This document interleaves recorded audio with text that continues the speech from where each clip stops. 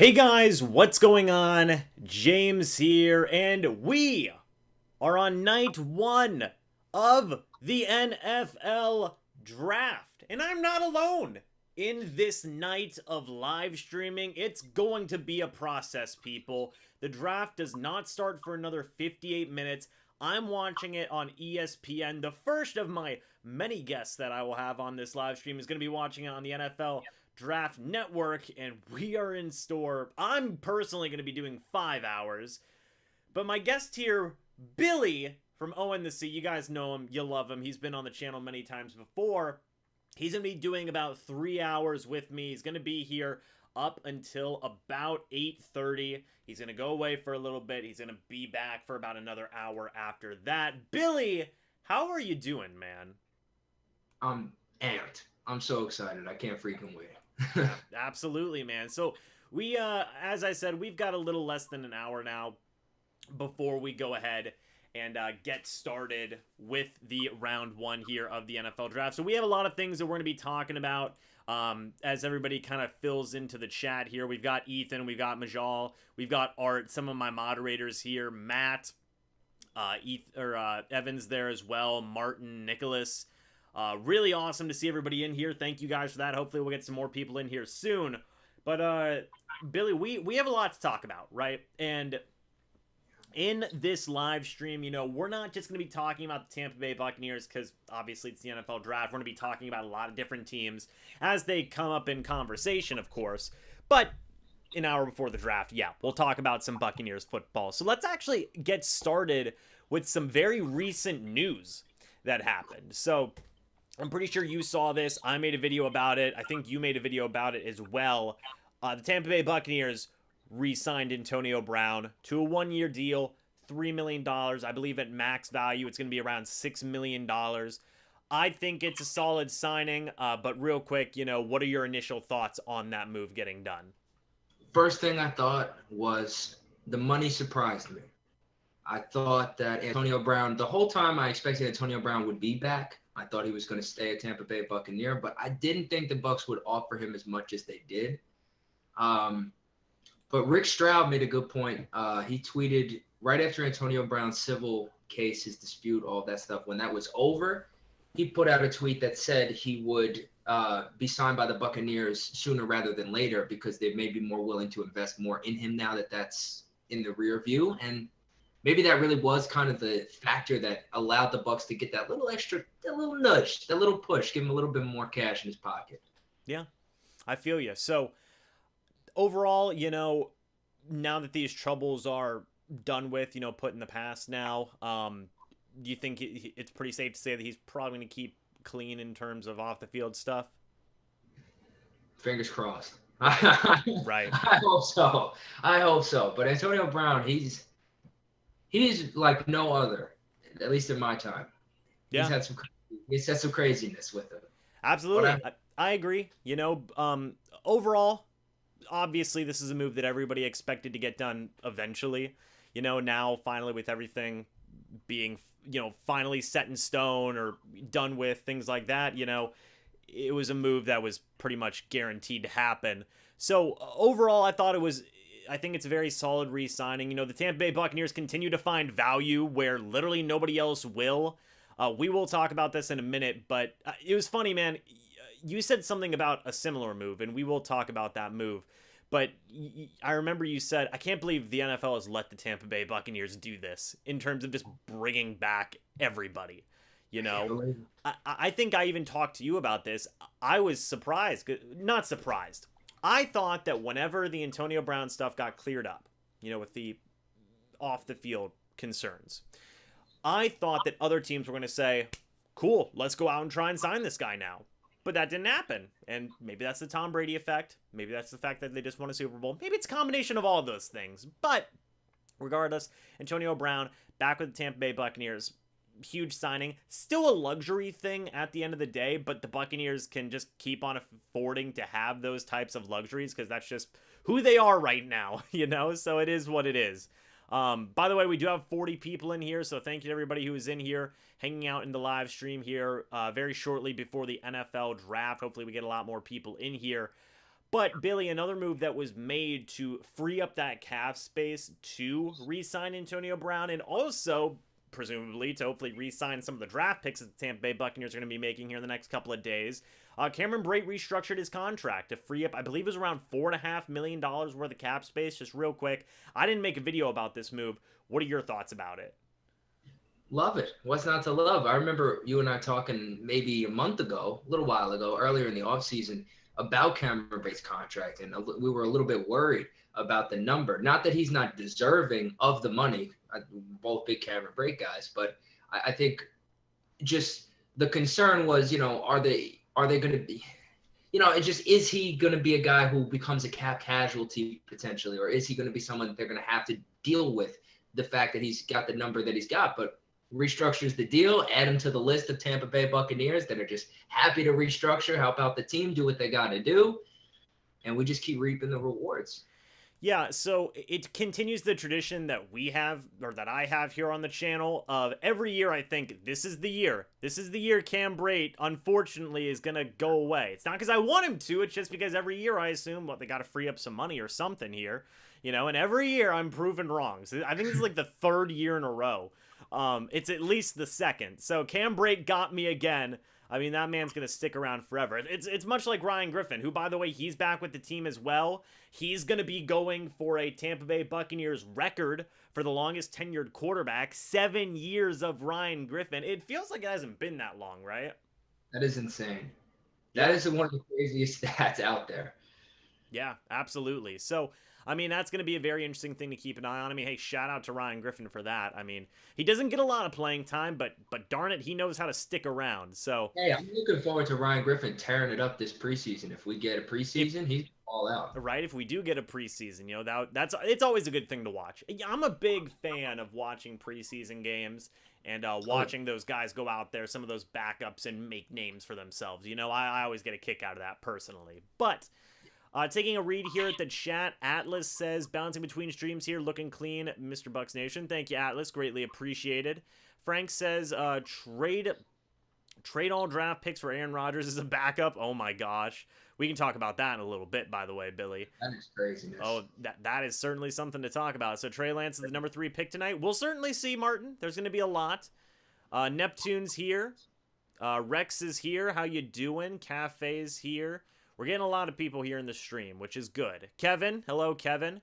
Corey's here. What's up, Corey? Says gonna be a long night. Yeah, that's an understatement. My gosh, it's gonna be like I'm working a shift basically. But you know what? I love doing it. Randy says Joe Tryon or Gregory Rousseau. We'll talk about that in a little bit. Kavis said, what's up, Kavis? Ronan, how you doing? Nicholas again. A lot of cool people in here. So right on. Thank you guys for being in here. Greatly appreciated.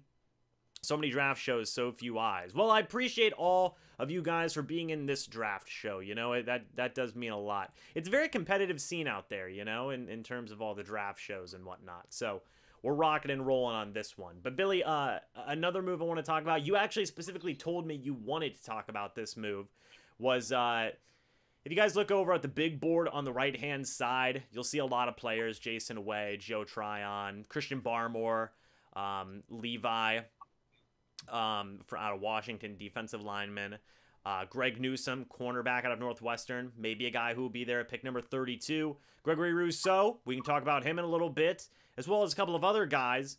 But 2 guys on there, Najee Harris and Travis Etienne. I had them on there, I think before this move was made.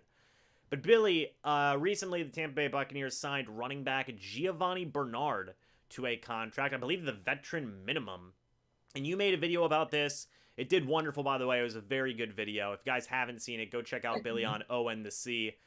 For any of my moderators who want to go ahead and post the link to Billy's channel in the chat, go ahead and do that, please. But Billy, what are your thoughts on the Giovani Bernard signing? I know it's been a little bit of time, obviously, since that signing has been made, but you are very excited about this move. I'm beyond excited. This is going to be the move of the offseason. Obviously, that sounds ludicrous because of all the moves that they've made. Tampa Bay Buccaneers re-signing literally everyone, with no exaggeration. I mean, I know Andrew Adams, Joe Haig, they're not on the team, but literally everyone came back. But Giovani Bernard is about to be this year's version of like Shaq Barrett in 2019. Kind of that guy you find in free agency that, oh, he could be good, or oh, maybe you heard of him, maybe he's got a little potential, you don't know, and then all of a sudden he's about to catch fire. Because Giovani Bernard is the perfect player to fit into what we've got. I don't know how ham you want me to go. I could talk about Giovani Bernard with Tom Brady in this offense for like an hour. If you need me to go, like I could go off. Like give me the abridged version, because we only have 48 minutes until the draft.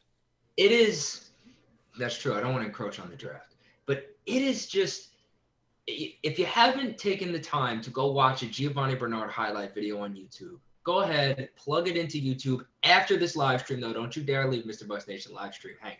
But you gotta go check it out. You could watch half of any highlight video on there. Watch the first couple plays, maybe 30 seconds in, and you're gonna see this guy is the missing piece. He is the ingredient that was missing from the stew.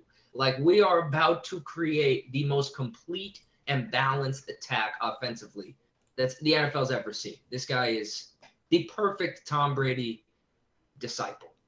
That was a good comparison you made a minute ago to like a Shaq Barrett signing, you know, because I think when Shaq Barrett got that deal, I mean, you know, some of us here on the MrBucsNation YouTube channel, you know, we were saying, hey, he's going to be an all-star. He's going to be great. But I saw a lot of people say, you know, he'll be a good like fringe starter type guy for the Bucs, and we'll see what he can do. And then he blew up. He went crazy. You know, we could see a similar thing. The thing is with Giovani Bernard, much like, I feel like people know, I think there's more people who know Giovani Bernard is good than say people knew that Shaq Barrett was good. You know what I mean? Because I think whenever you would look at that offense in Cincinnati, you know, with Andy Dalton and, you know, even Joe Burrow a little bit, and, you know, the other quarterbacks they had last year, you know, you always thought like, well, Giovani Bernard is a really good receiving back. You know, you just always think that. So I totally It's really easy to see. It's easy to see where he fits because you know what Tom Brady has been doing his entire career. We've seen it. So it's easy to imagine it. You know, like you could see, oh, yeah, for sure, he's going to step right in and be that guy. Like you could easily see that come to fruition, I think. Yeah, I agree. So, I mean, but like you said, I mean, it adds just an insanely lethal weapon. You know, the most perfect fit for a Tom Brady type offense. It was good of you to make that distinction of like, you know, yeah, there were a lot of receiving backs out there, but like you could make an argument Giovani Bernard, besides James White, you know, was that perfect fit kind of dude, even more so than a normal receiving back, you know? Yeah. Because just the things that he does fit so well with what Tom Brady likes to do. So it's going to be a very good thing to keep an eye on for the entirety of this upcoming season, you know? And go ahead, you go. I was going to say, I don't know how much they're going to, not expose is the right word, but I don't know how much they're going to use him leading up to the regular season, saying like preseason and stuff like that. I mean, because you could almost consider him a borderline full-time starter. You know what I mean? Yeah. Because he's going to, I think he's going to get used that much. Yes. You know, definitely. So. Because because he's on the field doesn't mean Ronald Jones and Leonard Fournette aren't on the field. He can play with them. Whereas they can't really play on the field together, Fournette and Ronald Jones, they got to sub in and out for each other. But Gio can be on the field with them, and we could just have two backs on the field at all times because he could play anywhere throughout the formation. Yeah, I agree. You know, so like you said, like I honestly don't expect him to get a ton of playing time in the preseason, again, if we have a preseason, because you just don't want to run that risk. Because point blank, if Giovani Bernard goes down, there's nobody in that Buccaneers running back room that can replicate what he does. They'd probably have to go out and sign another guy, you know, to try and fill in that hole, because that's the kind of value that Giovani Bernard adds to that offense, you know. So it's going to be a pretty darn interesting thing to keep an eye on. But taking a look here at some more of the chat. Timothy, I'm late, but I'm here. Chancellor Palpatine's in the chat. That's good, especially consider. Why is Bill Belichick in the chat? Come on now. Martin, I think the Bernard signing adds even more depth at running back. Indeed. Billy's got some passion. Makes me like Bernard even more just listening to him gush. That's facts. That's facts. Billy, that's why we have you on here, man. Charles says, hi, hope Giovani goes ham on defense, running and receiving. Indeed. Shan just says, Appreciate that. David says Bucs should trade 2 future first rounders plus this year's first rounder to move into the top 10. They can't waste what could possibly be Brady's last season. Just to mention that real quick, Brady's under contract until the end of the 2022 season right now as it stands. So I would say he's got at least 2 more years left. Which, I mean, I've been very vocal about this personally. I think Brady's going to play a total of 4 years in Tampa. So that's what I think is going to happen at the end of the day. And Billy's doing his happy dance. That's beautiful, man. Love to see it. Because I think if you look at it, maybe he'll mimic the Peyton Manning thing. Peyton played 4 years in Denver and then called it a career. Tom might play 4 years with the Bucs, then call it a career. That would be a good comparison, I think, in terms of time there. Art says, so I asked earlier, who is everyone hoping we draft among the likely available guys? Well, we can talk about that in a minute, Art. I appreciate that question for you, my man. And also, thank you to all my moderators in here, by the way, keeping the peace in the chat. Let's see. Giovani will be a good receiving back for the team, says Rex. James, hello, James. How are you? Willie, by the way, at the $20 super chat says, James, what more can I say? You've been a great addition to Bucs Nation with your content. The knowledge you have for the game is very impressive, and I hope it earns you a spot in a front office. It's going to be a good night. Well, thank you, Willie. I hope it earns me a spot in a front office one day, too. Wow. Depending on if school goes well, which we're almost done, thankfully. But thank you for that $20, man, and thank you for the support, Willie. All my moderators are the homies, okay? We all know this. Kyle Trask, he could be Tampa's future. You never know who could snag him early in the second round, indeed. How do opposing defenses even begin to prep for us? We not only have a lot of great skill players, but a lot of diversity in play style. That's another very good point. The Buccaneers.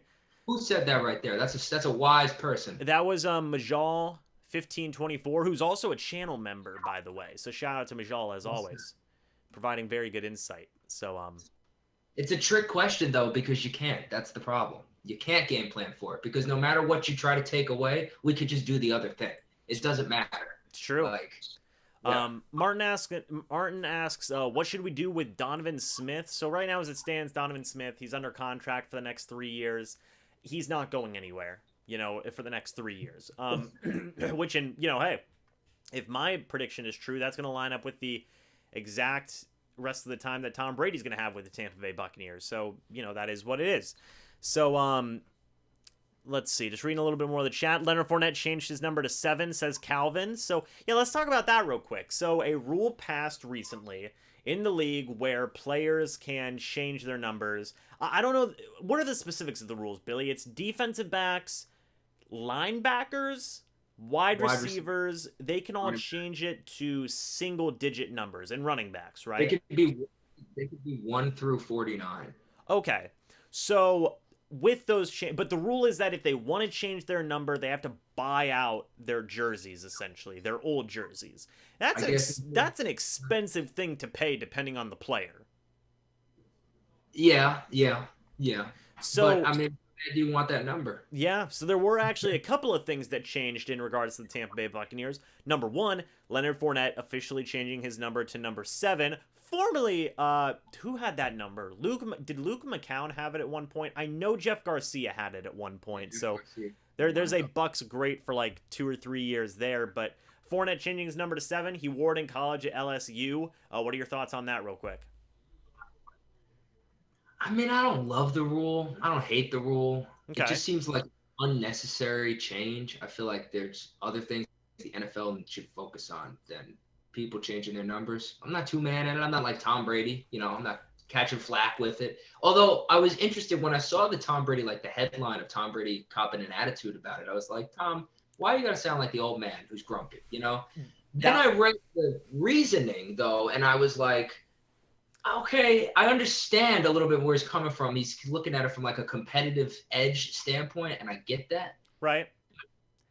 Well, that was actually what I was going to lead to was Tom Brady, Buccaneers quarterback, the GOAT, was upset. Oh. He was upset a little bit, a lot of bit about that move, and what was going on with that. He had said, hey, good luck trying to block people, which that's, I don't know. I'm not. Say again. I think it's a good point. When I read his point, I thought about it and I was like, if you see a small linebacker wearing the number 7 and all of a sudden the difference is if Tom Brady looks up from the line of scrimmage at a quick glance and sees a small player, if he's wearing a number in the 50s, well, he knows he's a linebacker. If he's wearing a number in the 20s, he knows he's a DB. That no longer is there. So you have to identify the actual physical player. Like, oh, that's Mike Edwards. Oh, that's, Sean Murphy Bunting. Like, so I didn't think of it that way myself, but reading his point, I'm like, that is logical. Like, that is, especially if you play the game the way Tom's playing it, all up here. Like, that is logical. That's something you're going to have to deal with. It's going to be an adjustment. Yeah, I mean, I don't fully agree with Tom, but I'm not going to disagree with him because he knows a lot more about football than I will ever know in my entire life about football. So I'm going to leave it at that. It was kind of an old man shouts at the sky type moment, though, which is fine. Hey, Tom's earned that right. If there's anybody in the league who could do that, Tom's one of them, Reading a little bit more of the chat here, by the way. Let's get that like up. Thank you, Chris. Yeah, if you guys are enjoying this, go ahead and hit that like button. That'd be greatly appreciated. How long does it usually take for the first 3 picks to go by? Well, Chief, it's gonna take a little bit. It's gonna take a little bit. We'll have to wait. We'll have to wait and see for that. Let me see. Trick question. Oh yeah, Trick question always makes me think of the movie My Cousin Vinny. Great movie, by the way. I love that movie. That's a very good movie. Let's see. Congratulations. Hello, Cam. Good to see you. Very happy to have you back in the live streams again. Let's see. Most complete pass rusher in the draft. That's a good question. We can talk more about some draft people here in a little bit. We still got about a little over half an hour before the draft, so we'll definitely take a look at that. Let's see. By the way, guys, for any of my moderators, if I don't get to any of these questions, please feel free to help me out here a little bit. That would be greatly appreciated. Dalvin Cook tried to change his number to number 4. Oh, but it was gonna. Oh, that's it. Okay, I don't know about that one, but it did kind of sound like something he complained about. Wow. Oh no, no. Tom's fine. Tom's not on any avocado beverages. It's okay. Though the Rays lost today, that is sad. Let's see. Trade Brate, keep OJ. Yeah, right now as it stands, Cam Brate's not going, or sorry. Yeah, Cam's not going anywhere, especially with the restructuring of his contract. Now he's pretty much locked in at least for one more year. I think Tom Brady loves Cam Brate.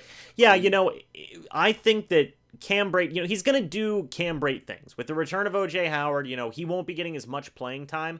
But when he's out there, he might get you 2 or 3 catches a game, maybe. And that's fine. He's still solid. 3rd down over the middle, makes a tough catch for you. Yeah. Classic stuff. Yeah.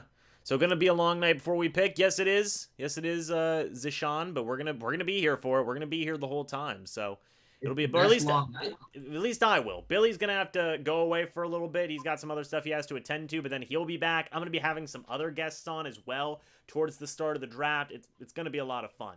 Billy's actually gonna be on till around 8:30, and then we'll be having more guests on as the night progresses. So it's gonna be a lot of fun. Also, Willie, if you want to go ahead and promote Billy's channel, Owen the Sea, that would be greatly appreciated. For those of you who are watching and are, new, go subscribe to Billy's channel. It's a very awesome channel. He talks about the Tampa Bay Buccaneers as well. He makes some phenomenal content. So if you guys go check that out, drop a subscription, that would be greatly appreciated. What's up, Nicholas? How are you? Josh says, as a Pats fan, I want to say hi. Love your channel. Thank you, Josh. Greatly appreciated. You are working. That sucks, Nicholas. Let's see. So Rodgers talk or not yet? I'm just happy about it. Yeah, we can mention the Rodgers talk, I think, now. We've talked a good bit about some of the other Bucs stuff. Gio says thoughts on Mond. We can talk about Mond in a little bit as well. I'm going to write that one down. Thank you. But first, Billy, let's talk about what's going on with Aaron Rodgers. Okay, so it came out literally hours ago. I think me and you were actually looking to get this all set up. We were going through absolute just hoops to get this thing set up and make it look the way it is. Hopefully everybody likes this layout as well.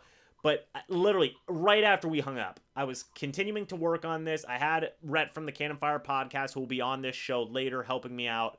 And then he goes, whoa, breaking news. And I was like, what happened? And he goes, Aaron Rodgers says he doesn't want to be on the Packers anymore. Trade or no trade, he's not coming. And I was like, what? I was like, whoa, that's what? And a little bit more research has been done. Jay Glazer was the guy who was reporting it, talking about how Aaron Rodgers is just essentially, fed up. I'm paraphrasing here, but he's fed up with the Green Bay Packers.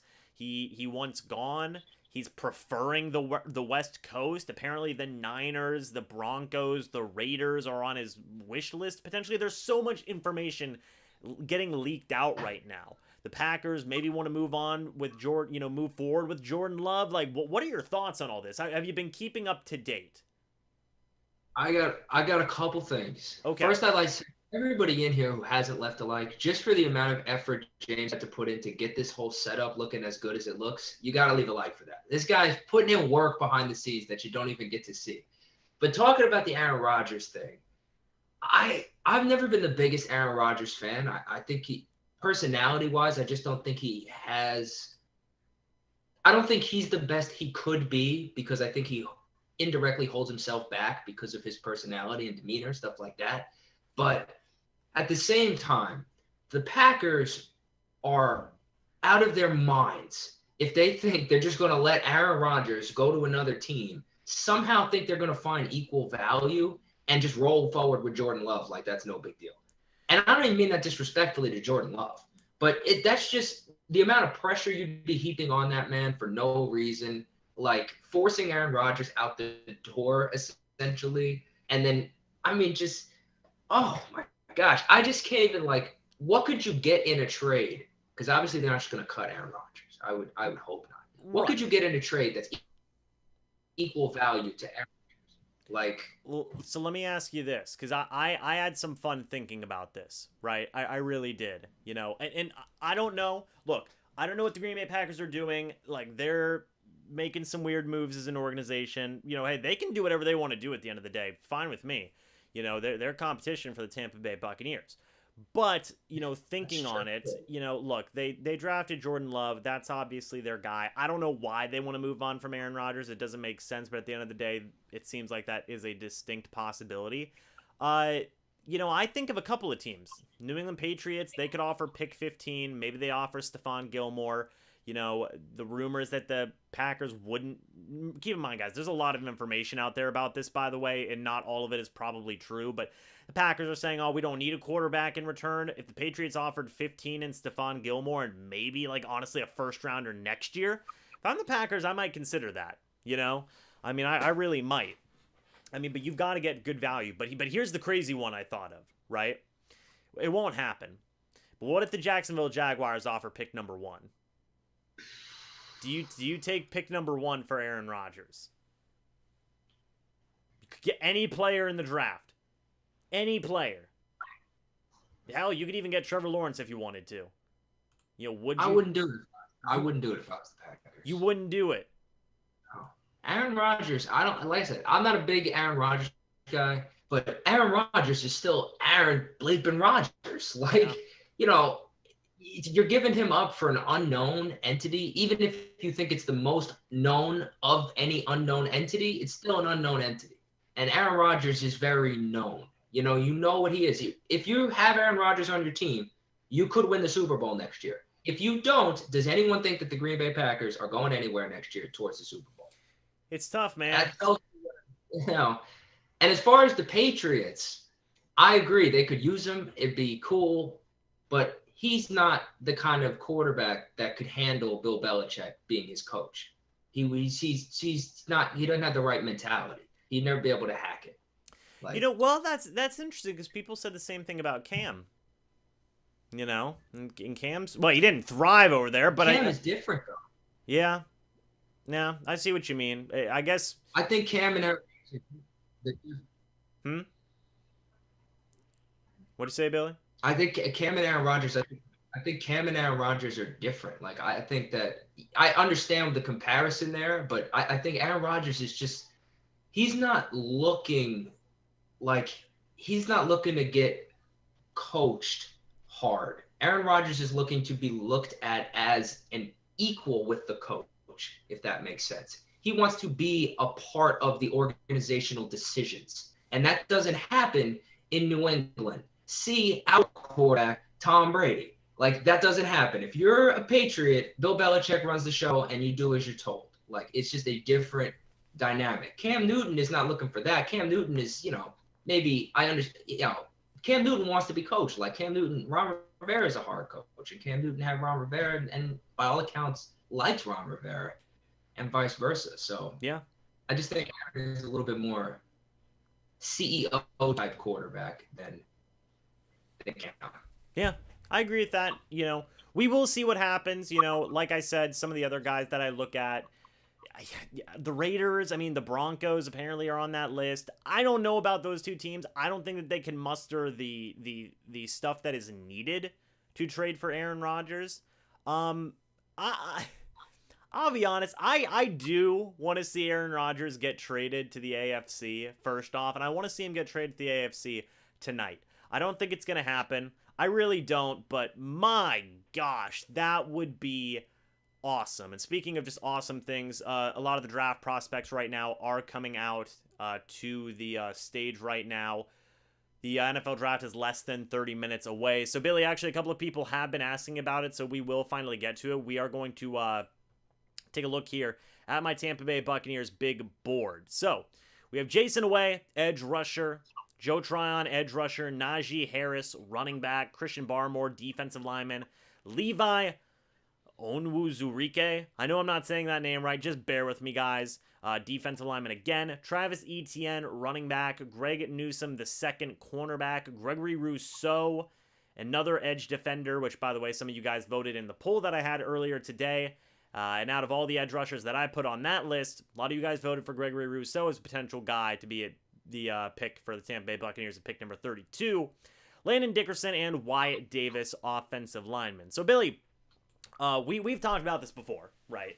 At length in certain situations, both on videos and off videos. But when you look at the Tampa Bay Buccaneers needs, especially round 1, pick number 32, and the reason I don't have Jalen Phillips on there right now is because that would kind of be like a trade-up guy. Not a lot of these guys. A couple of these guys, I think, will be there at pick number 32. I don't know if Najee Harris is going to be there. I don't know if some of these other guys are going to be there, but I tried to give myself some wiggle room. I really don't know if Jalen Phillips is going to be there. But, Billy, when you think at pick number 32, the needs for the Tampa Bay Buccaneers in round 1, what's the first thing that comes to your mind, and why? First need, to me, gotta be edge rusher. Gotta be. Because not that even edge rusher is our weakest position group or that we necessarily need it the most, but I almost look at this pick as a luxury because our team is good enough as is right now. We could just skip the whole draft. We could just pole vault right over this thing, not take a single player, and still have one of the best, if not the best rosters in the whole league. So the draft is a luxury. If you're going to be in a situation where you want to draft a guy who could contribute, you got to draft him at a position where backups can contribute. And there's certain positions where backups play and they can work into the rotation, cycle their way onto the field. And there's other positions where backups just sit. And rotational edge rusher is a major position where you could get a guy in the game, maybe 20 snaps a game, 25 snaps a game. You could get him reps even if he's not a starter. So you could get good value with a guy here if you go edge rusher, and you could get him on the field, kind of groom him under JPP, groom him under Shaq. If there comes a time where JPP eventually decides to walk away, you could promote him. And until then, he can play, get reps here and there, and impact the game, even though he wouldn't be a starter technically. Yeah, I agree. And I've said this, I actually just said this on a recent live stream, just in videos as well. That Carl Nassib type guy, edge rusher, I think that if you get an edge rusher at pick 32 and his first year he's getting you 6.5, 7 sacks in year 1, phenomenal rookie year, given the rotation, that's if everybody stays healthy. Knock on wood for that. But if everybody stays healthy,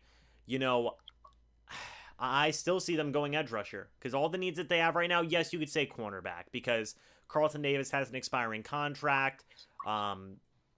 Sean Murphy-Bunting, Jamel Dean, they're going to have some expiring contracts as well soon.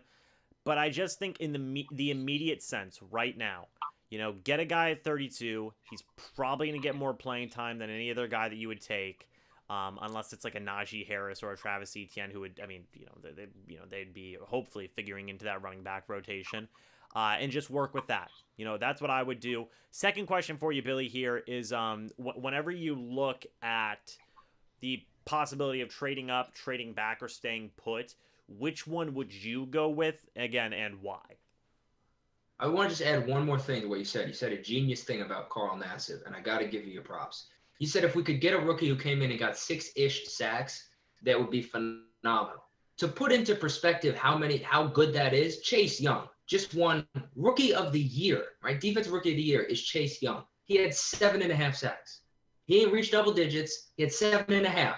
And he was Defensive Rookie of the Year. So if you could get a rookie come in and get you 6-7 sacks off the bench, that's phenomenal production. Like, that is everything you could ask for. That's greatness. Yeah, and I agree. And man, the Bucs picked a heck of a draft to have a third edge rusher need, because there are so many stinking guys.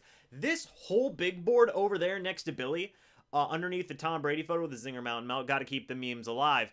But that whole big board could have been edge rushers, legitimately. There's that many good ones out there that you think, maybe that guy, but maybe that guy. No, maybe that guy, So, there's so much talent at that edge rusher position. Maybe the Buccaneers get 2 guys, one in maybe round 1, one later on in the draft. We'd have to wait and see for that. But again, Billy, back to the original question there, whenever we went on a little bit of a tangent there. Trade up, trade back, or stay put? Which one are you doing and why? That's tough. I think, it all depends on this value of the specific deal. I'm not mad at the Bucs this draft either way. If they trade out because somebody really wants that 32 spot and they could pick up a first next year, so then in next year's draft, we're going to have two ones, which would give us the flexibility next year to go all the way up potentially if we wanted to get into like the top 5 next year. I think that would be amazing. You got to think long term. At the same time, short term, if the Bucs wanted to really give up a bunch and jump up to 15, the early 20s, something like that, because maybe somebody they love is falling, you can't be mad at that aggressive approach, because the Buccaneers are obviously in a window right now. And if you're going to, you're going to do all that you can, obviously, to maximize that window. So if you see a guy falling that you got ranked super duper high, I can't fault the team for going up. But if you could go backwards and pick up a 1 next year and maybe an extra 2 this year, so you get 2 picks tomorrow in the second round plus 2 first-round picks next year, that's like a gold mine. I mean, that is, especially the way Jason Light can draft, that's a gold mine. Yeah, and I think Art just said, I would take a 1 next year in exchange for this year's pick in a heartbeat. Yeah, that's another thing, too, is the teams have really been coveting that their first-round picks next year, because hopefully, things will clear up a little bit in terms of, the illness and all these different types of situations here. So, we'll see. Personally, I think the Tampa Bay Buccaneers are going to stay put. I've talked about this on the channel before. In terms of trading up, which people have criticized me a little bit for this take, but in terms of trading up, let's say they traded up for an edge rusher, that guy wouldn't be in a much of a better position than, say, a guy they got at pick 32. He'd still be that third edge rusher. He'd still be, maybe he'd get maybe 10 more snaps, maybe, if that. So it's just going to be an interesting thing. And then trading back, like you said, the only thing, picks next year, I guess would be a very interesting concept. I just don't think it fits the mentality of a let's win now type situation. Which leads me to believe that they might just stay at pick 32. I don't have any inside sources or anything. I'm just spitballing here. Let's see what's going on. I kind of tend to agree. Based on what the Bucs, how they've played it thus far, I don't think there's any chance that they trade back, because I think everything they've done has been aggressive, win now, we want it right now. And trading back is kind of the anti-win right now. But it is just tough if you get a team that you think is going to be a bad team next year, and so that first round draft pick could be the 8th overall pick, the 9th overall pick. And, the Bucs could be drafting at 32 again next year, 31, 30th next year. So getting a top 10 talent next year, that's that's good stuff. Like, and undeniably, that's good stuff. So, it's a decision, but I kind of agree with you. I think probably based on what the Bucs have done, they're going to stay put. Yeah, I agree. So just going back to the chat here real quick. Let's see. Everybody is talking about quarterback in the first round. Billy just kind of, well, either in the first round or later on, we'll see about that. Let's talk about the first round first, right, for quarterbacks. Would you see the Tampa Bay Buccaneers potentially taking a Kyle Trask? Or, man, I've even seen people say Kellen Mond round one. Let's do it. Do you think they take a quarterback in round one? No.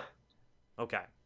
And actually, I actually asked another poll question earlier today in the live stream, was based on the Chris Sims mock draft that came out recently, right? He had Justin Fields falling all the way to pick 32 to the Tampa Bay Buccaneers, which made me and you beg to make the question on the community tab.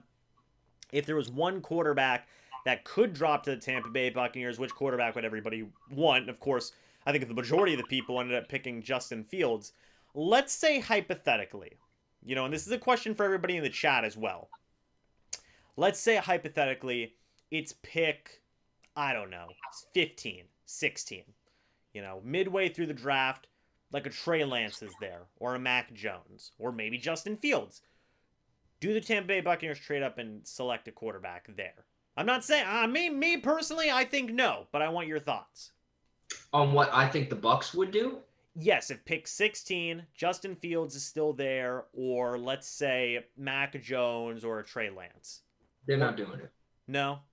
No, they're not going up for a quarterback. I just think the Buccaneers, like I said, you got to look at how they've, actions speak louder than words. I know Bruce made that, he has that quote about developmental quarterback. That's all fine and dandy. But actions speak louder than words, and everything that the Tampa Bay Bucs have done as of late is about right now. And they are not even focused about what's to come. And trading up for a quarterback is the exact opposite of that. And it's one thing to draft a quarterback in your spot. A guy falls to you and you scoop him. It's another thing to give stuff up that could help your team, give up assets to go get a guy. That's what happened with Aaron Rodgers and Jordan Love. That didn't go so well. Like, look what's happening with that now. It's still not going well. It still hasn't been resolved. So that's a very, that's a slippery slope to me. And just based on the Bucs' prior actions, no, I don't think they're taking a quarterback in round one at all. Yeah. So let's talk about rounds 2 then. 2, 3, 4. There's a lot of guys. Davis Mills, who me and you have talked about at length off camera. We've talked about, Kyle Trask out of Florida. Davis Mills obviously out of Stanford, and then Kellen Mond out of Texas A&M, who honestly is competing with Kyle Trask right now in terms of quarterback Bucs fans want the most. We did a poll here on the channel. If you could select one of these quarterbacks, which one would you select? It was pretty close between Mond and Trask. Do you think that one of those guys could be selected by the Tampa Bay Buccaneers in rounds 2 to 3? And if so, which one are you picking? Also, I want to throw Jamie Newman in there as well, 4th round guy. Maybe 3rd round. I don't think the Bucs go quarterback that early. Okay. I think it's more likely the Bucs take a quarterback that none of us have ever heard of in like round 6. Sam Ellinger. That's more likely. But I'm not mad if they do go with one of those guys. And I would probably go with Mond out of that group. I just think I just, obviously I don't study film super in depth of college football players, but just watching his pro day, he looked like a guy that has a lot of untapped ability. Like, he looks like he could be much better than he is. And that's the kind of guy that I would want to be behind Tom Brady, learning from Bruce Arians. Not a guy, and to me, like Mills seems more like a guy who's at his ceiling or can reach his ceiling on his own. So he's not going to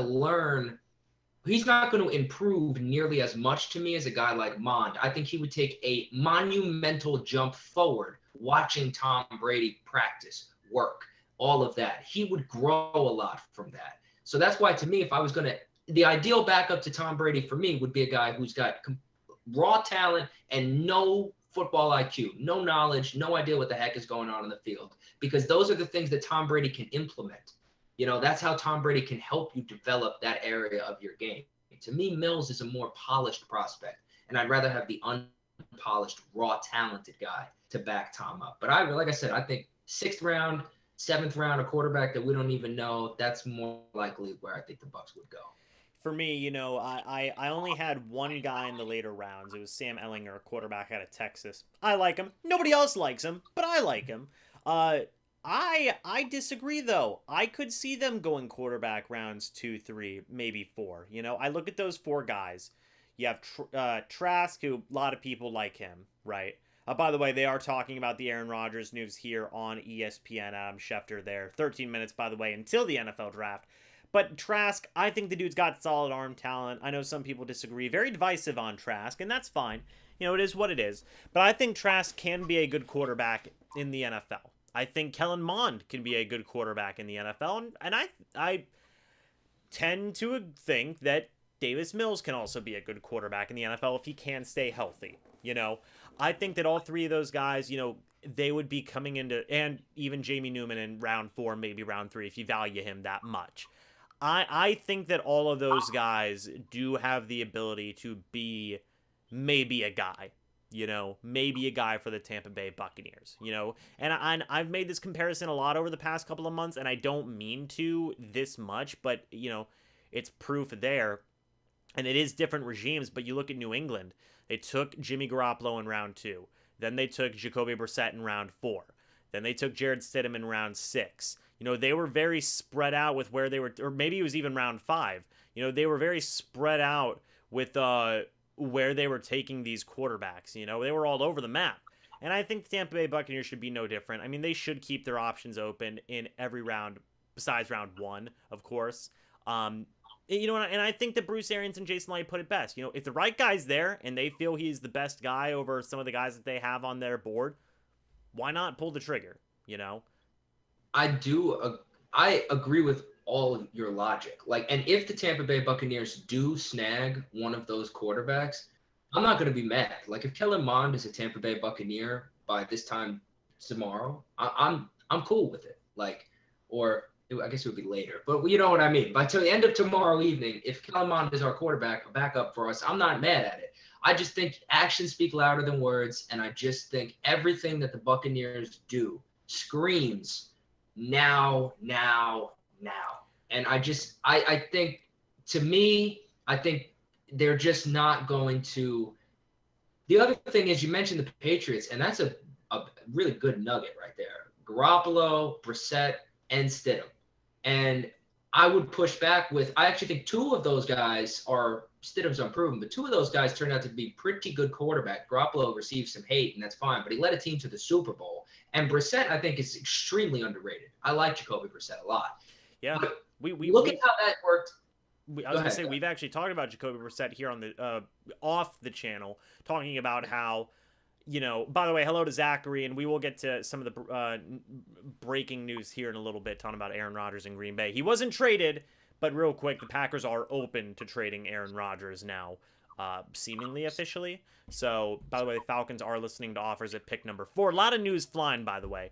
But what I was going to say was Jacoby Brissett, we like Jacoby Brissett. We wanted him to come to the Bucs, honestly, this offseason. Yes. But I just think that a great point by you to bring those guys up, but I would say learn from others' mistakes. How did that work for New England? Because the 2 good guys out of that threesome are not Patriots anymore. And one of them caused the best Patriot of all time essentially to not really vibe with the Patriots anymore. Jimmy Garoppolo is a big part of the reason, not exclusively, but a big part of the reason why Tom Brady is now rocking and rolling for the Tampa Bay Buccaneers. So,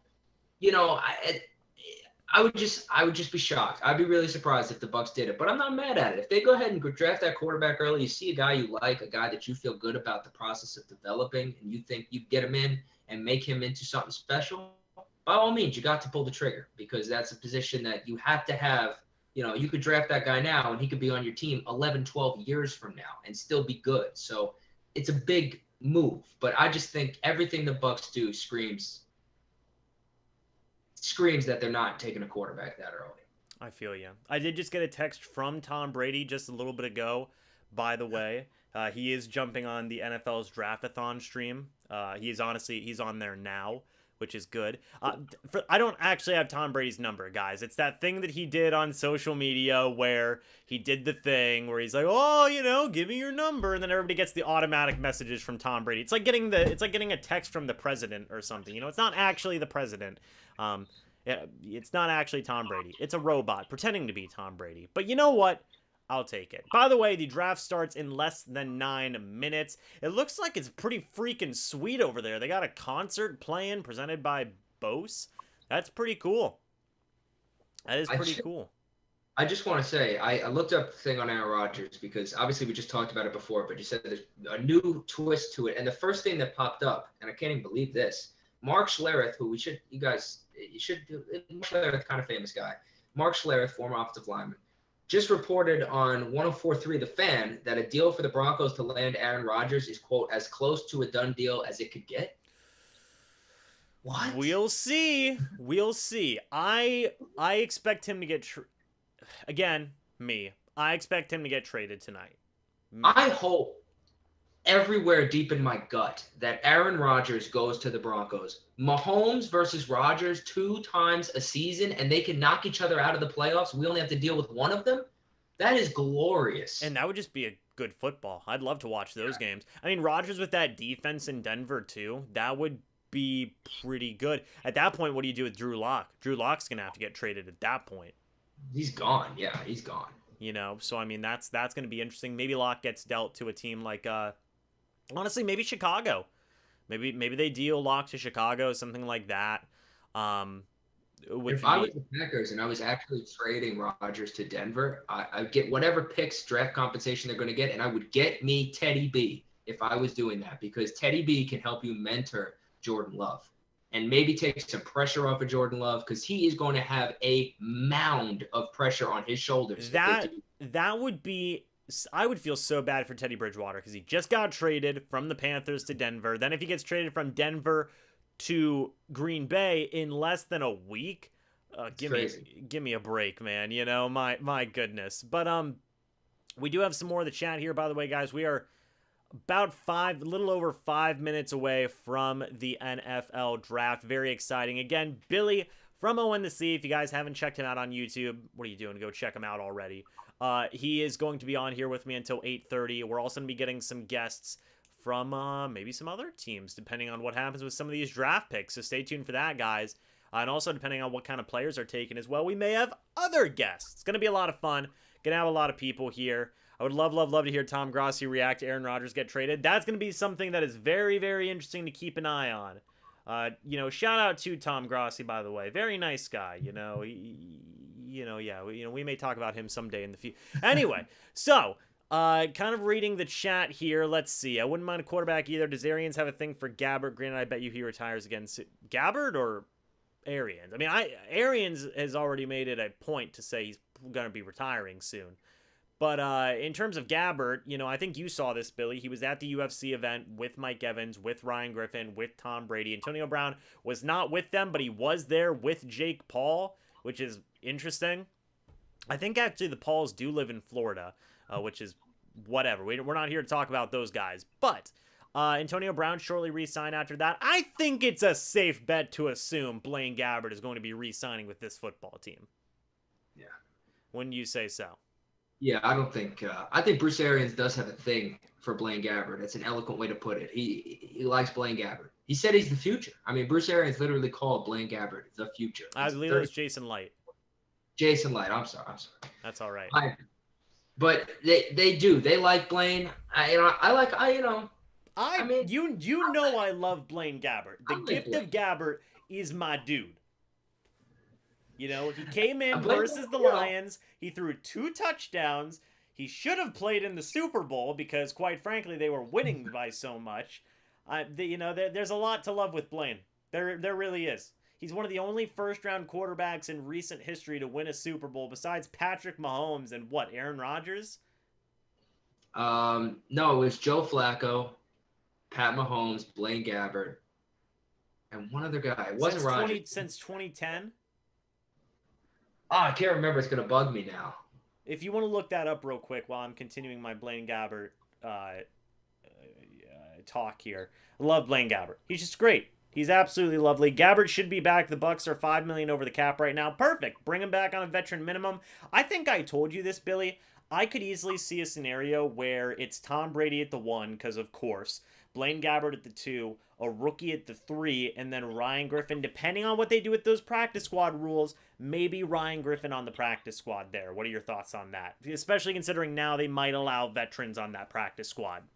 Yeah, I really think Blaine Gabbert is coming back, and I don't think that dissuades the Bucs from picking a quarterback, because I think the Buccaneers are the Bruce Arians. He's a quarterback addict, and I think that he's absolutely down to have 4 quarterbacks on his roster.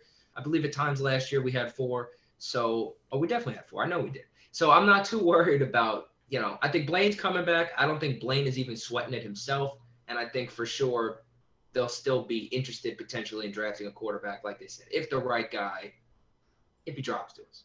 Yeah, I feel you. So, yeah, it's going to be interesting. Also, Nicholas says, did you see what I said, James? It's solid thought process. I did not, Nicholas. Let me see if I can roll back and see what's going on with there.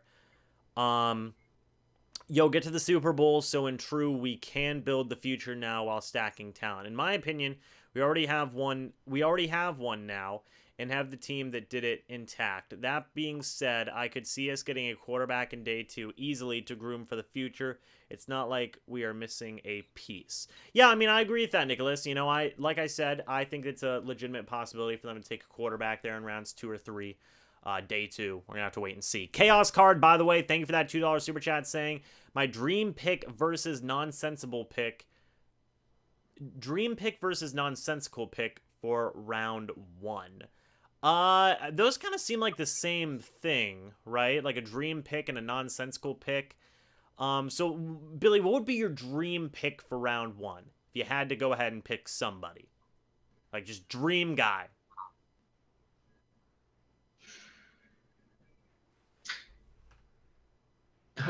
Well, nothing matters. Nothing matters. Geez. It's a tough question, right? It's a tough question because it seems like it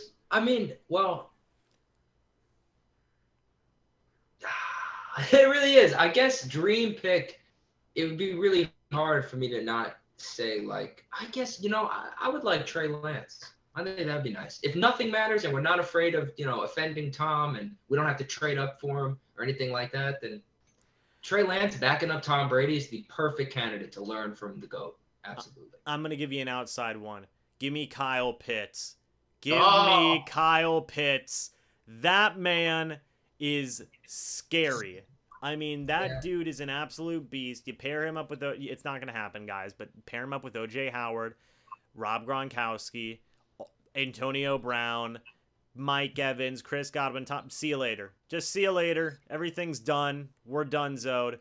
Look, that's a dream and a nonsensical pick, okay? Like, that's both. That's both there. So, I mean, there you have that. Get ready for the Roger Goodell booze. So, Billy, I can't hear anything because, due to copyright issues and things, you know how it is. YouTube things. Hashtag YouTube things, but I can't hear anything of what's going on, so I'm going to need you to be my ears, essentially, until 8:30. So, thank you for that. By the way, the draft starts in 30 seconds, guys, and then we will be a good to a go. We've got 97 people here watching this live stream. Thank you guys so much for that, for coming in and hanging out here while we talk about it. What is my realistic pick? Joe Tryon's a pretty realistic option. I definitely think, Gregory Rousseau out of Miami is a very realistic option as well. Those would be kind of 2 realistic guys for me. I think the 49ers should get Fields, not Jones. Actually, Billy, here's an interesting question. What do you think the 49ers do at pick number 3? Do you think they're going to go Mac Jones? Do you think they're going to go Justin Fields? Do you think they're going to go Trey Lance? I think there's no chance they go Fields. And I think that they're probably going to go Mac Jones. Okay. I don't know if I would do that, but I just think I think they look at him, or Kyle Shanahan looks at him as Matt Ryan, and he looks at the success he had with Matt Ryan. We all witnessed it firsthand. I think that's where he's going to go. I think he'd almost rather go for the lower ceiling but higher floor safe pick in Mac Jones, or what he perceives as the safer pick, and just trust that he'll get the most out of him because he's a great coach. Yeah. I see where you're going with that. I mean, me personally, man, you said they're going to go with Mac Jones, right? Yeah. I'm thinking Trey Lance. I'm thinking they're going to go with Trey Lance. I look at that guy. I mean, this dude, it's not just because, they look, they have similar hairstyles and similar play, but I mean, this dude, he could be, I'm going to say this dude could be the next Patrick Mahomes. I mean, I really do like I like Trey Lance that much. And it goes all the way back to last year when I had read an article about him, very long article on NFL.com. I don't have it anymore, but it was a phenomenal article, very long read, and it made me really, love what Trey Lance is all about, man. Like, the kind of guy he is, the work that he does. He works very hard, and I think that he will be a successful dude. He's got that, that dog mentality. That I'm going to get after this. I'm going to beat out everybody. Let's freaking go mentality. And I think San Francisco, they're going to follow that trend, because the NFL is a copycat league. They're going to say, oh, man, Trey Lance, he kind of plays like Patrick Mahomes. That worked out pretty well for the Chiefs. We think Kyle Shanahan's a really smart play caller. Okay, yeah, let's go with Trey Lance. That's my official pick, is Trey Lance is going to go to the San Francisco 49ers. Billy, you said Mac Jones. So we'll have to wait and see with that. But, guys, with that being said, the NFL draft is officially here, ready to go, as they're showing some of the fans. The Jacksonville Jaguars are not officially on the clock yet, but we will get to that soon enough. 85 people watching here, by the way. Thank you guys so much for that. Very, very fun live stream so far, Billy. Wouldn't you say? Absolutely. Who's excited? NFL draft. I'm pumped. And the Jaguars, if they take all 10 minutes here, they're just trolling everybody. And that's just annoying. Put your pick in. Let's go. We know who you're taking. Let's get it going. Yeah, I agree. I agree with you there. So it's going to be interesting. I mean, you know how these things work, man. They usually do take the entirety of But there's no trade that someone could call at the last second and offer the Jags that they're going to take. So just put the pick in, draft your guy, and let's get to the Jets. Yeah. No, I feel you. I feel you, man. It's gonna be interesting to see what they do here. I mean, you would assume it's gonna be Trevor Lawrence as that pick, unless they decide to trade for Aaron Rodgers. We'll see. But here you can see Trey Lance on the phone, North Dakota State quarterback, guy who I have going at number 3 overall. It's gonna be so if you don't see Trey Lance going at number 3, Billy, where do you see Trey Lance going? In the top 10. Okay. Pick 8, maybe? I think someone's going to trade up for him. It's tough to know who's going to trade up, but I think someone's going to trade up for him because I don't think that the Falcons are going to take him. I think the Falcons might trade back, though. So it could be right there at that spot, but I don't think the Falcons are going to draft him. But he's going to go in the top 10 for sure. I don't know. You'd be crazy not to take this dude at the top 10. In my mind, because he was my dream pick, so I agree with you. Like as far as you're on the Trey Lance bandwagon, I concur. So yeah, I'm a big Trey Lance guy. Majal says Jags take all 10 minutes, then drop to kicker, and Jacksonville burns to the ground tonight. Oh my gosh, that would be absolutely insane. Hoping the Bucs get Tyson Campbell. Yeah, he might be there at that pick, David. We'll have to wait and see on that. You never know here with the NFL draft. I mean, some guys really do have some very dramatic falls. Aaron Rodgers being a good example of that, by the way. He fell very far. He went from being the presumed number 1 overall pick all the way into the 20s. So you never know. But we do have a lot of people here in this chat, in this live stream. Thank you guys so much for that. It is greatly, greatly appreciated. I'm going to go ahead and continue to read some of the chat here. Let's see. Seahawks. Oh, yeah, Seahawks did sign Robert Nkemdiche earlier today. Billy, did you get a chance to take a look at that?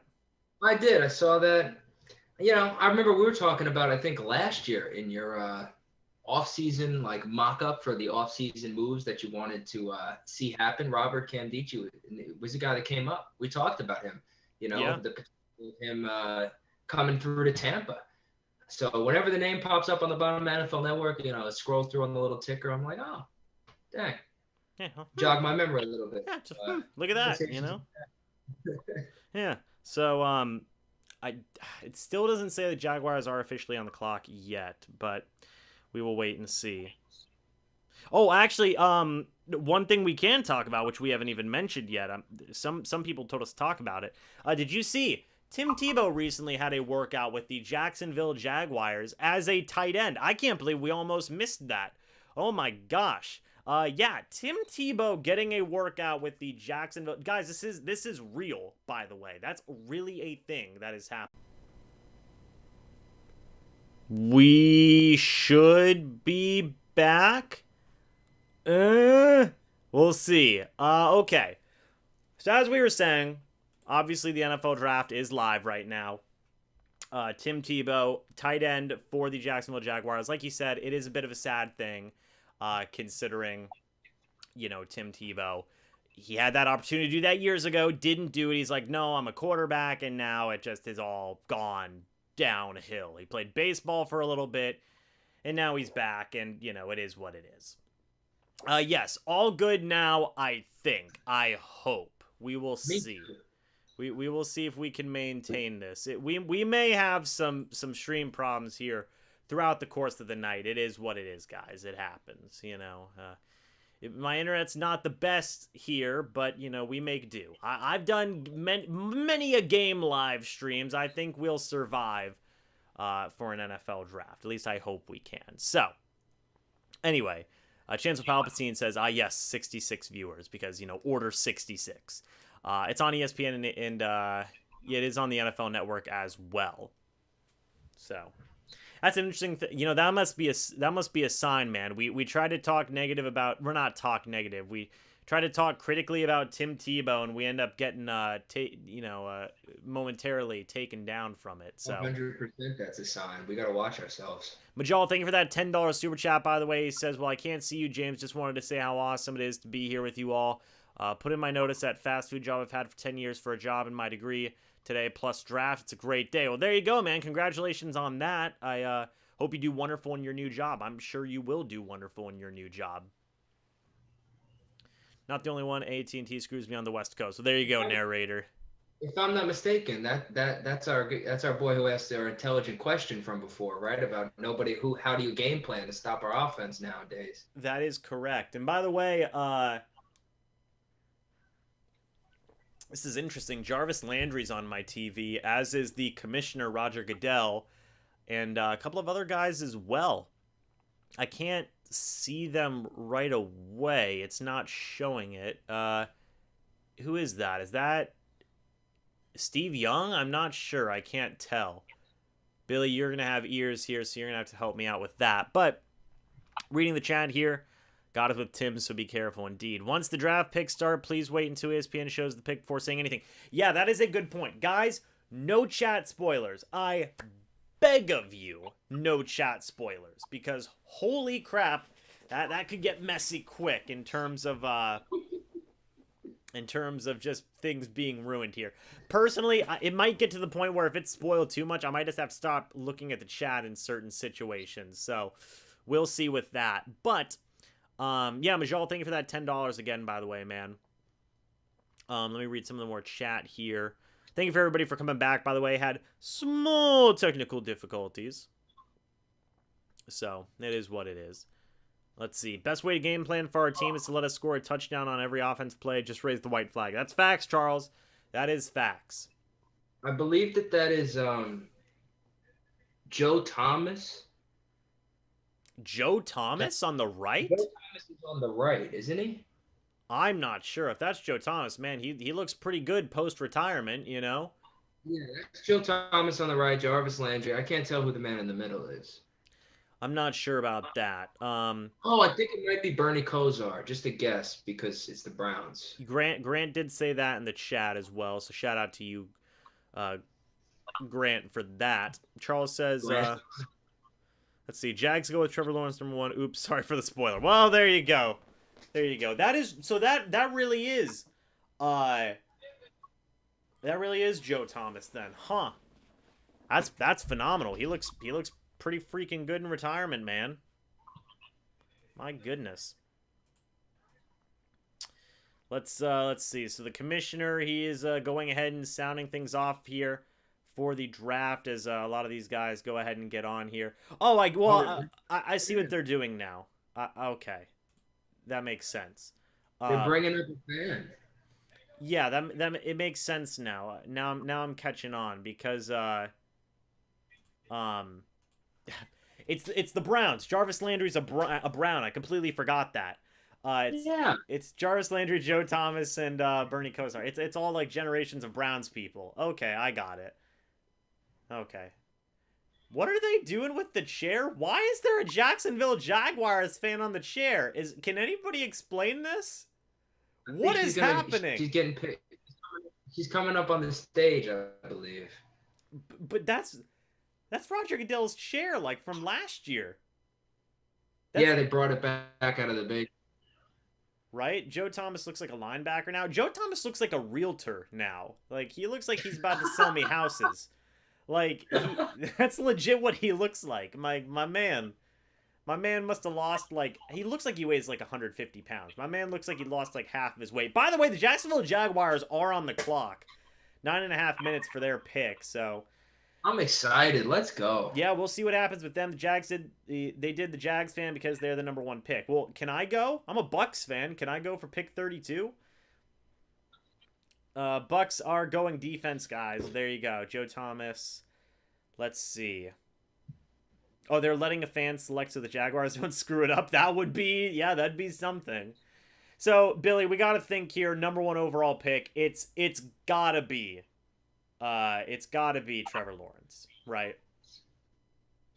Yeah. You would assume nobody else. But me and you can talk about this because there are no Jag fans here, at least I think. Maybe there will be eventually. But we can talk about Trevor Lawrence because we have some interesting thoughts on him. You know, what are your thoughts on Trevor Lawrence? You know, some of those quotes came out where it was honestly maybe a little bit of a bad look. Where it was kind of a situation where it was like, I don't really need football. I don't need money. So, what are your thoughts on Trevor Lawrence potentially being the guy here for Jacksonville? If I was, obviously, I think Jacksonville's going to draft him, and I don't necessarily think that they shouldn't. I think it's probably still the right move for them. But if I was a Jags fan, I would be disappointed. Okay. I would be disappointed in those quotes, the kind of demeanor that he, seems like he's going to carry, because I think not that he'll automatically fail necessarily, but I think he's not going to reach the heights that he potentially could, because ultimately all of the people that are the most successful in life at anything they do, any hobby, any task, any goal, whatever, are the people who are ultra dedicated, never quit, never give up. They live and they breathe what they do. That's what makes you successful. So if you're telling me before the biggest moment of your life in your professional career that, well, I'm going to be a casual doer of this, then that tells me all I need to know. You're never going to be the best, because the best is not a casual person. The best is intense, locked in, focused, dedicated. Plain and simple. I feel you. I mean, like you said, we've honestly gone a little bit back and forth with this. Not a ton, because I do think it's still not the greatest of looks. But at the end of the day, I mean, Trevor Lawrence is going to be their guy. And we'll see how much success he has. He might not have that dog mentality, but, they're talking about on ESPN, which, by the way, I have a gripe with some of these networks showing these players answering their phones on phone calls before Roger Goodell goes up there and announces that pick. It's so annoying. It's the same thing as if somebody in this chat was spoiling the pick, or somebody on social media. The freaking people can't help themselves with just, oh, he's on the phone, he's the pick. It's like, no, I want to hear it right there in that moment from the commissioner, because I want to have that, what are they going to do moment, not just, oh, he's on the phone, it's him. I hate that so much. I'm going to actually try to avoid looking at the TV at certain points because of that. So, Billy, if you see somebody on their phone, do not tell me who's on their phone. Okay. Let me pose this to you. Okay. You answered this question before, and now I got to ask it back because I don't think you answered. Okay. What would you do if it was between drafting Trevor Lawrence or trading that pick to get Aaron Rodgers? If it was between what was it? Drafting Trevor Lawrence or trading the number one overall pick to get Aaron Rodgers? Because you mentioned that to me before. Would I go with Rodgers or Lawrence? See, now me personally, I would trade for Aaron Rodgers. And there's probably going to be a lot of people who disagree with that.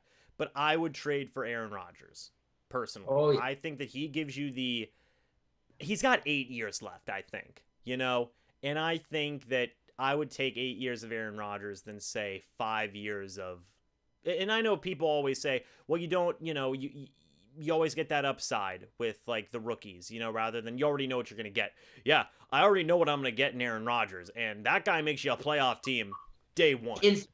Day one. So I personally would trade for Aaron Rodgers. By the way, Jacksonville Jaguars have 5 minutes left on that clock. And the other thing about it, I think, with Aaron Rodgers is you're saying, well, he's got 8 years left, and Lawrence, you don't know what you're going to get, but obviously he could give you more time. Even if Rodgers has 4 years left, let's just say he retires earlier than, he could. If he has 4 years, you're giving me 4 years of Aaron Rodgers, I'm taking that. I'm take 4 competitive years are worth everything. If you're going to give me 4 legitimate shots to go win a Super Bowl, I'm taking that every day. Like, if you give me Aaron Rodgers, I know I'm starting with an opportunity. I could do it. I got a shot to win the Super Bowl. If you're giving me that for 4 seasons, that's a blessing. Like, it seems like it's a bad thing because it's only 4 years, but 4 years is you get 4 competitive years in a row. That's fantastic. Yeah. Like, that's what you want. Deal with the 5th year when you get to it. Yeah, 4 years would be a tough sell for me still. I mean, obviously 8 years is a good deal. 4 years, I mean, you could maybe convince me. Maybe. I think you could. At the end of the day, I think I would still probably take 4 years of Rodgers. I know a lot of people won't agree with what we're saying here. But if I was Urban Meyer, I'd say, you know what? Yeah, Aaron Rodgers, I'll do that. Yeah, I don't know how you could not. Aaron Rodgers is... You're talking about a Hall of Famer versus a guy who's never taken an NFL snap.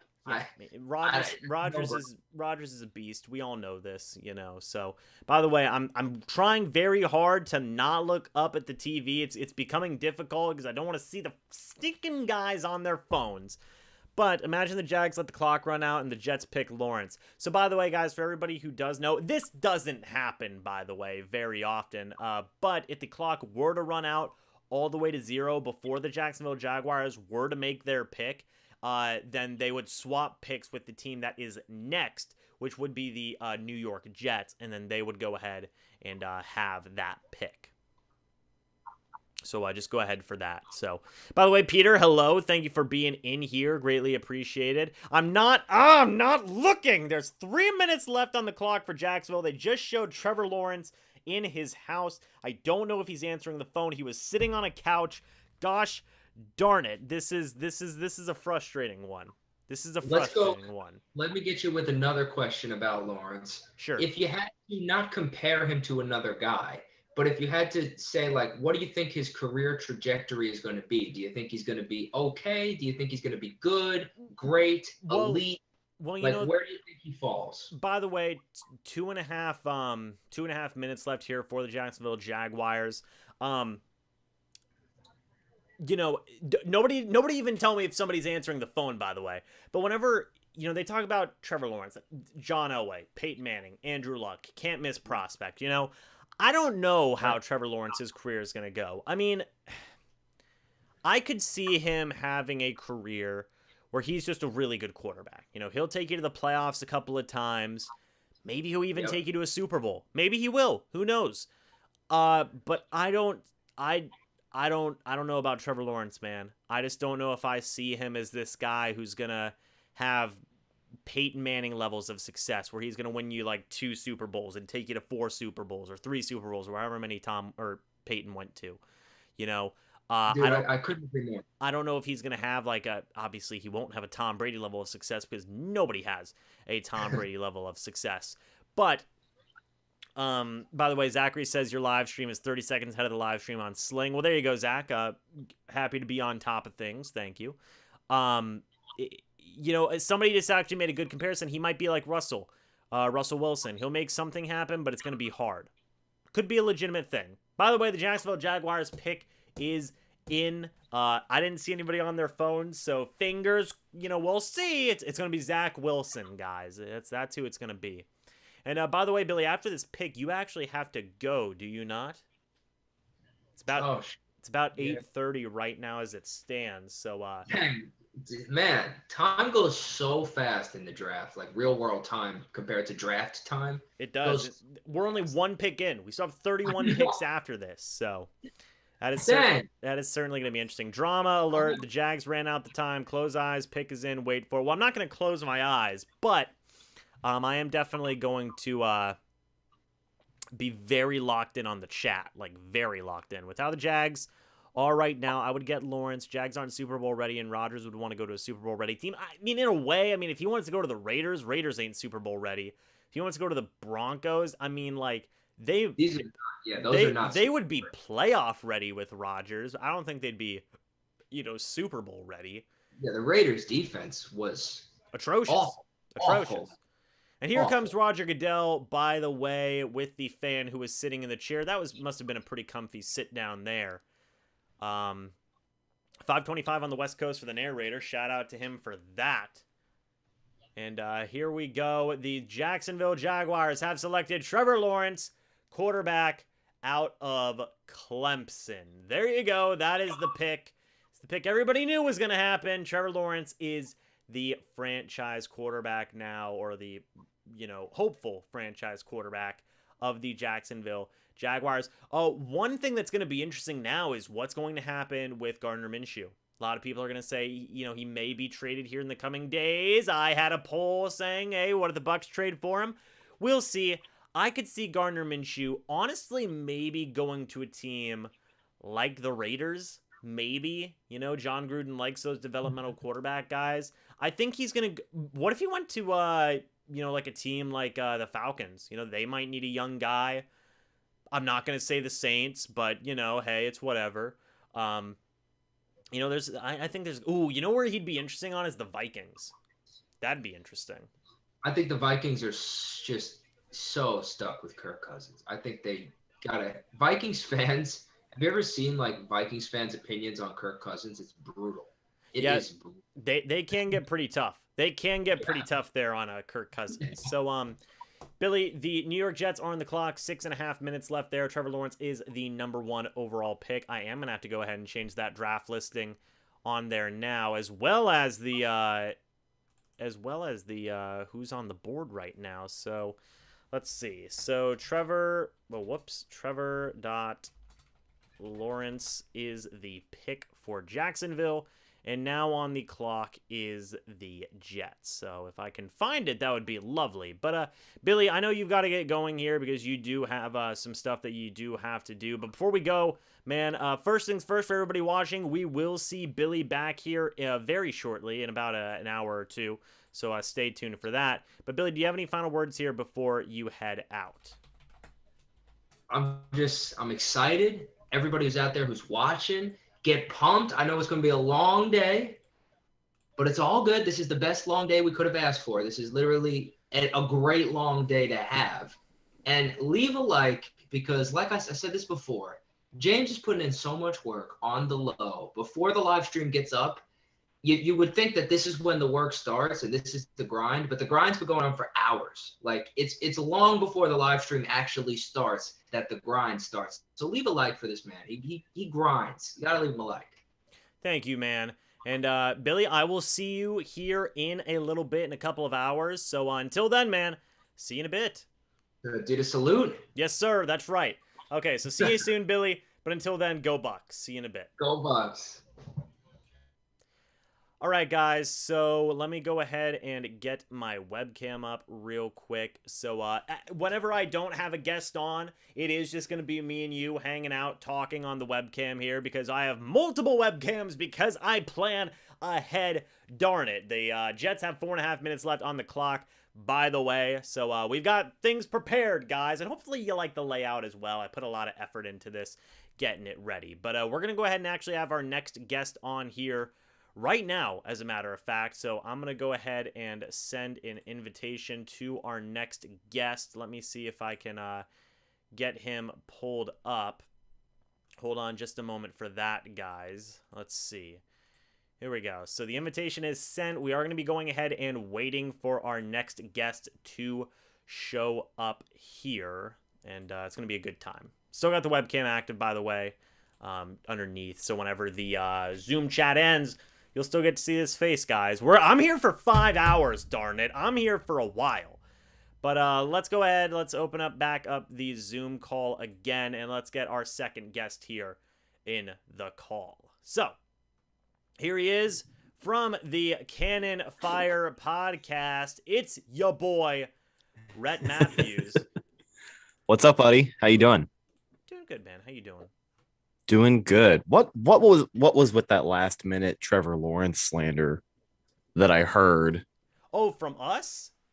From you in particular? I thought you were a little more into Trevor Lawrence. I didn't know you felt so uneasy about him. I like Trevor Lawrence. It's just sometimes I get cynical with picks. I could see it not working. Somebody's got to play the bad guy tonight, right? Yeah. You got to be the heel. And that is me. Look, I'm in a suit. I'm done up, right? You know, I got to be that smarmy guy in the suit, you know, who says, you may not like it, but it's the truth. You know, and going with that. So we'll see. But by the way, so guys, this is Rhett from the Cannon Fire podcast. You know him. I know you love him. I've been on the channel multiple times here. So if you guys are new to his stuff, go check out the Cannon Fire podcast. Willie, if you want to be a trooper and now put Rhett's channel link, that would be greatly appreciated. We've got over 100 people in here, by the way, hanging out. Thank you guys for that. Rhett, how are you doing, man? We're one pick Willie's in. the man, dude. Shout out to Willie Beeman, one of the realest moderators to hold it down. He kills it on our channel too. I am good, man. I mean, I'm just hanging out. I haven't really put the draft on yet. I've just kind of been jumping around from different live streams, seeing where everybody's at tonight. But I know I told you earlier when we were setting up, I'd probably be in a little bit later, closer to the pick, but I don't know if I'm going to be awake that long, James. I am pretty tired, but I can tell when you came in, you looked pretty fried, man. By the way, the Jets pick is in. We will see who that is in a moment. I'm not looking at spoilers on the TV. I see the people in the chat. Thank you guys for not spoiling it, by the way. We do have over 100 people in here. Again, thank you guys for that. That is greatly appreciated. Rhett, pick 2 here. Who do you think it is? I kind of want to lean towards Zach Wilson. I mean, yeah, I think it might be Zach Wilson, but any one of the quarterbacks here wouldn't shock anybody. Do you know how many people's minds would be blown if it was like a Trey Lance or a Justin Fields? That would I wouldn't mind nuts. seeing a Justin Fields. I really wouldn't. I wouldn't either. I wouldn't either. You know, I think that'd be fun. Who wants to be a weirdo? See you in like 10 minutes. There you go, Jalen. I'll see you in 10 minutes. No spoilers. I don't see anything. I don't see who's getting picked by who. Okay, I have no idea what's going on. But real quick, Rhett, while this pick is coming in, what are your thoughts overall on Trevor Lawrence to Jacksonville? I like it, man. I think he's got a little bit of competition with Tim Tebow in town. I'm just kidding, but I mean, I like it. I like it. I know a lot of people aren't super high on Urban Meyer in Jacksonville, and you kind of question if he's going to end up like Nick Saban. But I hope it turns out well for them. Like, maybe I'm a little biased. They're the other Florida team. I got a lot of family who's Jaguars fans, but I don't know. Like, I like when Jacksonville does good, and I think it'd be pretty cool to see Trevor Lawrence or Urban Meyer go out there and win some games. There you go. If you get Tim Tebow catching touchdowns in the end zone, literally Florida fans would lose their minds. I know, Could you imagine if it was Kyle Trask to Tim Tebow? People would go insane. By the way, Zach Wilson is the number 2 overall pick here for the New York Jets. I did not know this, and nobody take offense to this. Zach Wilson looks like Cindy Lou Who. I'm sorry. I'm sorry. I feel like most of the rookies this year just kind of look. The quarterbacks look especially young. Like, Zach Wilson looks like a high school quarterback. He does. Mac Jones kind of looks like a high school quarterback. Like, most of them look like how they sound in Gridiron Heights. You know what I mean? Oh, yes, I do. Yes, I do. By the way, the narrator says, ha. Now, Jalen says the next pick's going to be tough. 100% right. San Francisco's on the clock now with a little over 6.5 minutes left. Zach Wilson, real quick, Rhett, what are your thoughts on that? Is he going to be that guy for the Jets? Do you see a quick turnaround here for them? What do you think's going to go on there? I don't know, man. It's kind of a I didn't pay close attention to the offseason that the Jets had, but I can't imagine that they're in that much better of a situation than they were last year. Yeah. I don't know. I hope it does. I mean, it's kind of a fresh start for them, but I don't know, man. Yeah, I feel you. I think I like Zach Wilson a lot, right? I mean, He does look like Cindy Lou Who. He has a very baby face, you know, but I do think that he is going to end up being a good quarterback. I mean, you know, you look at some of the guys that they got on there. I'm a big Denzel Mims fan too, by the way. I don't think the Jets are done either. They do have another pick later on in this round because I do believe they have Seattle's pick from the Jamal Adams trade. So maybe they'll get a running back with that pick later on. We'll see. But yeah, I do think that he can be that guy. Obviously, you know, with New York, it's a tough place to play. But I think that I think that Zach Wilson can rise up to the occasion. I think he can be that dude. And overall, I think he will have a pretty good time there in New York. But let me go ahead and change this up real quick just to make sure we get all of our ducks in a row, so to speak. So Zach Wilson is the pick there for the Jets, and San Francisco's got 3 minutes on the clock. Now, Rhett, this one's going to be interesting. And Logan puts it perfectly. We're going to have Logan here in a little bit for some of these other picks. But you think about Trey Lance, you think about Justin Fields, and you think about Mac Jones. Any one of those guys could go here, and it would not surprise a lot of people. What are your thoughts? I think San Fran's ultimately going to go Mac Jones. Like, I think that'll be the choice. So you agree with Billy there? Yeah. Okay. Yeah. Like, I figured by now, you know, we were all excited by the Aaron Rodgers news a little bit earlier, and San Fran was one of those teams that was talked about. And I guess, you know, they could, in theory, still be in that conversation. But they go Mac Jones, you know, which I think is the expected move here. I wouldn't expect much. Yeah. Myself, like, I just don't. Yeah, I think they're sold on Mac Jones. Myself personally, man, I mean, I just think copycat league, you know, I think that people see the success of like Patrick Mahomes and they think, well, I mean, hey, you know, Trey Lance plays similar to Patrick Mahomes. Let's do it, you know? Yeah. And, you know, they believe in the play calling of Kyle Shanahan. He's a really good play caller. You know, he's getting wins out of Jimmy Garoppolo, who now they're considering trading. Kyle Shanahan had that quote where, you know, they asked him, you know, can you guarantee a spot for Jimmy Garoppolo? And he goes, I can't guarantee anybody's going to be alive. And it's like, I don't know why he had to get so deep and philosophical with it. I know, man. I even posted on my community tab.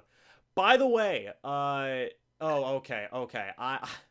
I thought that this was, so the San Francisco 49ers got the 3rd overall pick. The Dolphins, they're talking about the trade that had happened earlier. I thought that the Dolphins literally just traded back up to 3. And I was like, I quit. The NFL's, I don't even know what's happening anymore. Narrator, thank you for that $5 super chat, by the way. He says, I appreciate the classic creamsicle. My dad, being a Raiders fan, still hates the Raiders for the Chucky move. It was certainly an interesting move, you know, and I'm not going to lie. Maybe I wanted John Gruden here as the coach for the Buccaneers at one point in time, but I'm happy where they ended up. Sorry, go ahead. I was going to say less than 3 minutes here for the San Francisco 49ers pick. I'm not looking to see who they're talking to on the phone, but, I mean, you'd assume they take a quarterback here. It all just depends on which one. Oh, yeah. I think it's weird looking back at how that Gruden situation played out because obviously hindsight's always 20/20, and anybody who's anybody will tell you, like, oh, you know, I didn't want Gruden to come back, but I feel like there was a small part of most people who thought it'd be pretty interesting to see a little reunion of Gruden in Tampa. I was one of those people who was really on the train. I remember I was really pounding the table for Gruden. But luckily, you know, BA comes to town and things work out the way that they do. Yeah. You know, if Gruden comes and it was a 5-year deal that the Bucs had offered him, and then the Raiders swooped in with that 10-year. So, Gruden comes to town. You're probably still losing football games. You don't get Tom Brady, and Bruce Arians never comes to Tampa Bay, and we're never sitting at pick number 32 in the 2021 draft. But, here we are. It's true, man. It's true. By the way, we still have over 100 people watching this live stream. Thank you guys for that. That is greatly, greatly appreciated. Still have a lot of people here. Some people are saying Justin Fields. Somebody's saying Mac Jones. The pick is in, by the way, so we will see who that player is in a moment. Let's see. Bucs Nation should do election night streams too. That's not a good idea. Come on now. That wouldn't go well at all. Sorry, guys. Had to take a drink there. It is. We've already been going for almost 2 hours now. It's been an hour and 40 minutes, so we still have a lot of time left in us. We'll see what the San Francisco 49ers do here. I'm trying very hard not to look at the TV until I get a very strong feeling that Goodell is walking up to that podium, because I want it to be as surprising as possible. So, with that being said, we are waiting on the pick here. You look at pick 4, Atlanta. That's where it gets interesting for the Bucs, because that's the first division rival. A lot of people have been saying Kyle Pitts. A lot of people have been saying quarterback too. We'll see what they end up doing with that. This is going to be an interesting situation. If at the end of the day, you never know. If the 49ers go quarterback here, where do you see Jimmy Garoppolo getting traded to? Do you think he gets traded tonight? What happens with that situation? I don't know what I read on Twitter. I kind of took it with a grain of salt, but somebody had said that there's already being a deal written up from New England for Jimmy Garoppolo. I feel like it was just a bunch of BS, and it's kind of a whirlwind of everything happening today, and it was just caught up in the stuff that, didn't stick. Yeah. But I feel like New England would make a reasonable push for him, but I also feel like New England's going to want to get aggressive and trade into the top 10 really as we start to get rolling along here in the first round. So I don't know. I mean, Denver gets Teddy Bridgewater, and I don't know if that totally takes them out of the equation, but you're Trey not Lance! going. I was right. It was Look Trey at that, Lance! man. I'm just saying. Trey Lance is the dude. Look at that. Saying, your boy knows what he's doing. That's an integrity move by John Lynch right there, man. I mean, everybody. I came in here and said it 10 minutes ago. Wow. I'm telling you, the San Francisco 49ers, I know they're in the conference. They're not going to regret that pick. I've said it before. I'll say it again. I think Trey Lance is the next Patrick Mahomes. I think Trey Lance is the dude. We got in the chat. Wow, James, thanks for the spoilers. You just told everybody no spoilers, James. I'm just saying. It's the suit jacket. I'm sorry, guys. I never get anything right. So the fact that I actually got this right is hilarious. No, I'm pretty surprised by that one. Like I was just saying, I was pretty locked into them being committed to Mac Jones, but no, John Lynch showing a lot of integrity there on that move. I don't think anybody. I mean, Trey Lance was a candidate, but I don't think anybody expected them to actually get him at 3. I don't know. Somebody might have expected him to get him at 3. I don't know. I don't know, man. You may not like it, but it's the truth. No, so now we're at pick number 4. It's the suit jacket that ties it all together, man. Like it just right. It puts you into that role so much more. Oh my gosh. You think Jimmy G stays so Lance can be a backup for now? No, I would say honestly, man, actually that's a good question, Gio. That is a good question. I don't know. I think there's going to be a team who is going to want to sign him to be a backup and probably pay him. What kind of contract is he in with San Fran? Is it up? I think he has one more year left on his deal. I'm not sure. I think he might get traded to New England. I don't know if it's going to be tonight. Yeah. It might be tomorrow. We'll see. But I think at the end of the day, Bill Belichick's going to get his guy back, Jimmy G. He's going to be a better fit, I think, for Josh McDaniels' offense too.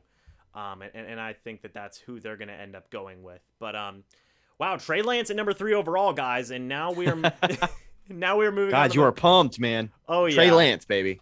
Now we move on to the Falcons at number 4. Do you think this is the first chance for a team to trade up? Do you think that ends up happening right now? I don't think so. I think the Falcons end up picking here. Okay. I think they'll go Pitts. I think they should probably get a piece for their defense because they lost everybody. Yeah. But I think they'll end up going with Pitts. If they go quarterback, I mean, I don't think they're gonna go quarterback. I don't think they'll go quarterback either. But Hayden Hurst is there at tight end. I still think they're gonna go with Pitts. I think they will. I think they're gonna try and salvage what they have left of like a Julio Jones, Matt Ryan, Calvin Ridley type situation. They're gonna give it one more go. You know, current guy they have there being you know, from the Tennessee Titans. They like having good receiving tight ends over there. I think Pitts makes a lot of sense. And I think from that division standpoint, you know, for the Bucs, as far as they're concerned, on defense, I don't have a whole lot of worries that a guy like Levante David can slow down Kyle Pitts. You know, he did a hell of a good job doing it against Travis Kelce. Yeah. I think this defense is still going to be able to stop Atlanta when they play. Yeah. So I don't think Kyle Pitts does that much, aside from maybe add an extra blocker and, you know, you got a little bit more of a threat over the middle. Because let's be honest, if there is one thing the Bucs have some trouble with sometimes is tight ends going on a little bit of a run. Yeah. Over the middle, those short routes. That's true, man. That happens a lot for them, you know?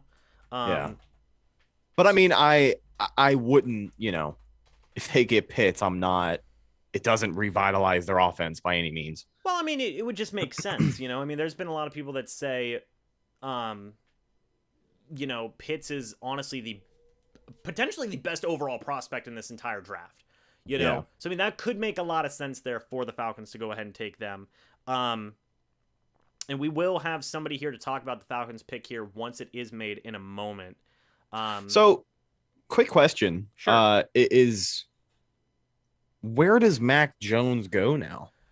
I'm going to say maybe there's a trade up. Maybe there's a trade up right here, right now. Who knows? You know, anything could happen. I think teams were. In fact, you know what? I'm changing it. I'm gonna say Mac Jones goes here number 4. That's my guess. I'm doing it. Mac Jones to back up Matt Ryan in Atlanta. I'm not saying Atlanta's gonna make the pick. I'm saying there's either gonna be a trade up or Atlanta's picking Pitts. I think if he starts to slip, maybe you see the Pats trade up to 7 and Mac Jones is their guy. Indeed. The pick is in, by the way. Atlanta has made their selection. We will see who that is in a second. My guess is we want to see Mac Jones go to the Patriots. Potentially. Jones will get past 15. Bears. Atlanta should go defense. Maybe so. Pitts does nothing for them. Same old team. Potentially. Just a guess, but I agree. I think they'll pick Kyle Pitts. We will see. We will see. Justin Fields still on the board, by the way, as well, which is very interesting. We'll see what happens there. Honestly, well, I guess I'm not a little surprised. I think Kyle Pitts will be the selection here. Or Mac Jones. I want to say Mac Jones. Mac Jones. I'm thinking Kyle Pitts. I'm thinking Kyle Pitts here. We will see. Imagine Trask becomes the best quarterback out of the draft. Could you imagine? That'd be the best. Right, Rhett? We know a guy who loves Kyle Trask personally. He's actually not me. Not me. I was going to say Evan. Evan, co-host of the Cannon Fire podcast, by the way. He's actually going to be on the live stream tomorrow. He is a big Kyle Trask. For all of you who are going to be here tomorrow, just start gushing about how much you love Trask tomorrow, and Evan will just be the happiest person in the world. So we will see for that. Oh my. All right, so Goodell is walking up. No spoilers. I'm taking the chat away for a moment. I will read it once. Oh, he's picking up the Falcons fan. Is he? What is happening? He's picking up is he going to throw him through a table? Right. Is he going to give him a hug? I don't know. I don't even think the guy knew what to do either. He looked very confused. All right, it's going to be Mac Jones or Kyle Pitts, Rhett. I'm saying it right now. Let's see. The pick is Kyle Pitts, tight end out of Florida is the selection. There you go. We got it right. There we go. Kyle Pitts is the selection there, which now means that the Cincinnati Bengals are now on the clock. Rhett, what do you think about this pick, Kyle Pitts now being an Atlanta Falcon? Highest drafted tight end of all time, headed to Atlanta. Is that real? Is that facts? Yeah. I'm reading it right now. After being selected 4th overall by Atlanta, Kyle Pitts becomes the highest drafted tight end of all time. Since 1960, the highest drafted tight ends were Riley Odoms in 1972, Odoms, and Hall of Famer Mike Ditka in 1961, who went 5th overall. Well, that ain't bad at all. Good for him. Hey, good for Pitts. I mean, it's a history making pick. It's a good situation for Atlanta's offense, I guess. But I think Pitts is a good athlete, so. Yeah, I agree. I mean, that dude's a freak athlete. I mean, he's insane. I mean, he's good enough to play wide receiver, to be honest. I mean, the dude's an absolute beast. So, I mean, all biased aside, he will be a good guy for that Falcons offense. And whatever happens with Julio Jones, whatever happens with Calvin Ridley, whatever it may be, I think overall, he's going to be a good weapon for that Falcons offense, Oh, yeah. And it is what it is. So now Art says, now it's getting interesting. My guess for the Bengals, if they don't stick with their ways, would be Penny Sewell. If they do mess it up, it'll be Chase. That's right, the wide receiver out of LSU. Very strong. I think that's who it's going to be, personally. That's exactly what I was thinking. You look at the pictures from the Bengals jersey reveal, and unfortunately, you got Joe Burrow with that big nasty surgery scar taking up most of his knee. Hopefully, they don't have to add another one if they go with an offensive lineman. Yeah, it's gonna be interesting. God, they got to get Joe some help. Yes, they do. I mean, maybe their version of getting him help is, well, I mean, if the wide receiver separates quicker, then hey. I feel bad because he really is, like, from the sample size we saw this year, Joe Burrow is the real deal. Absolutely. And by the way, guys, real quick, before we go ahead and start looking at this Bengals pick, we are going to be getting another guest here. It is Logan from Rise Up, Rundown, and Atlanta Falcons YouTube channel. I did say we're going to have a lot of guests from a lot of different channels here, and it will be fun. So we are joined right now with Logan from Rise Up, Rundown. Logan, how you doing, bro? He's getting everything adjusted there in a moment. Logan, can you hear us, sir? He's connecting his audio. There we go. Logan, how are you, man? Hi. I'm good. How are you? Doing good, man. So the Falcons just made the pick. This is Rhett, by the way, the Cannon Fire podcast. What's up, man? What's up, man? How are you doing? Doing good. Doing good. So the Falcons just made their pick. It's Kyle Pitts, tight end out of Florida. Me and Rhett both talked about how we feel that could be or will be, presumably, a very solid weapon for that Falcons offense. What are your thoughts, Logan? I agree 100%. I think you got a head coach and a quarterback that think alike, as Arthur Smith and Matt Ryan. They're kind of known for using tight ends, and I think this was kind of a no-brainer for them. Last time the Falcons had a tight end, like a really good one, they seem to always have good seasons. And I think Arthur Blank, the owner, kind of wanted to go in the direction that the Falcons had in 2016, where they're like, okay, we had a really good offense. Let's try and get that elite offense again and see where it goes maybe. And I don't really think there's going to be any struggles with the offense. But defense, I'm hoping they improve later on. But Kyle Pitts, I thought, was an excellent pick. And hopefully he's as good as advertised. Yeah, Rhett, go ahead. I was going to ask, you brought up the offense, and I'd say at this point, there's still no doubt that Ryan can sling it around. Obviously, that's why they didn't go quarterback tonight. But, as far as that defense goes, were there any guys, you thought would be the biggest need on that defense? Any guys you wish they would have gone instead of Pitts, or had they gone a defensive player? Because I know that, they still need some work. They lost a lot of guys. I don't know if there was any defensive player I'd get at pick number 4. But there's definitely some safeties that I would love to see the Falcons take, like Mohrig, and I really like Richie Grant. Javon Holland can move around. I think you definitely need to upgrade on safety. There's also some corners I wouldn't really mind if we got in the second round. Like if you had the guy from Georgia, Tyson Campbell, Eric Stokes, hopefully Caleb Farley maybe would be available, but no one at 4 for sure. Yeah, I got you. When I look at Pitts, I was just telling Rhett before you hopped on here, Logan, dude's athletic enough to play wide receiver. I mean, and he's just a beast at everything he does. Earlier in the stream, somebody had asked, hey, what's your dream pick? I also had another Bucs person on earlier. And I said Kyle Pitts. I mean, if I could have anybody, it didn't matter. Give me Kyle Pitts on the Bucs offense, why not? Just add another just disgustingly dynamic weapon. By the way, for Willie in the chat, it's the name of Logan's channel is Rise Up Run Down. Willie's going to go ahead and post that link in the chat for everybody who's watching. If you guys do want to keep up to date on an NFC South rival, go check out Logan's channel. He does a phenomenal job. He puts out some amazing Falcons content, really well produced, and Logan really does know his stuff. But real quick, back to what you were talking about in terms of getting some defensive help. They will have to address that later on in the draft. Logan, there's been a lot of talk, like Matt Ryan, what's going on with him. Julio Jones, that's a big thing that's come up recently. Yeah.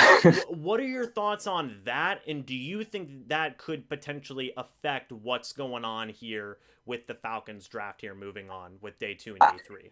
I think it definitely is a big possibility they move on from Jones. I think he can still play, but maybe our new general manager is not really – maybe there's something he sees that we don't. Like maybe he thinks, like when he couldn't play that much last year, maybe he thinks it'll stay that way and he wants to use Pitts as a receiver, which is kind of interesting. But maybe that's why they got him, because they don't think Julio will be here.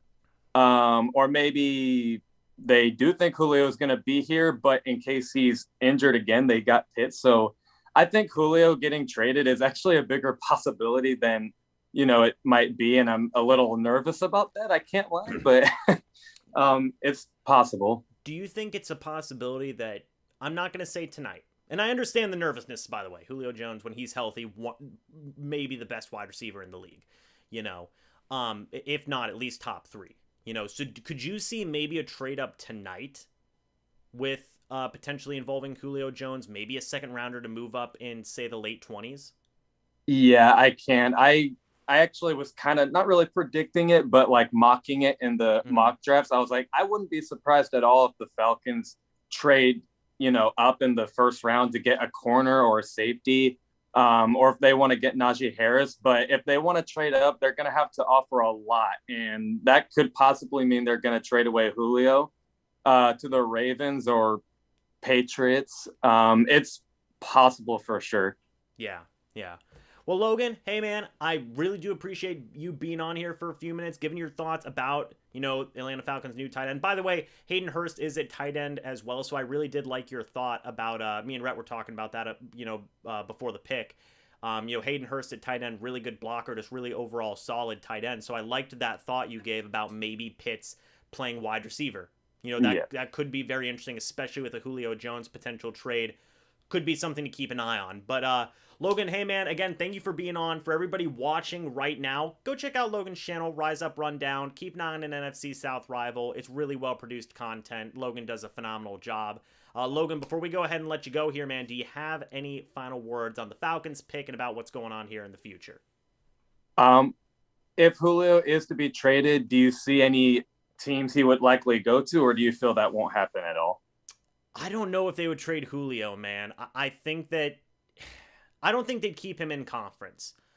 Honestly, I mean, maybe he does get traded. Maybe he gets traded to like a Baltimore Ravens. That could be a distinct possibility because they need wide receiver help a lot. And it's always something that they could be looking to get. Maybe a New England Patriots, maybe a New York Jets, maybe, I'm not sure. But I definitely think if he were to get traded, it would be maybe a team in the AFC. Yeah, I think so too. I was leaning more towards like a Baltimore too. New England, a little bit of a possibility, but I don't know, man. I kind of stray on the side of Julio not getting traded. Like that's not a replaceable player on the roster. You know what I mean? As far as opinions on Julio Jones go, you hear players from all around the league when they're asked who the best player in the game or the best receiver in the game is, 9 out of 10 are going to say Julio Jones. And I mean, a lot of people have to recognize that. As much as I hate seeing him score touchdowns against Tampa Bay, Julio Jones is still one of the best in the game. And, if he ends up going to Baltimore, that's a huge loss for Atlanta. Yeah, I agree 100%. I agree. Well, Logan, Thank you so much for being on, man. Greatly appreciated. Would love to have you on here in the future for, future Bucs Falcons content, man. That would be greatly appreciated. And hey, enjoy the rest of the draft, man. You never know. If they trade up or if something wacky happens with the Falcons, man, I'd love to have you back on here on the live stream, okay? Yeah, for sure. Thank you for having me. All right, thank you so much, Logan. You have a great night, okay, man? You too. Thank you. So how about that pick, James? That was so interesting. So pick number 6 is in, by the way, with the pick number 5 is in with the Cincinnati Bengals, and they have selected Ja'Marr Chase, wide receiver out of LSU. No Penny Sewell, so me and Rhett were right on that pick. They got Joe Burrow's guy. Makes sense in a way, because AJ Green's not there anymore. You're going to pair him up with Auden Tate, with the number 2 wide receiver, who's now their number 1. I was gonna say Brandon Tate, but it's not Brandon Tate. That's an old wide receiver. The big guy. I know he's a very big wide receiver. He's an overall really well-rounded guy. His name is literally on the tip of my tongue. I can't remember his name. It's slipping my head too. I cannot remember his name right now. But Ja'Marr Chase, you'd figure he's at least a number 2. By the way, the Miami Dolphins pick is in right now. Really good to have Tyler Boyd. Thank you, Kyle. Tyler Boyd. Okay. Thank you, Kyle. Like I said, the Miami Dolphins pick is now in. Interesting pick. What are your thoughts on the Bengals there? I mean, they get a weapon for Burrow, but Lord knows he could have used some protection there. I know, man. I think it's just, people say it every single year. You should focus on your O-line, and Cincinnati is not a team that can afford to be ignoring their offensive line. When you've got a guy like Joe Burrow, whose rookie season was cut short due to an injury, he's getting his ass kicked out there, man. And I mean, we've seen the Bucs in a situation where they've had a terrible offensive line and their quarterbacks have gotten their asses kicked and you can't get anything going. It's nice to have flashy toys for Joe Burrow, and it's cool that he has a reunion with his old college buddy, but it's just not what I would have done. And I think it's a little bit of a short-sighted move there. Yeah, I mean, I can't deny the talent. I mean, the kid's a very talented wide receiver. He's one of the most talented guys in the whole draft. Just not wide receivers, whole prospects. But taking a look at it, man, they needed a left tackle. Willie just said it best. I mean, he's a highlight reel, but they needed a left tackle. I personally would have gotten, Sewell. I would have gotten the protection for Joe Burrow. That's your franchise money guy, especially coming off of a torn ACL. My God. I mean, these are the kind of things that scare, teams into getting offensive linemen, not going against the grain. So, I mean, they needed that help. You would hate to see Joe Burrow get hurt again. Knock on wood for that, because we don't want to see that happen. Because the kid is stupidly talented. Joe Burrow is. Yeah. And he's going to have more help here with the wide receiver in Ja'Marr Chase. But you would just figure, I mean, maybe they would have been fine taking a wide receiver later on and just getting some actual help at tackle for him. We'll see what they do. We'll see what they do with their own line. They still have plenty of draft picks left. Who knows? Maybe they trade back up. I never count out a trade up. But the Dolphins pick is in. Rhett, I'm gonna go ahead and let you talk for just a moment. I have to take my earbuds out and go get my phone charger right over there. You're all good. I think I'm gonna announce the pick here. Okay, so you do. Alrighty, let's do it. I can still talk, but I can't hear you. So. Let's all right, see. so with they're just showing some Ja'Marr Chase highlights right now with Joe Burrow, because of course they are. I mean, that's where the connection is, with it is the what it is. He can't hear me. So, all right, there we go. Now I'm back. So, are you ready for me to announce this pick, or do we want to wait until Goodell is up on your TV? Oh, buddy, you're lucky. I was about to announce it. Don't you dare announce I could have let you guys know as he was up walking around with no headphones on, and he wouldn't have been any of the wiser. This is why Rhett's a phenomenal guest on this show. It's because he knows what we're about here. I'm a man of the people. I have information. I don't like suppressing breaking news. That's facts. By the way, Jeremy, thank you for that. No, Jeremy's comment was fine, but oh snap! Look at James in the sports coat going all GQ for the draft. You already know. It's a good look. Listen, we were you and I were on a Zoom call a little bit earlier, and you were testing things out. Yeah. And you had a white shirt on initially with a black collar underneath the suit, and it looked nice, but I think it really is a sleek looking GQ look. You look like you're Sheftying it up, texting on your phone, your headphones in, watching the draft, doing some coverage. That's what we're saying. Hey, we just get Trey Lance picks right. It's the suit. Fair enough. Red, thank you so much for just dealing with this. Greatly appreciated. No, you're good. By the way, Goodell is up right now. The pick is in. The Miami Dolphins have selected, don't you dare say it, Rhett. The Miami Dolphins have selected Jalen Waddle, wide receiver out of Alabama. That's interesting because speed. I had seen that they had traded Eric Flowers to the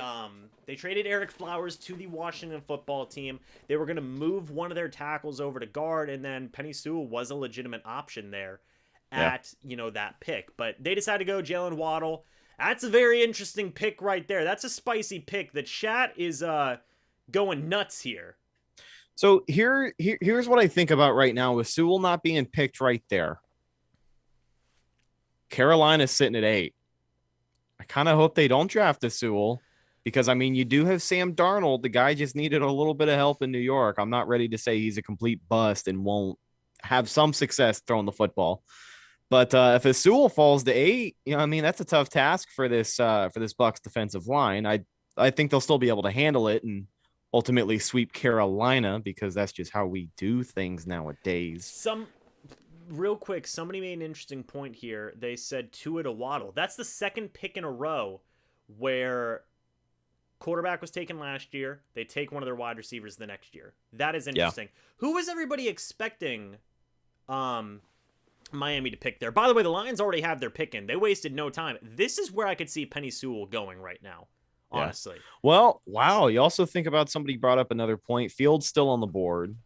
Carolina, it's a big question of if, do they believe in Sam Darnold that much? Like, obviously you do. You traded for him, but I feel like if Justin Fields is there, it wouldn't be a bad pick either. Well, what's interesting for me is did you trade for who did you say they traded for? Goff?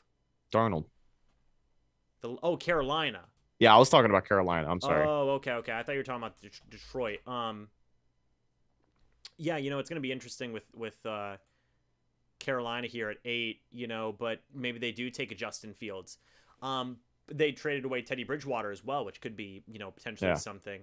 Art says offensive tackle is a need for the Lions. Me personally, man, they could go wide receiver here. Anyway, back to the Miami pick. What were you guys expecting Miami to pick here? Let's see. Miami should have taken Sewell. They probably should have. They probably should have. Waddle, the Lions pick is in, by the way. Let's see. Jalen Waddle is a gadget weapon. He can do a little bit of everything. Yeah, I agree with that. We'll see what the Lions do here. So you think it could be Sewell here at 7 and then Carolina maybe goes Fields at 8? I don't know how strongly I feel about Carolina going Fields, but I think it'll definitely be Sewell here at 7. Yeah. What if, what if Carolina goes ahead and goes with Mac Jones over Fields?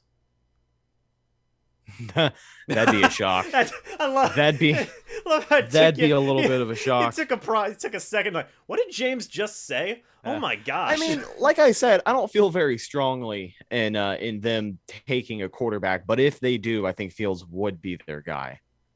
I think if Sewell gets past Detroit here, what do you do between Fields and Sewell? I think you go with Sewell there. Yeah. Oh yeah. Yeah, that was a good. Majal's quoted you now as with a ... ha with Rhett. That's beautiful. I'm not left speechless every now and again, but that's just one of those many times. Like I don't know. You never know, man. You never know. But overall, this draft has gone. In some ways, I think pick 3 was a bit of a surprise to some people. Pick 4, Kyle Pitts. Everybody thought that was pretty much going to be happening, and then pick 5. With Waddle there, surprised a few people there, so we'll see. Also, another thing for Carolina, I thought Miami was pick 6. Miami, rather. Who did I say? Pick 5. Oh, my bad. Yeah, Miami there with the Waddle pick was also a big surprise. But with the Carolina Panthers, I want to mention this real quick. That's also another position. People thought about Atlanta trading back. People might also think about Carolina trading back there. People have been linking New England and Carolina to a potential trade up, trade back scenario.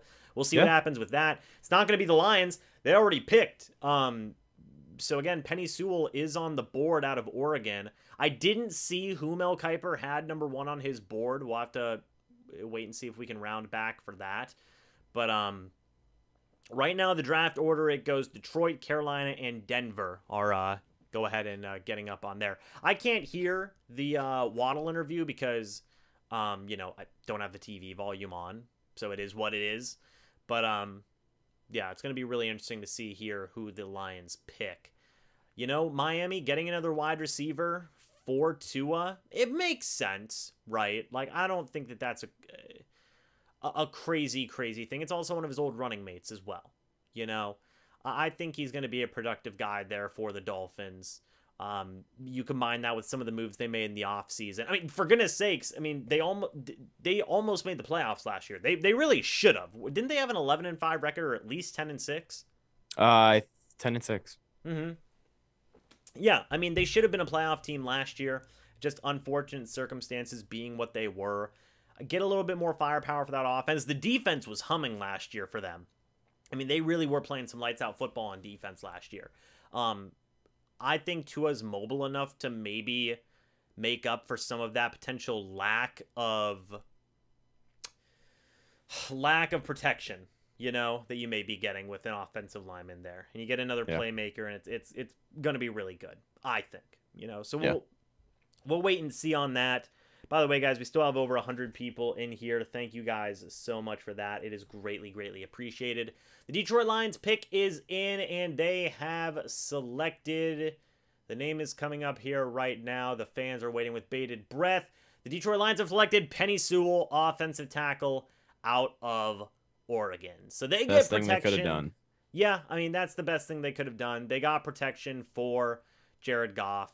They don't select a quarterback. They don't select a wide receiver. He was probably the best guy left on the board in a lot of people's opinions.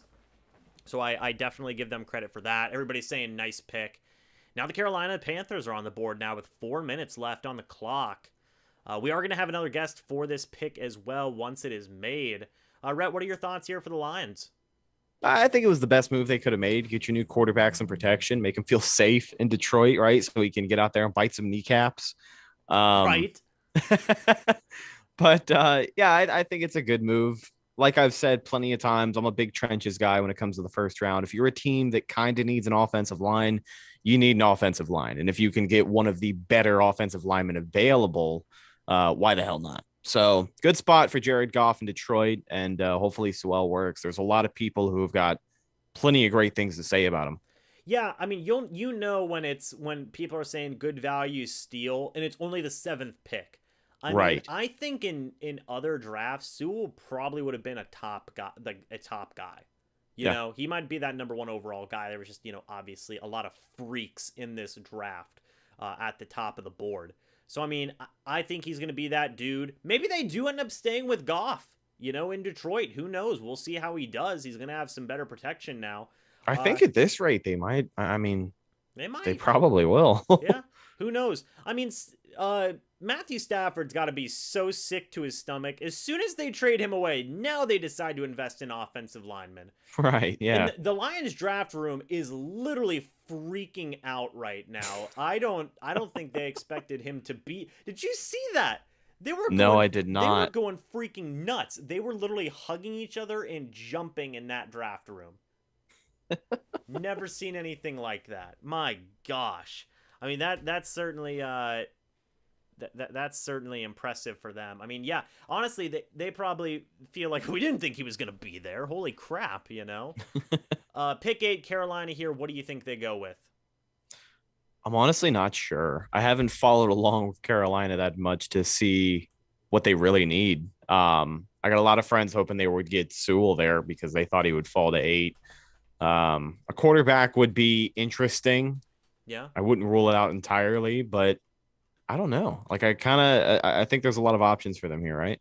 I'm gonna say, I mean, there definitely is. I mean, they traded, mid-round pick for a Sam Darnold, which is not a not an easy thing to, trade for a guy like that and then go ahead and say, actually, never mind, we're actually drafting a quarterback. But I mean, Justin Right. Fields is there.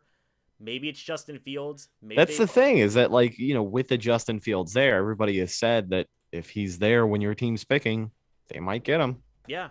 So I mean, it's going to be interesting. I mean, I've seen even a lot of Panthers fans, even one who we're going to be having on here in the show in a minute, talk about how, hey, Did you know Geico could save you hundreds on car insurance and more? So what are you waiting for? World's strong. We don't need a Right. Geico commercial. It's fine.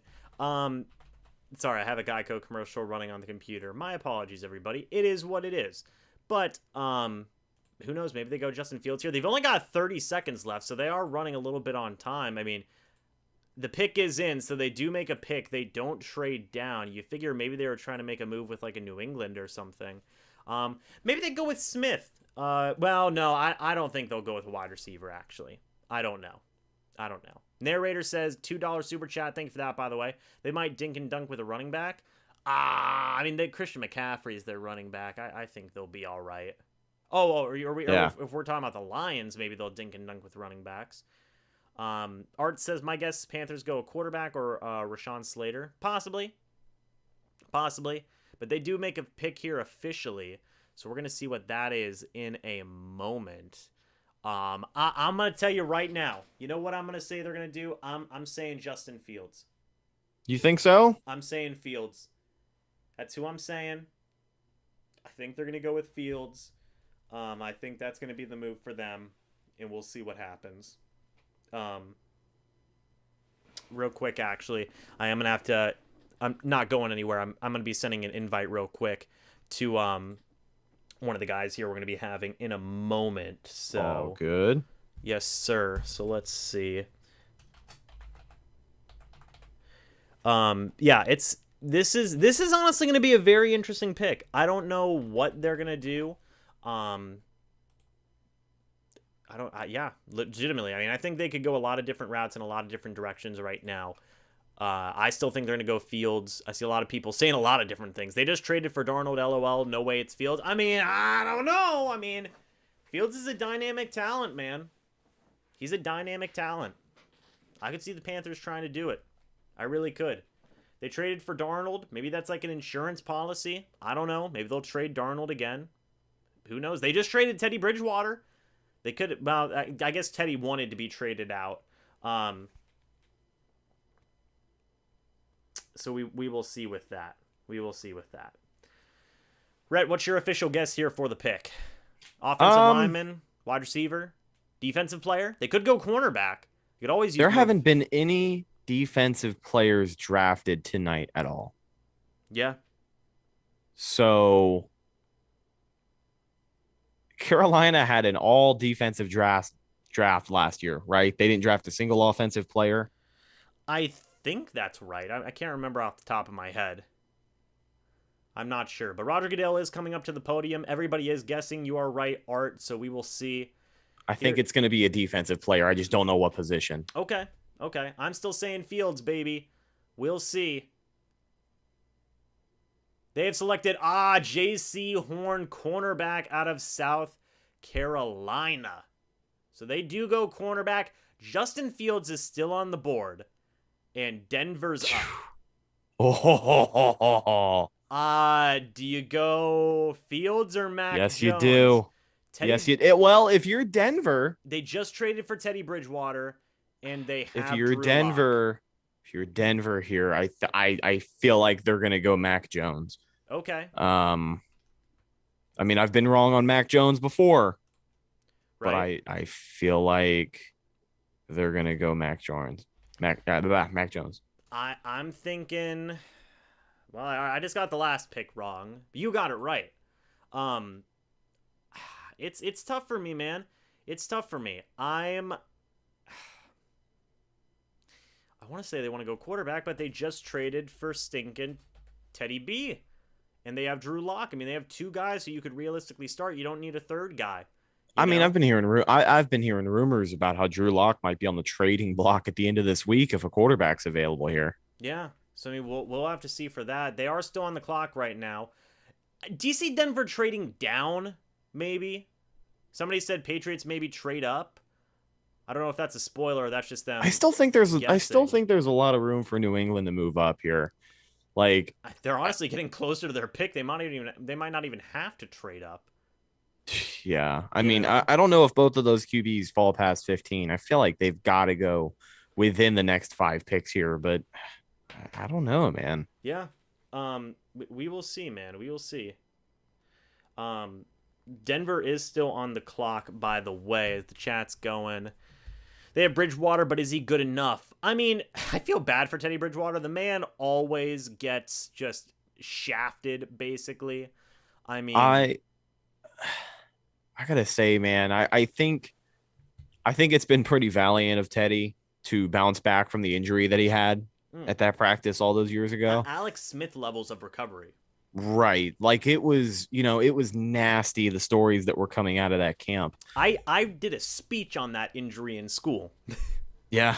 I mean, Teddy Bridgewater, he had some great signs before that injury, but since then, man, I just feel like he's destined to be one of those backups that's just around, just a guy. Yeah. If the Broncos don't take a quarterback here, I kind of would be a little bit surprised that they're ready to lean on Teddy Bridgewater.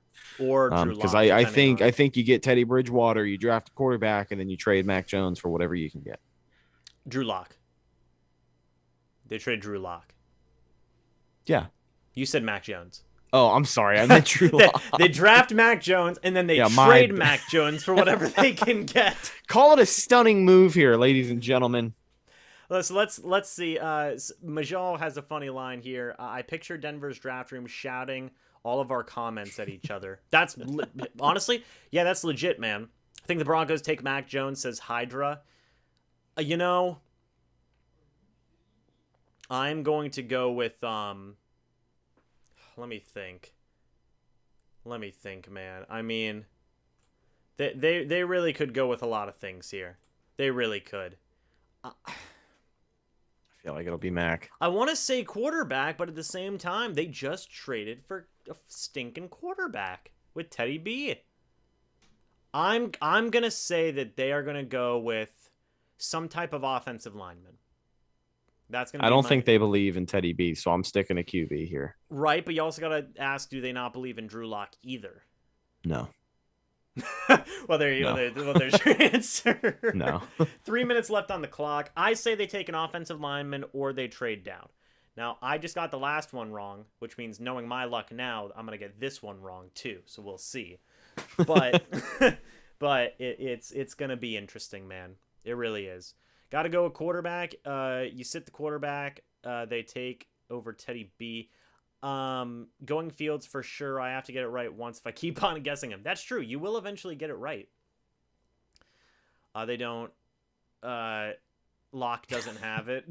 Oh my god. I went on Twitter and somebody posted. It's like a commercial with Tim Tebow running routes in the middle of the night, and the caption said Tim Tebow running routes outside of Trevor Lawrence's house right now. Oh my gosh, bro! Legitimately though, that's legit. So by the way, we are going to go ahead and bring in Carolina Panthers YouTuber here. His name is Aaron from the Unnecessary Bluntness podcast. Willie, if you do want to look that up and go ahead and get the link ready, that would be greatly appreciated. And we are joined right now here with Aaron, who is in his car right now. He's connecting his audio. Aaron, can you hear us, man? I can. Can you hear me? Yes, sir. What's up, buddy? How you doing, man? This is Rhett from the Cannon Fire podcast, by the way. Not good right now. Not good? Honest. Whoa, No. Wait a minute. Let's talk about this, man. Okay.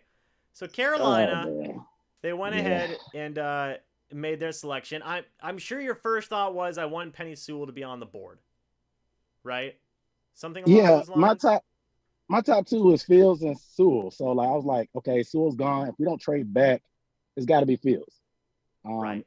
The narratives were out there that we were interested. Obviously, we got rid of Bridgewater yesterday, so and they hadn't really fully committed to Sam Darnold. So I'm like, okay, they're leaving the door open to possibly get Fields, but I'm not mad at the pick because of who he is, and we need the position, but it's like, it just hurts a little bit. You know, it was interesting too, because I remember I had watched some of the content that you had made, which, by the way, if you guys want to go subscribe to, again, another rival in the NFC South who makes phenomenal content, go subscribe to Aaron's channel.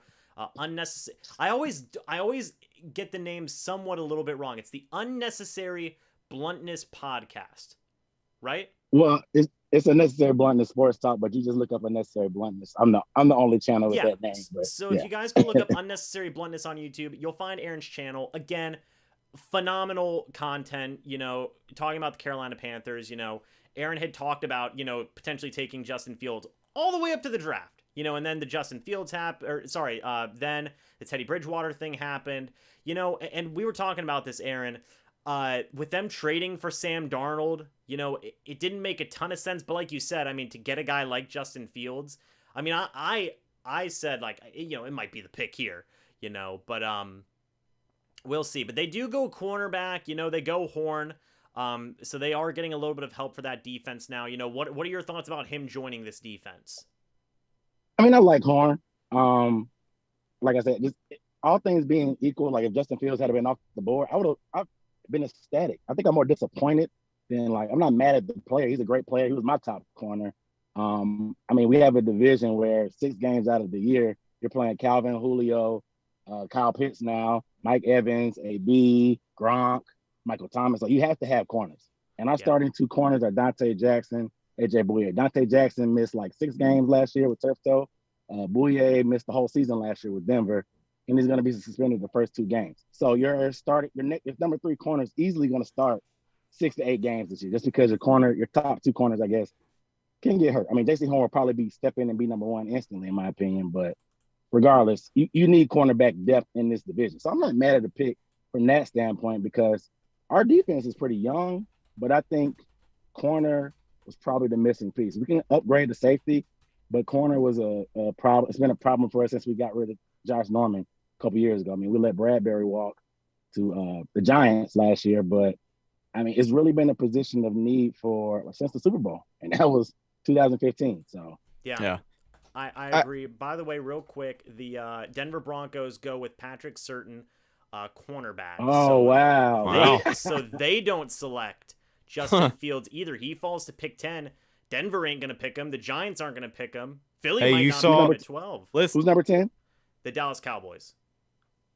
Oh, wow. Listen, at this rate, you saw Chris Sims' mock draft, man. Justin Fields, he's going to fall all the way to 32, and the Bucs are going to scoop him up, no problem. I'm kidding. You think the Pats will pass on him?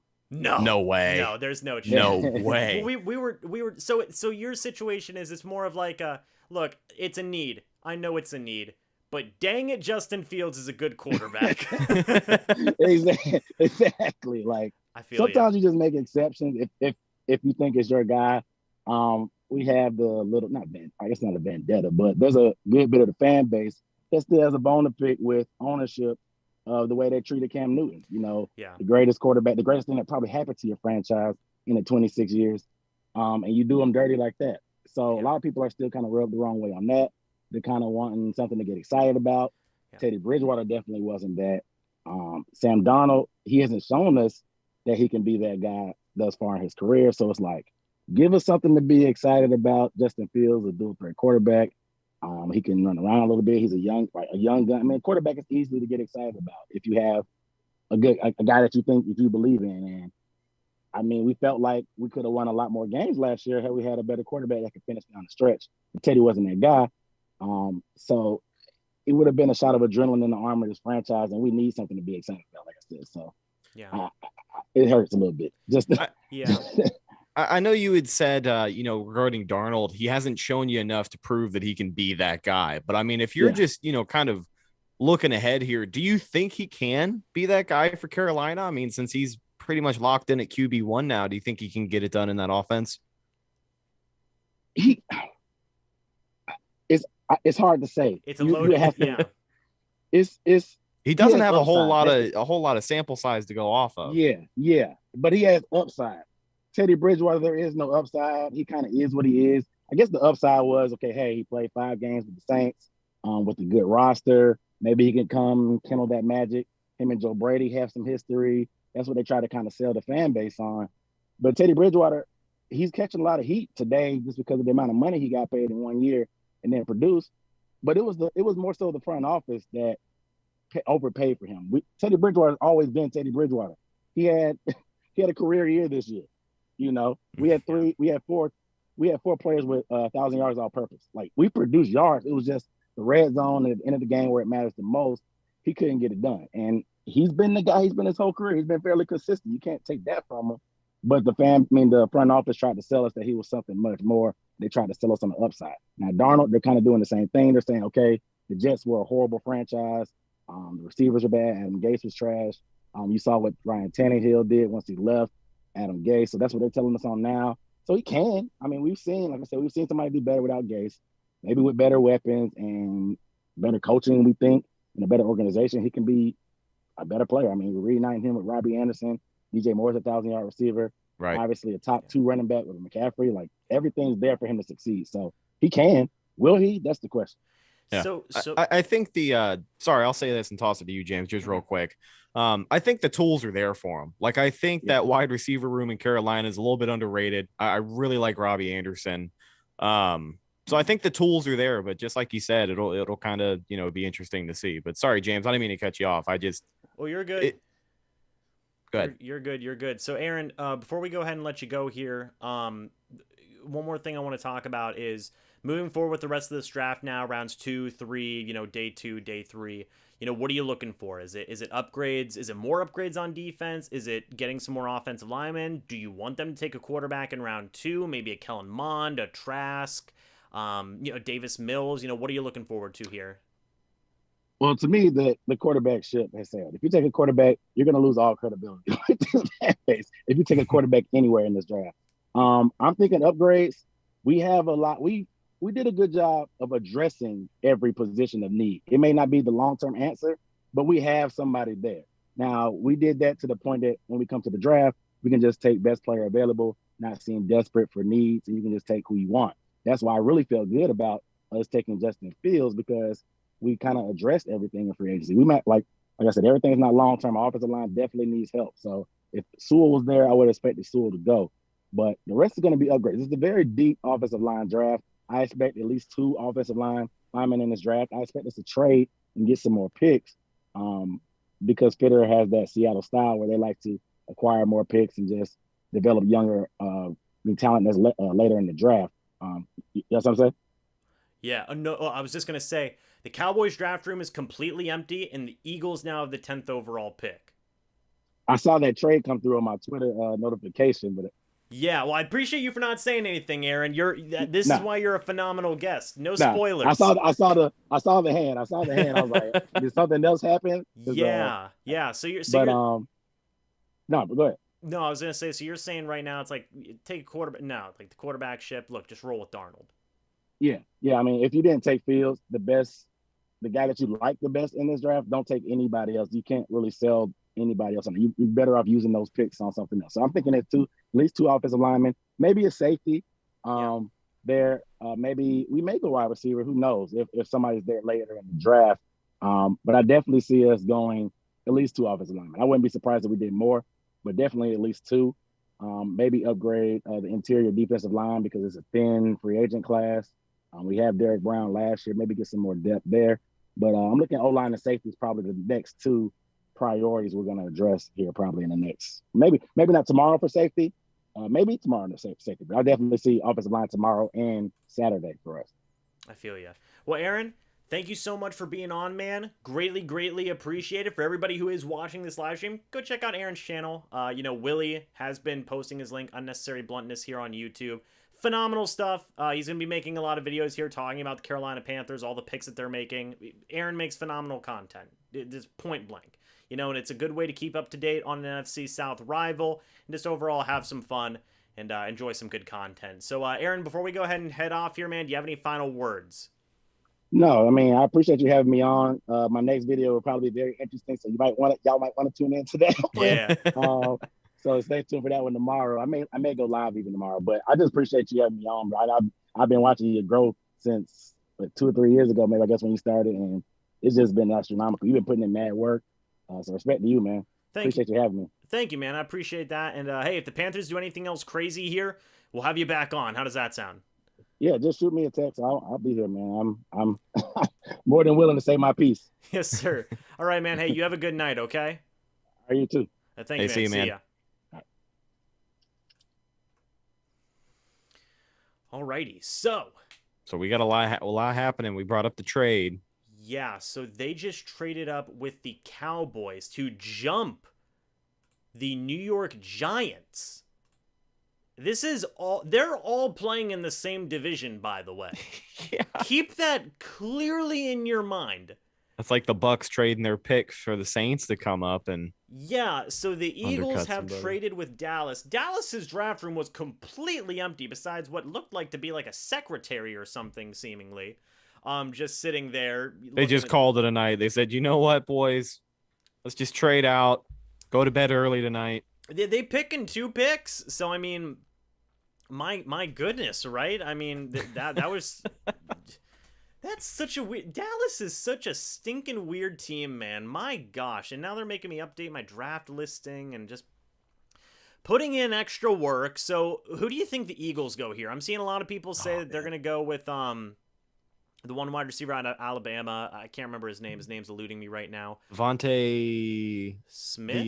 The small guy. Smith? Is it Smith?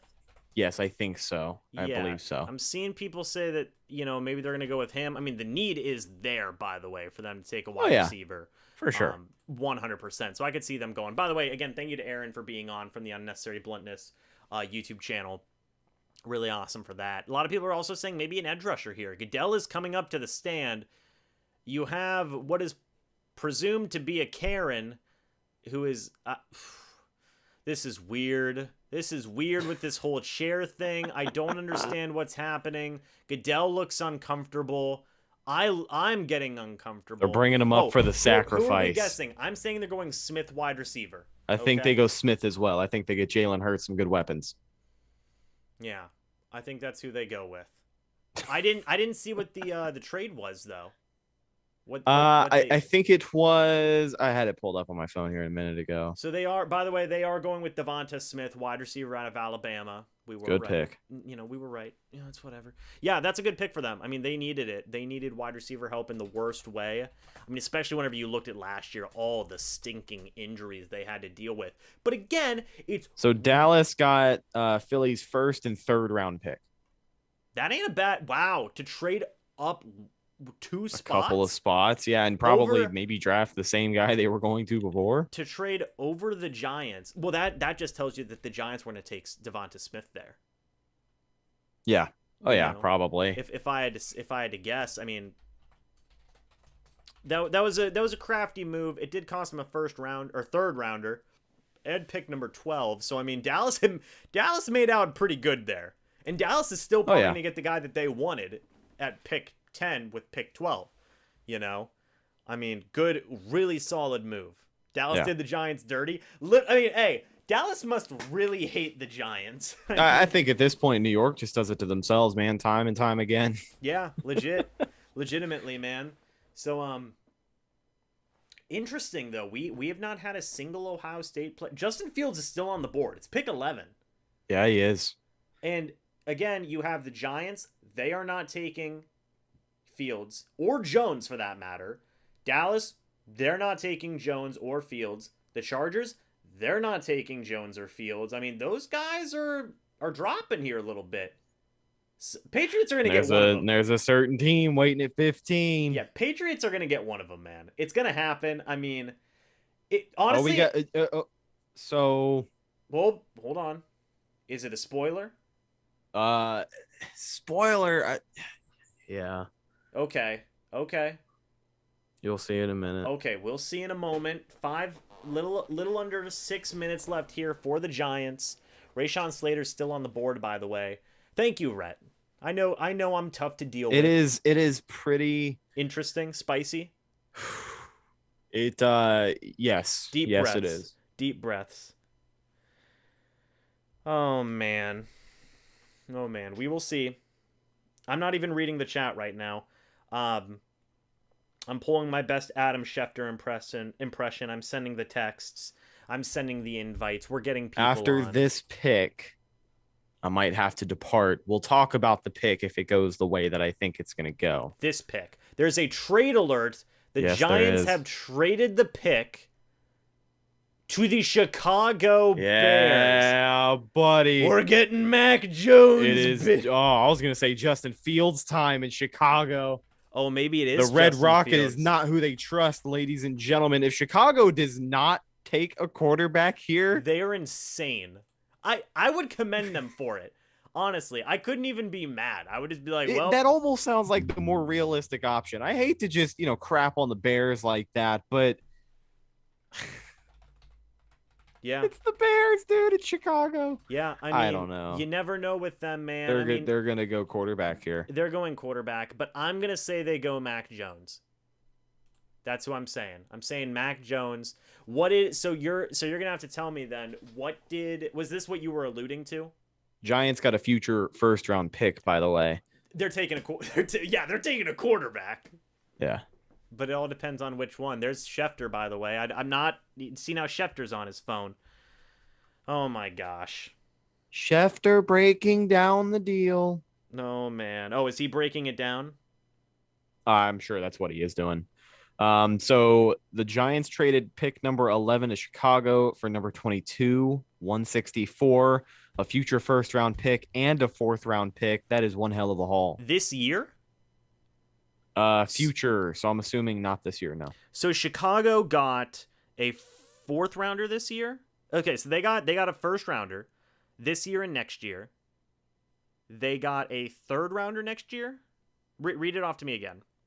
The Giants return from Chicago for the pick. Mm-hmm. Next year's first, 5 this year, 4 next year. So they got a 1 and a 5 this year and a 1 and a 4. They have well, I guess the one that they just got, trading back. Right. That's a pretty good deal. So they got 2. And then they have a 1 next year and a 4 next year. Okay. So they got pick 20-something, a 5th this year, first-round pick next year, and a fourth-round pick next year. That's a pretty good deal. And when Chicago goes 7-10, they'll probably get a pretty good pick for that 1. Yeah, that's a pretty good deal. What do you think they go here? Do you think they go Fields or do you think they go Jones? I'm kind of leaning towards Fields here. I know I've been, on the Jones train all night, but I think this pick makes a little bit more sense getting Justin Fields in there. I'm going to say Jones, man. I think they go with Jones, but we'll see. Somebody told me not to look at the screen. They showed Mac Jones and Justin Fields. I'm not going to... I didn't see... I don't think I saw what happened. I hope I didn't see what happened, but... We'll see what they go with. I gotta change it again. Freaking trade ups, man. Good lord. They're not making it easy on me here. They really aren't. So I imagine, yeah, you trade that much, you're going to quarterback, of course. But, that was overall solid move by, solid move by the Giants, Yeah. I mean, I guess it shows a little bit of initiative on Chicago, too. I know some Chicago fans, and a lot of them were personally hurt and offended by the Andy Dalton decision. Clearly, we see he is not there to be the QB1, despite... Well, I don't know. I don't know if Fields is a guy you try and get to start week 1, but I don't know. Yeah, and we'll see. I mean, it all depends on who they take. It all depends. It's got to be a quarterback they're trading up.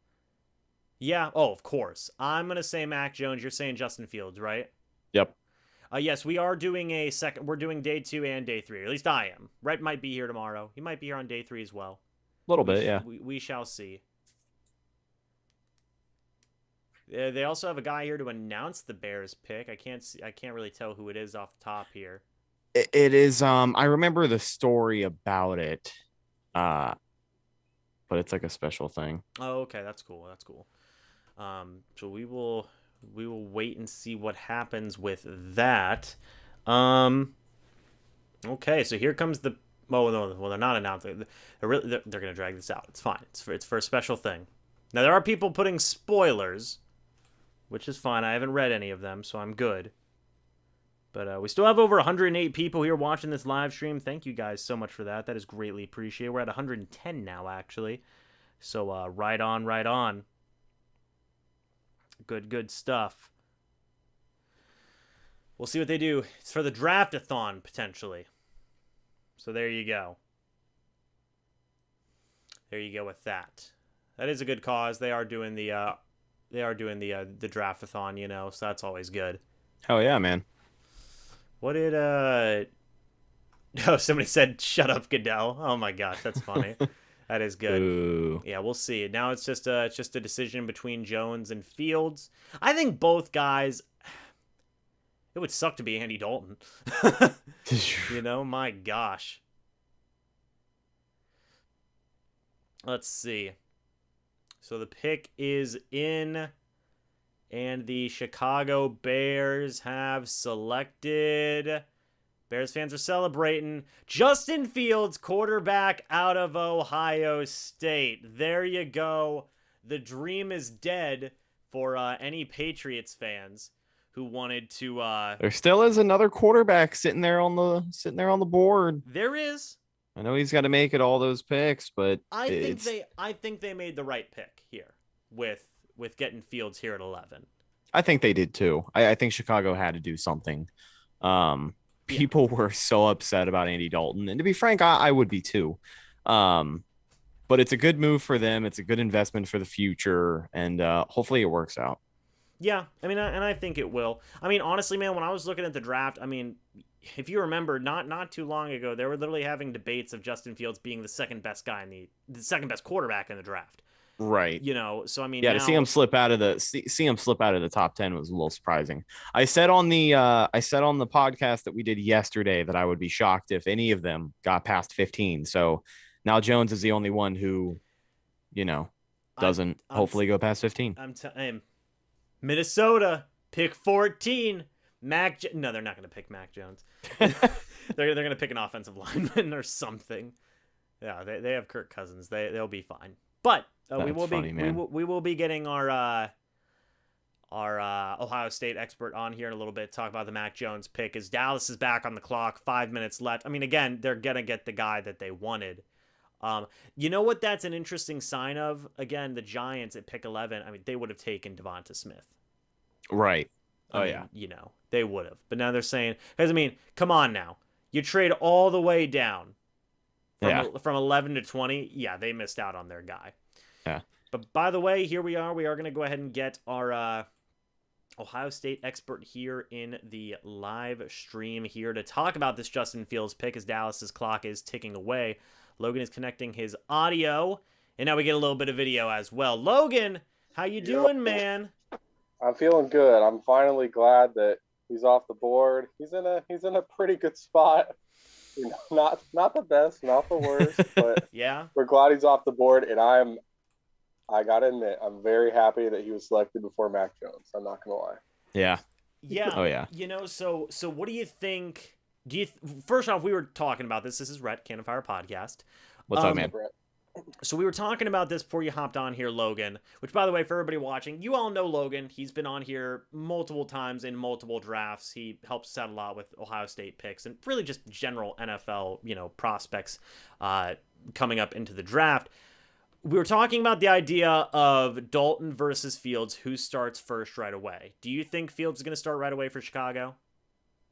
You know, it could be similar to, you know, maybe a less severe degree than like the San Francisco thing. They drafted Trey Lance, and I think for them, it seems like, you know, they have potential talks with New England today about, you know, getting Garoppolo out of there. But I think for there, it's, you know, pretty obvious Garoppolo is going to be the week 1 starter. And then as the season progresses, you know, if Trey Lance can mature, then, you know, he'll be the starter and they see him as the future. Whereas Justin Fields, he's a lot more NFL ready to start week 1. But I still do envision a scenario where the first, you know, few weeks, they're going to have, you know, him as the backup. They want to have him learn. But, you know, as soon as they see signs, if, you know, that's not working out for them and, you know, they need to turn to him, because obviously Dalton's not the answer for the future there. So I could see that switching pretty quickly. It'll be exciting to see. I see Jealous say, what was the point then of getting Dalton? You know, Dalton's an insurance policy. I mean, Chicago, like you said, Logan, I mean, the fact that, by the way, Dallas's pick is in. The fact that Fields made it this far was honestly kind of shocking. You know, Denver didn't go quarterback. That surprised a lot of people. There were a couple of spots there where you thought, whoa, no quarterback? Okay. You know, and like you said, you know, I've been talking about it, you know, Fields, you could honestly say he's probably almost comfortably maybe the third best guy in this draft at quarterback, you know, unless you want to argue Trey Lance, which I'm just saying I got that pick right. You know, it is what it is. It is what it is. But yeah, I think Fields is going to be a really good guy for them. Allen Robinson's probably happy. I would imagine all of the offensive personnel there are very happy about that pick and excited to see hopefully a more dynamic offense to pair with, you know, and I'm glad about that part for Fields. He's going to have a, you know, solid defense there in Chicago as well. So, you know, he's not, you know, hopefully going to be expected to go out and, you know, pass for 500 yards and need to make insane plays. He just needs to be a game managing quarterback and, you know, do his thing. And that should be enough for that team, I would think. Yeah, and I think with, like, his dynamic ability, like, obviously running around, like, this is the team that just made the playoffs, too. They had pick 20, you know? And we were actually just talking about it from the New York Giants perspective, you know, the Eagles trading with Dallas and the Eagles selecting, you know, Devonta Smith, Giants saying, screw it, we're trading all the way back to 20. We didn't get our wide receiver. Okay, it is what it is, you know? That kind of really did lead the way there for Chicago to make that trade up there and get the guy that they want. 20 picks, so they moved from 20 to 11?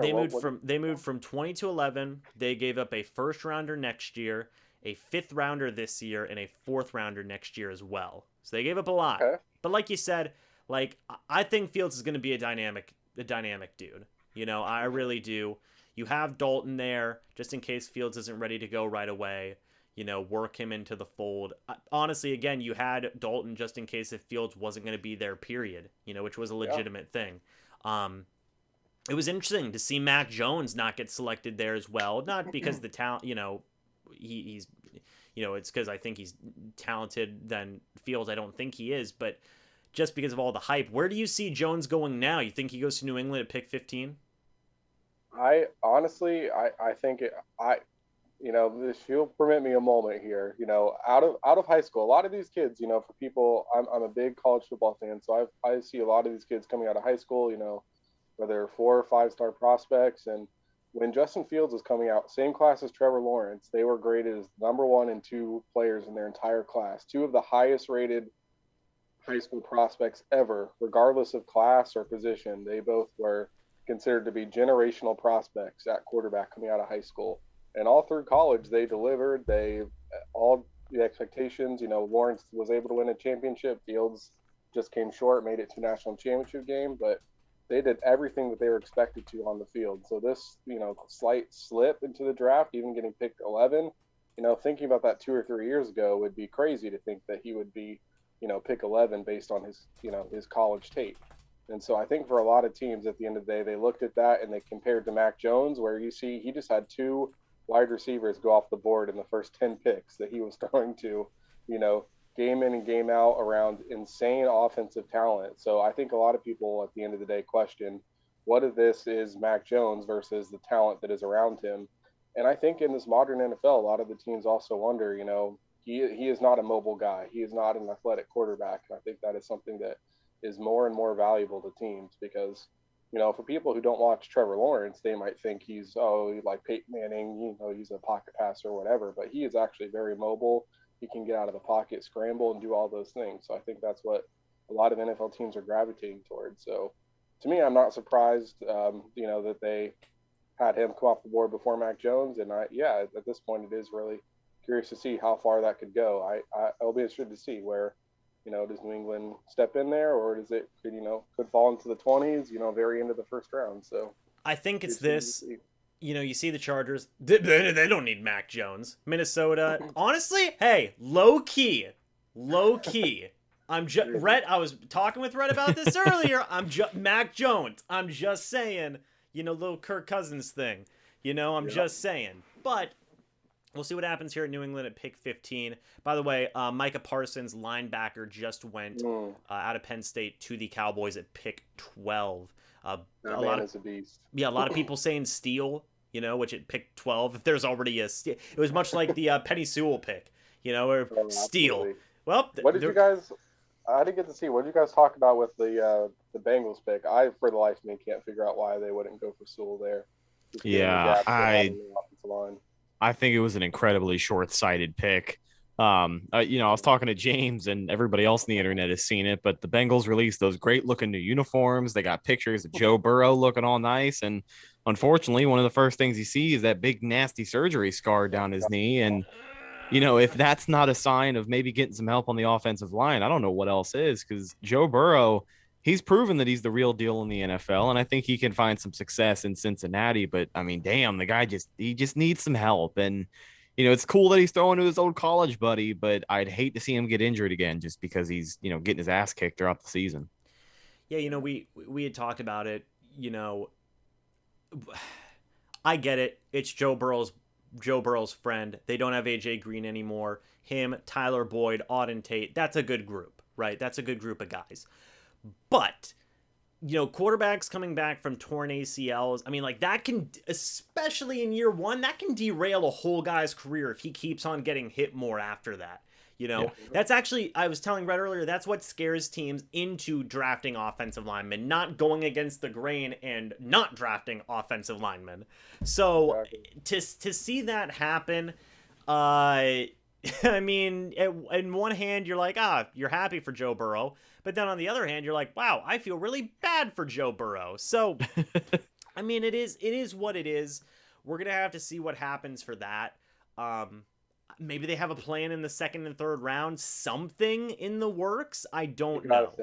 You have to think that they have guys that they see they're going to be available for us second, third, fourth round. And you got by the end of the draft, if they don't address those needs, then that's where the questions will really come in. I'll tell you this. I mean, Eric Fisher's still out there as a free agent. Mitchell Schwartz is still out there as free agent. 2 tackles from the Kansas City Chiefs.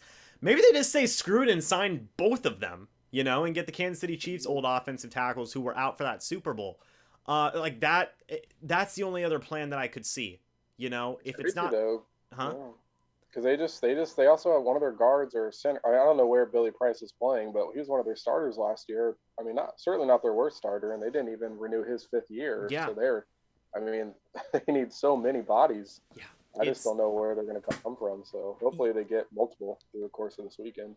Yeah. So I mean, it's going to be a very interesting thing to pay attention to. Honestly, probably one of the more interesting yet worrying things to pay attention to is to see hey, what are the Bengals going to do here with that offensive line? There's still plenty of draft left, by the way, too. We'll see with them. Yeah. But Rhett, you said you might have to get going here, right? Yeah, once we dropped out of here, I was gonna probably take off. Okay. Yeah, I mean you can head out now if you want. Logan, you're welcome to stay around for a little bit as well if you want to. Chargers pick is in, by the way. So Rhett, before we go ahead and send you off here, man, do you have any final words? Just check out the Can of Fire podcast. I know that the draft is happening right now, but we put out a good episode with James on there yesterday. You can listen to it here on YouTube with video or anywhere you download a podcast, and looking forward to the pick later tonight. Hopefully it's a pretty good one. Yeah. So Rhett, will you be back here a little bit later on? Potentially. I don't know about later tonight. I honestly think as the night has gone on, I'm probably going to fall asleep before pick 32. So yeah. I'll be excited and watch from the chat room on my phone, but I got you. No, I don't know if I'll jump back in tonight, but for sure day 2 and day 3, I'll try and get in here, maybe with Evan too. Alrighty, man. Sounds good to me. Well, Rhett, you have a great night, man. Go get some rest, man. You've earned it, man. You really have. Thanks, buddy. You've been a trooper here going with me for almost 2 hours. So I do what I can. James, it was good talking to you. Logan, it was good talking to you too, man. All right. See you, Rhett. You have a good night, man. Yep, you guys too. So again, for everybody who's watching, go ahead and subscribe to the Cannon Fire podcast. Willie is going to go ahead and post that link for you guys. Definitely go check it out. Chargers pick is in. We'll see what they do in a moment. I now have a new co-host for a little bit, so that is good. Logan, how are you doing? Man, doing all right.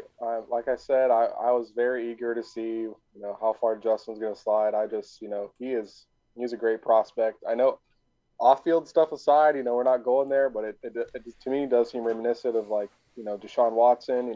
He was a great college quarterback, but for whatever reason, I think he fell to pick 10 or 11 too. I think in the 2017 draft. But yeah, Watson was picked 12.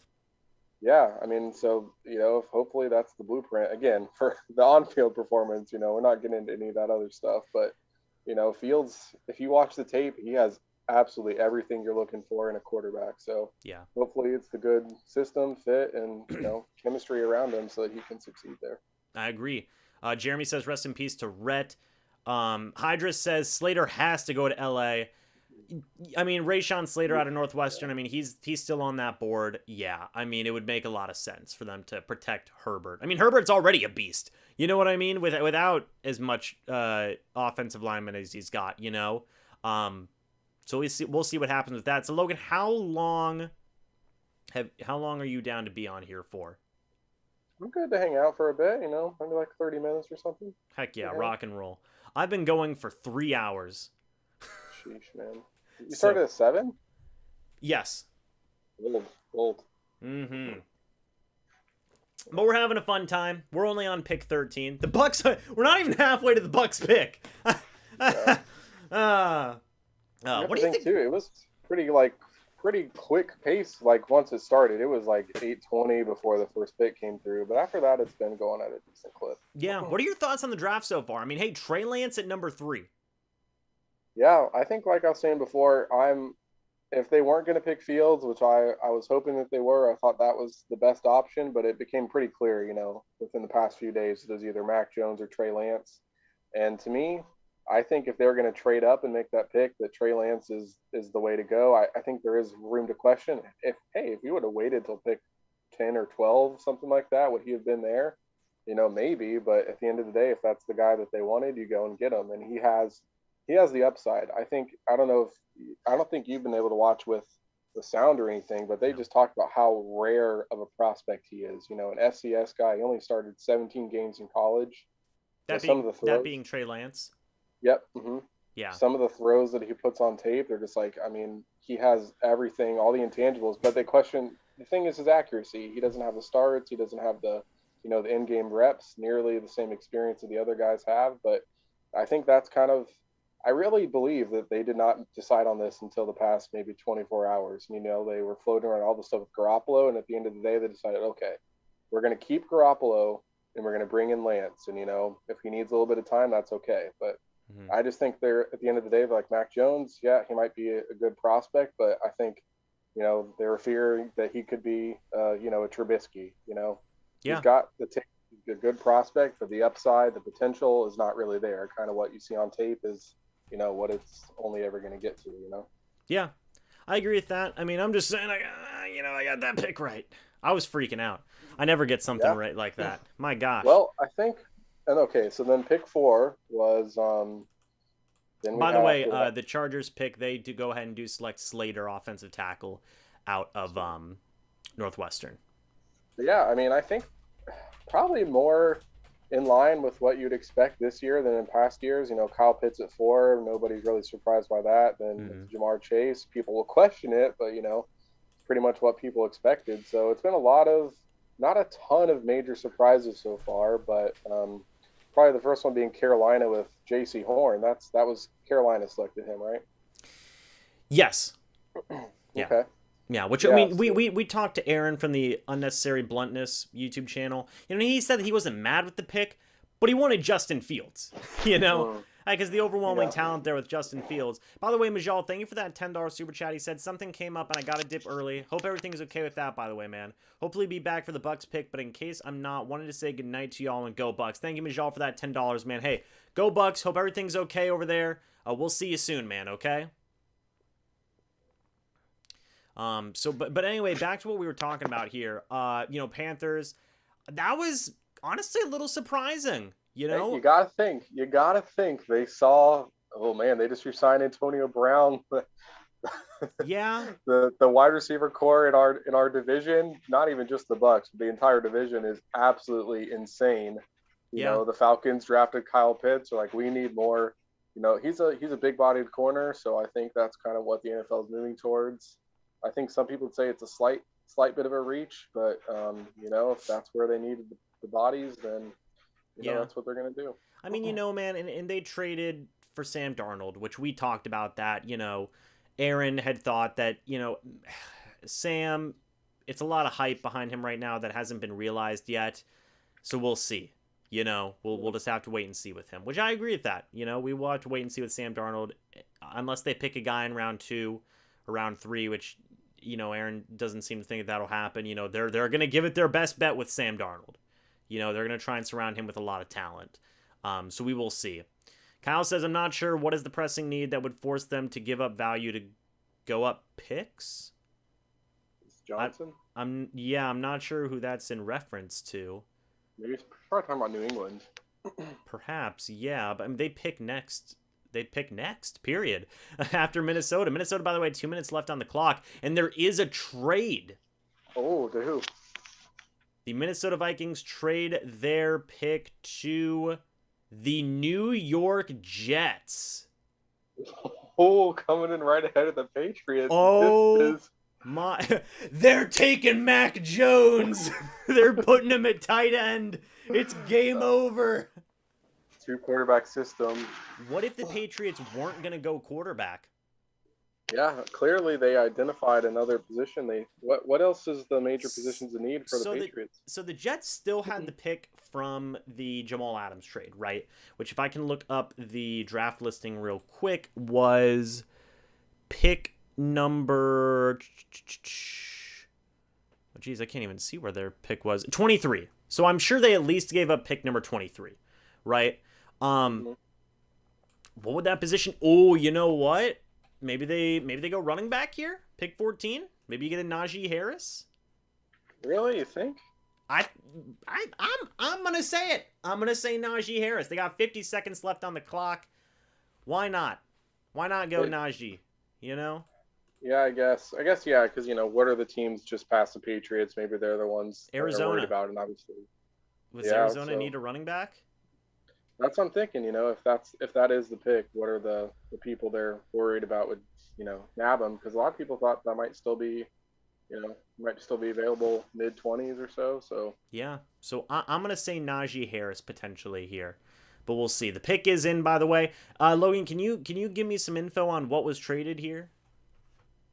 Get you the info on it? Yeah, if you want to go ahead and look that up real quick and see if we can figure that out together here. So it is now the Jets at pick 14, no longer the Vikings, so that's good for them. This is what, the third trade up that has happened now? Is that accurate? It's heating up.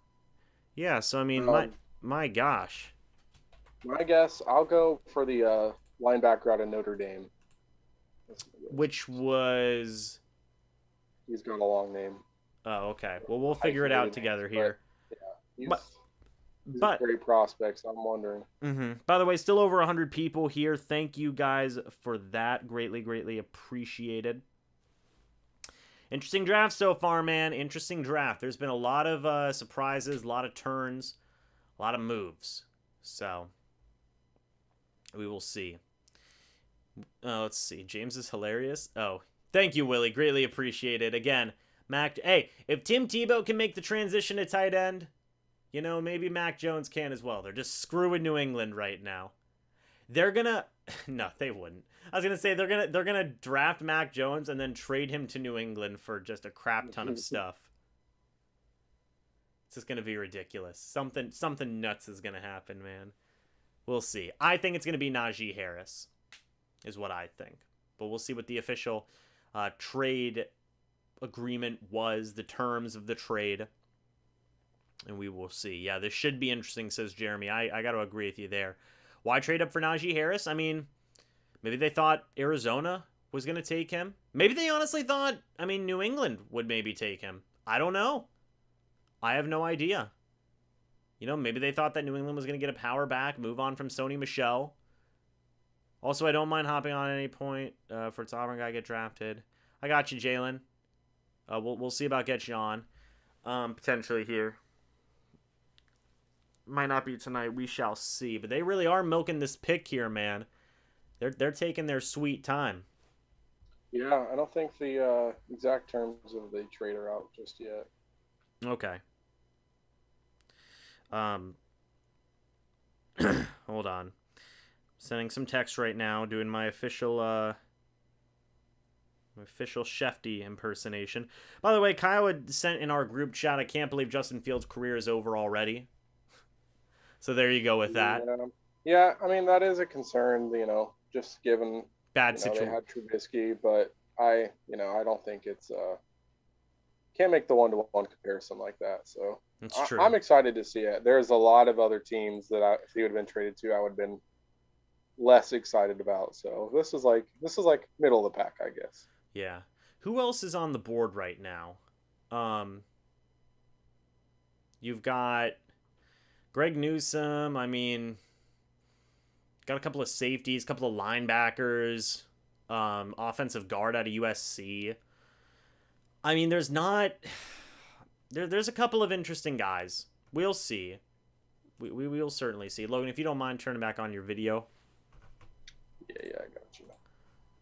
Thank you, sir. We'll go ahead and... Still more commercials. That's how they do.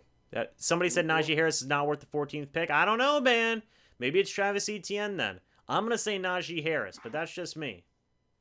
Yeah, I mean, he is... I think the dude's... absolutely a dynamic guy, so... Yeah, I mean, I think that dude's the spitting image of Derrick Henry. I mean, and you look at the success Tennessee's had with him. I mean, like I've said before, with the Trey Lance pick, it's a copycat league. People want their own Derrick Henrys. Well, there's Najee Harris. Go get him. True. Somebody said Paye. Does that sound right? He's edge rusher. out of Michigan. Okay, yeah. Somebody said that might make sense. Possibly. We'll see. Could be, yeah. Yeah, I think I agree with that, especially, you're bringing in a rookie quarterback, having somebody like that who, absolutely dominate run game. That way you're not having to rely too much passing. I mean, that makes a lot of sense. Yeah, so we'll see here. The pick is in. Goodell is making the pick now, or announcing the pick, rather. The Jets have selected pick number 14. Oh, Jets fans don't look... Okay, they look semi-happy. They look confused. And they're not showing the pick. Only the Jets could screw this up.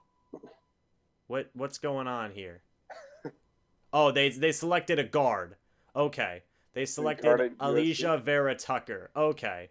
And Mac Jones, the one time they don't show the pick, Mac Jones is on the phone. Pick 15.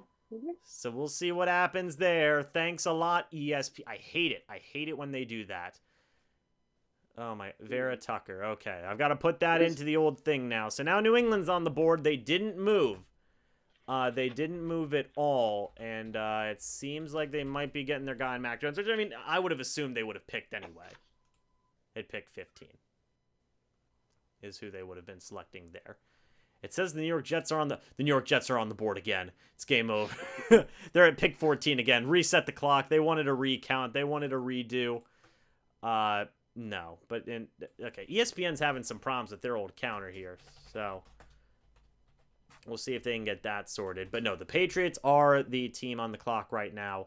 We'll see what's going on here with New England and probably them selecting Mac Jones.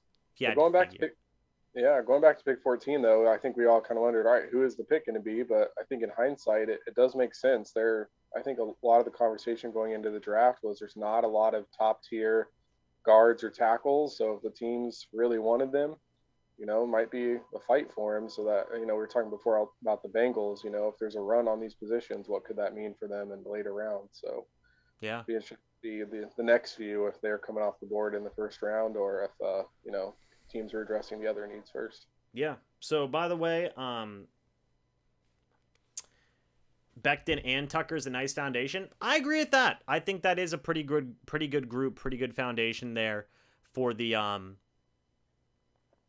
overall, offensive line there for what they've got going on there in New York. We are going to go ahead and get our Patriots fan in here in a moment when he does finally end up joining. The invitation has been sent, so He'll be coming in here in a moment. You've actually seen him in the chat here. It's Kyle. He'll be here in a moment. Did you notice Burrow and Chase went from Bayou Bengals to just Bengals? Well, there you go. It's actually pretty reasonable. Patriots pick is in. They wasted no time, by the way. They just said, we're going. We're good. We got this. So you gotta think, James. You gotta think. Mac Jones. That's what I'm thinking. Goodell's going. I mean, look at this. Goodell's just going right now, and then after that, you have Arizona, then you have Las Vegas. I mean, after that, it's going to be really interesting to see what they do. And we are getting our Patriots guy in here right now. He's connecting his audio. Here he comes. Kyle, how are you? Hi.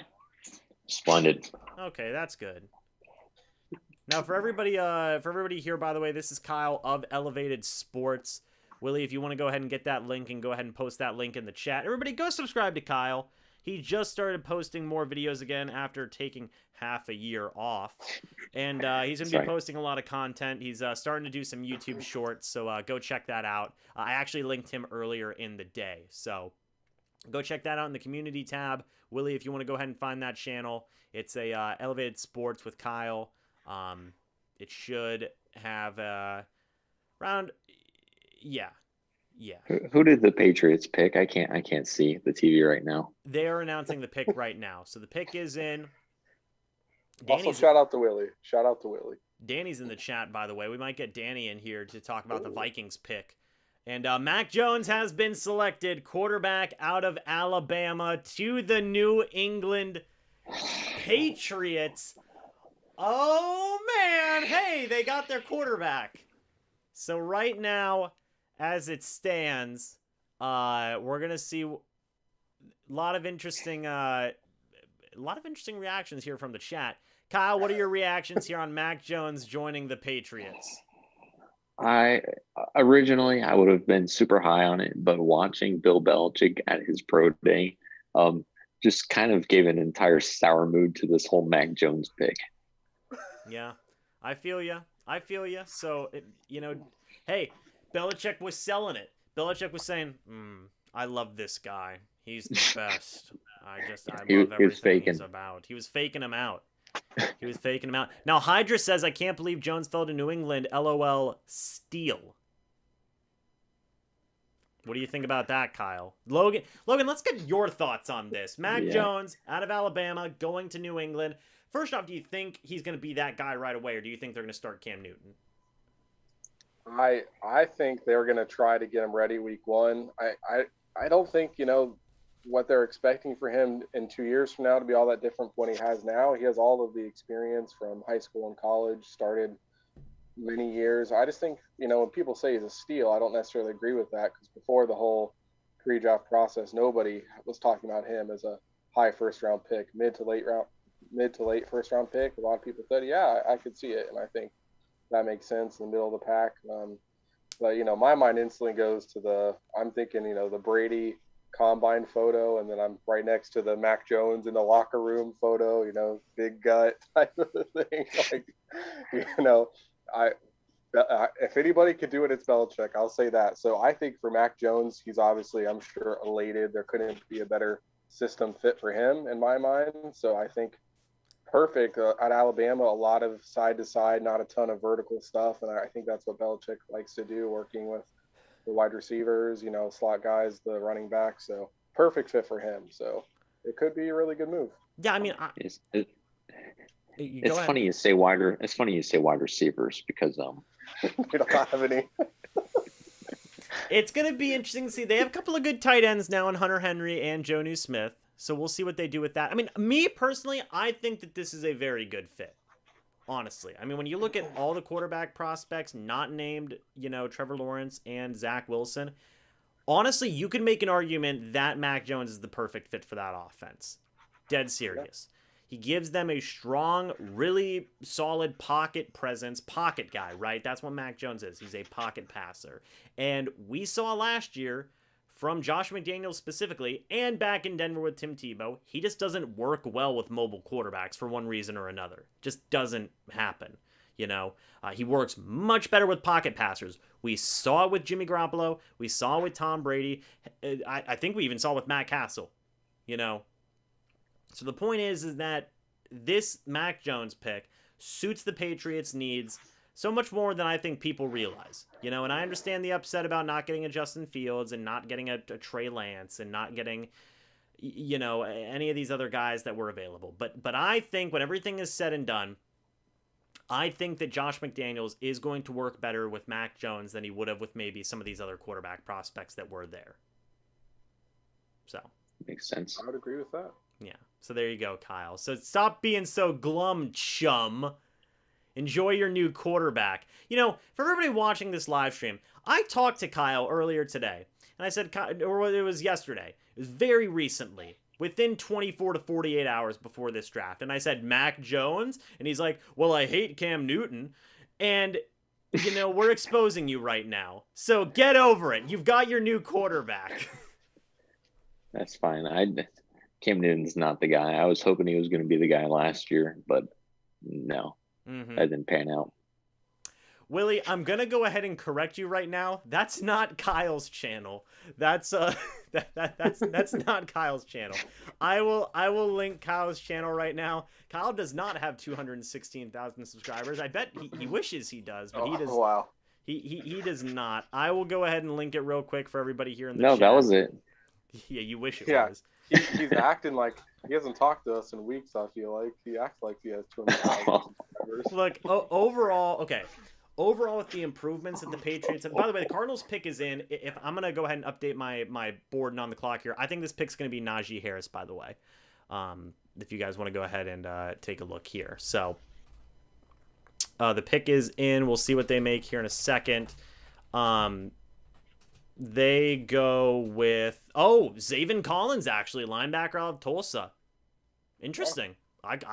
I thought they might have gone running back there, but I guess there is that need. Hassan Reddick did leave in free agency, so that's linebacker 2 years in a row.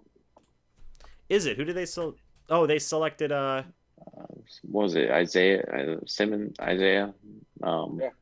Yeah. Well, was that his name? Isaiah Simmons? Yeah. Wow. Yeah, you got it. Good work. Good work. I'm proud of you. But anyway, yeah, back to New England real quick, by the way. I think with the moves that they made, with honestly, I could see Mac Jones starting right away over a guy like Cam Newton, because this Cam looked that bad last year. Like, he really didn't look great.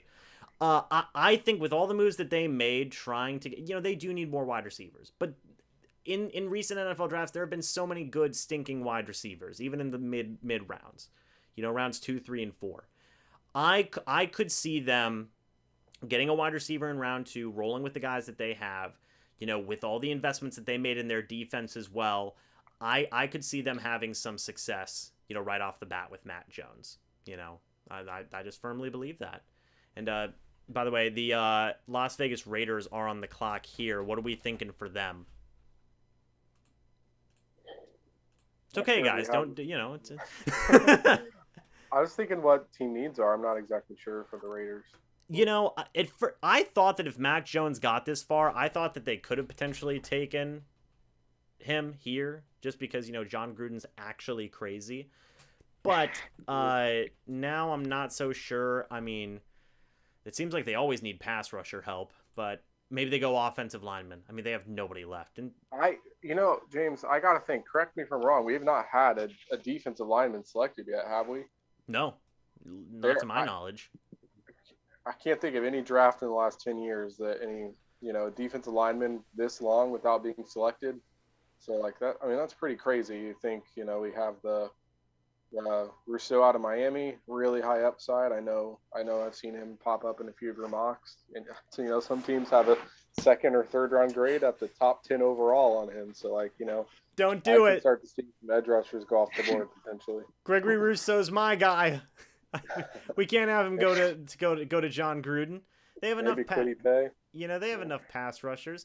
By the way, Willie is going ahead and posting Kyle's link there. Not just for Patriots insights as well, but like what Kyle's talking about on Elevated Sports. That's a lot of stuff. He's talking about baseball. He's talking about he's even talking about competitive arm wrestling. Man, he's talking about a lot of different stuff, doing a lot of different YouTube shorts. So go check that channel out. Seriously, let's get Kyle to over 100 subscribers. Let's work on that. Jalen says receiver. Maybe take a wide receiver here for the Las Vegas Raiders. Maybe. Maybe. Could be a possibility. We'll have to see for that. Kyle, do you want to stay on, or do you want to head out? Well, I have about 2% battery, 6% battery left, so I'll stay on until it dies. Okay, so then when you tick out, we just know it's game over, man. Oh my gosh. So Kyle, what are your thoughts on the draft so far? Trey Lance, number 3 overall, to the San Francisco 49ers. I mean, I guess this kills the Garoppolo to New England talk. I think it does. And while I think that was a good fit because they were familiar with Garoppolo and Garoppolo was familiar with them, I guess they see what the 49ers are seeing, and that Garoppolo's just not that guy. Mm-hmm. I feel you. It's going to be interesting then. So, like, if you had to pick a spot then for Garoppolo, and I'll ask you both this, where do you think he would go right now as it stands? Because you look around the league, you look around a lot of teams that have, I want to say openings, but it's not even just openings, just spots, where Garoppolo could even compete. I mean, there's not a lot of options. There really isn't. I mean, the Bears just took Justin Fields. They're off that list now. Maybe the Washington football team, that could be a move. I got to think in the last 24 hours, it doesn't seem like those talks, between the Patriots and 49ers, that kind of by the end of it, both sides decided, hey, we have this game plan now. The Patriots, I'm not sure that they knew Mac Jones is going to be available to them. But especially for the 49ers, I think that's kind of when they decided, hey, Trey Lance is our guy, and we want to have Garoppolo around here at least for 1 year. So that way, if he's not ready week 1, we're not, pushing him early. I think that's what they're going to do. Like you said, there's not a lot of teams that are going to offer the capital that they would want for him. So in my mind, he's going to stick around and probably be the starter for the first few weeks. And then, if Lance is coming along as they hope, hopefully he is ready by week 1. But if not, they have a guy who's at least going to be serviceable for them. So, with the talent they still have on that roster, if they stay healthy, they're expecting to make the playoffs this year. So I think they want to have him around just for that stability. That's what I would think. Kyle, what are your thoughts? No, that's a good thought. I was actually thinking, I'm thinking teams that need a quarterback and Saints. Well, yes, the Saints do very much need a quarterback. As we all know, Jameis Winston is not that guy. He never was, and he never will be. And the trend continues. Every time I have you on this channel, it's fine. That's right. But legitimately, the Saints could trade for Garoppolo, and I think the Saints could. Yeah. Another team that came to mind was the Texans.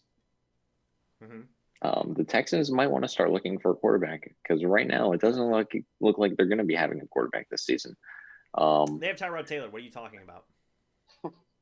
Yeah, okay. How long till he gets his lung punctured by a team doctor again? Kyle, I did not bring you on here for snark, okay? By the way, the Raiders pick pick content you could expect to find at Elevated Sports. Pause because the Raiders pick is in. We are going to see who they pick here. John Gruden's just going to go Najee Harris. Just surprise everybody. What is the madman going to cook up this Alex year? Leatherwood, offensive tackle. That's a little early. Yeah, I can't think of any mocks had him going in the first round. Yeah, so they get Leatherwood here. I mean, it makes sense considering John Gruden in about 1 month dismantled his entire offensive line. But what do you guys think about that? Get a little bit of extra protection there for Carr. He's out of Bama, correct? Yes. Yeah. Alabama's getting a lot of players picked up, by the way. They're probably 6 in the first round, if I had to guess. But yeah, the Raiders every year consistently, they identify a guy. They don't care where mocks had him, where they think other teams are. They're like, we have our guy, and we'll get him whatever pick we're at. So it seems like that's the same thing they're doing here. And Alex Leatherwood is, the blueprint of what you want in an offensive lineman. He has all the traits. I'm not sure exactly why. I just think, I think he played more guard in college, so maybe they have him at tackle, projecting. But I mean, he's a solid player. I think, a lot of teams are maybe hoping to see him available in round 2, but clearly they have a need there, so they're going to get their guy. Yeah, Kyle, what are your thoughts on that? Heck, I did no draft preparation this year. Although, just, piggybacking off what Logan said, that was the same situation we saw 2 years ago when they took Clell and Farrell.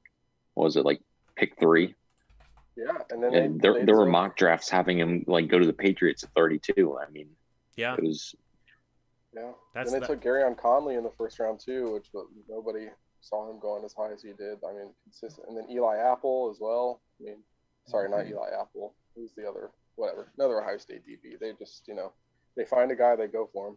Yeah, I mean that's legit, man. So I mean, we'll see what happens, with the Raiders. I mean, they continue their trend. I mean, this isn't like an insanely confusing move to Kyle me, Pitts, right? Yeah. Like this isn't like, oh my, it's not the Clellan Farrell pick. I mean, that was just like everybody was like, huh, what? But like with this, it's like, okay, yeah, they needed an offensive lineman, and it's like it's close enough, I think, to where it's working. By the way, Miami's up and their pick is in. And then Washington is on the board. It's going to be interesting to see where Miami goes. With their first pick, they did obviously go with a wide receiver. So it's going to be very interesting to see where they go now with their next pick. Could we see maybe another offensive lineman or maybe an edge rusher off the board here? Travis Etienne? Maybe. Maybe they do go running back here. Maybe they go Najee Harris. I don't know. I'm eventually going to get it right. If you predict it every time, James, one of these times I'll get it right. I'm gonna say, they took Jalen Waddle, wide receiver out of Alabama, with pick 6. I'm not too familiar with who's left right now. I actually pulled up Mel Kiper's draft rankings. You're right on about offensive lineman or defensive line. I think the line is probably what you're gonna see. Yeah. Yeah. So I mean, this is gonna be an interesting thing to keep an eye on here. I think they are going to try and get more protection there for Tua and try and, figure that situation out and just kind of build up that offense. Because like I said earlier, their defense was humming. I mean, their defense was playing really good football last year, 10-6. They basically should have been a playoff team, but now they just need a little bit more firepower on offense, and I think they'll be good. Then you got the Miami Dolphins fan chilling in the chair, nothing wrong. As Roger Goodell comes up. What do you guys think about this chair scene, by the way? I think it's weird vibes. Weird vibes, plus also, like, the whole stuff with COVID, like, they're all sitting in the same chair. It just seems like a weird thing to do this year, They go with Jalen Phillips, defensive end out of Miami, where I guess he's an edge rusher. He's not technically a defensive lineman. And that means for the first time tonight, guys. Oh, wait, no, never mind. He wasn't on my big board. It still survives. I don't have to change it. At the start of the live stream, somebody said, why don't you put Jalen Phillips on your big board? And I was like, he's not going to be there. And he wasn't. So there you go. I would say a bit of a shocker, but I mean, I guess that is a bit of a shocker. He was out of UCLA, is that right? Believe so. Yeah, I believe so. You were saying two Miami Dolphins, not out of Miami University. I was checking. Yeah. No. He's out of Miami. Yeah. Really? Yeah. Oh, Jalen Phillips is out of Miami. And he played at UCLA from 2017 to 2018. Okay, that's why he was like the number 1 overall high school recruit that year. Huge deal, but then he transferred out. So we're going to see what happens there. But the Washington football team is on the clock with pick number 19. Guys, what do you think pick number 19 here? What are we thinking for the Washington football team? I mean, have you talked about that in the live stream at all tonight, James? We talked about it at the top of the live stream. Actually, it'd be good to get your guys' thoughts on it. So first off, what the hell is going on with Green Bay? It seems like it's just burning down. You know the meme where it's the dog sitting in the chair and he's like, this is fine, and everything around it is burning? That's like the GM of the Packers right now. So Kyle, we'll start with you. What are your thoughts on the Aaron Rodgers situation? I was convinced that he was going to get traded tonight. Now I'm not so sure. But what are your thoughts on that whole situation? Do you think Rodgers gets dealt at the end of the day? And if so, where and for what? So it kind of goes back to what I was saying earlier. Like, if there's going to be a team that's going to trade for Aaron Rodgers, they're going to be a win right now team. So the Texans, that's not them. I don't think that's the Broncos. Maybe the Saints. And that's if he's dealt. I don't know. I feel like we've had this situation with him before, though, where he talks about his displeasure with the team, but he sticks around. Yeah, in a way. I'll comment that on in a minute, but Logan, I want your thoughts first. Yeah, I think at a high level, the Saints make a ton of sense, but they've always, as an organization, seemed to be, let's get our draft picks, bring our guys in. They seem to usually be internal guys. So bringing in a big blockbuster trade like that, it is a little tough to see. I just over the years, it seems like there's always something with Green Bay. A few years ago, dynamic offense, but at defensive back, they had nothing. Teams could just throw on them all day.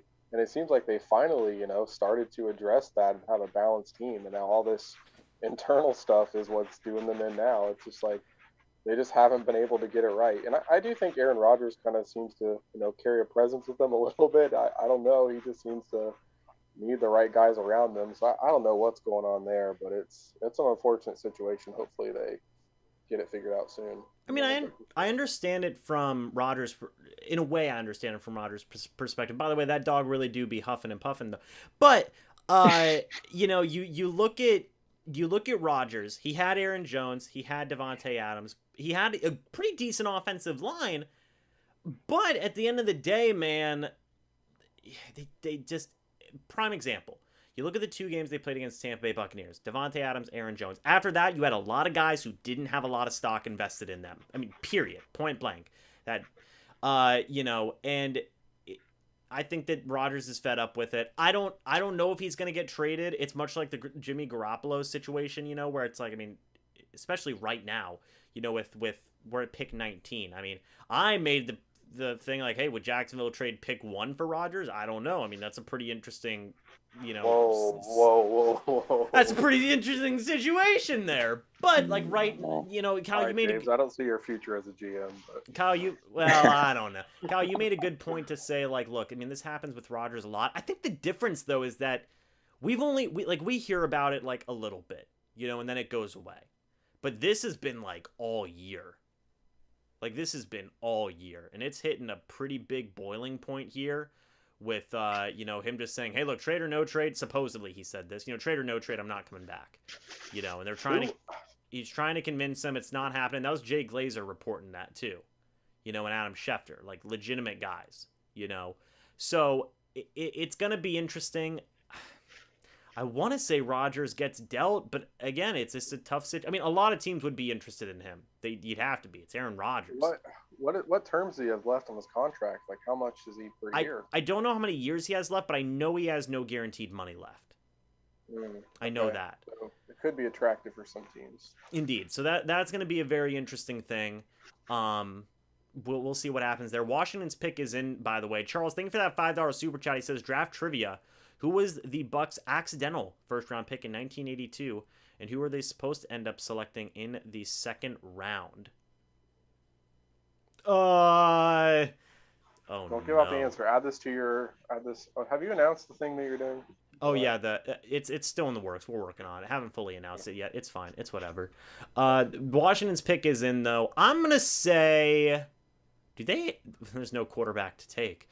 I was gonna say that. Do they have their quarterback? They have who do they have? They have Kyle Allen and Heineke. They have Heineke. Is that it?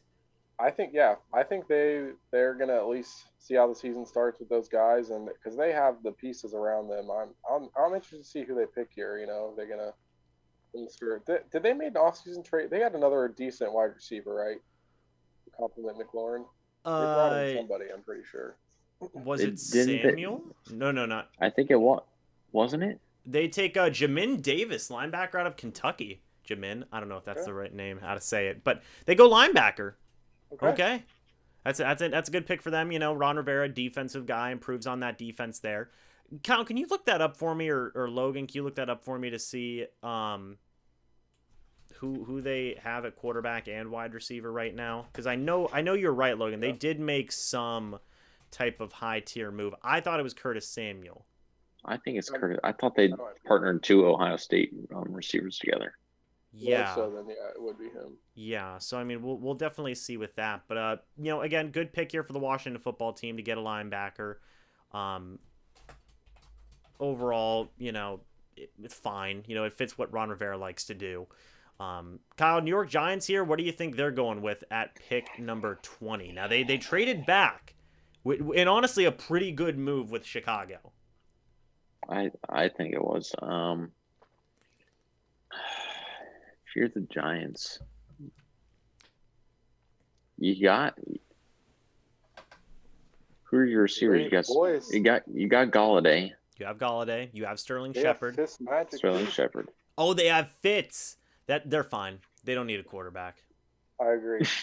But honestly, looking at their depth chart, adding a linebacker, that's where they need the depth. I mean, if that guy can be a plug-and-play day one starter, that defense is nasty. Didn't they have Reuben Foster at middle linebacker? I don't think he's there now. Okay. Yeah, so they have, the Giants here. We were just talking about the Giants pick, Logan. They have Kenny Galladay. They have Sterling Shepard. I believe they have another wide receiver as well, Darius Slayton. They have Evan Ingram. They have Daniel Jones. Could we see an offensive lineman go here? That's what I was thinking, if anything, on the offense. Yeah, I mean, they also picked up Saquon Barkley's fifth-year option. I mean, it seems like it would make a lot of sense to me for them to go out there and get, an offensive lineman to help protect Jones, who quite frankly needs a good bit of help here. Jones is an interesting prospect, and an interesting quarterback, so we'll see what they do here. Kyle, what's your phone percentage at by chance? 2. I'm at 2%. Well, you're rocking and rolling. By the way, right. the Charles with another $5 super chat, $5.05 super chat, by the way, and he said the guard was Sean Farrell. Supposed to be Booker Reese, who ended up selecting in round 2. Reese ended up a bust, and Farrell was a good pick. Okay. Sounds like the Bucs. Yeah, they do what they do. It's fine. Stumbling into something. Yeah. We'll take it. It is what it is. I was gonna guess Roberto Aguayo. In 1982, I'm done. New York needs a pass. New York needs a pass Senior. Rusher.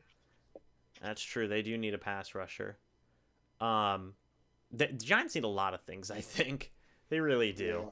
I mean, my gosh. I mean, thankfully, they are fortunate to have a lot of good edge rushers right now. This has been a very solid edge rusher draft, So, I mean, we'll definitely see. The Giants' offense ranked 31st in yards per attempt, 31st in points per game, and tied for last in receiving touchdowns. So, I mean, actually, we had talked about it earlier, Kyle, and Logan, I think we mentioned this with you a little bit as well, was the NFC East is a weird division because you have the Cowboys who trade back with the Eagles, which are already division rivals, to hop over the Giants, who are also division rivals.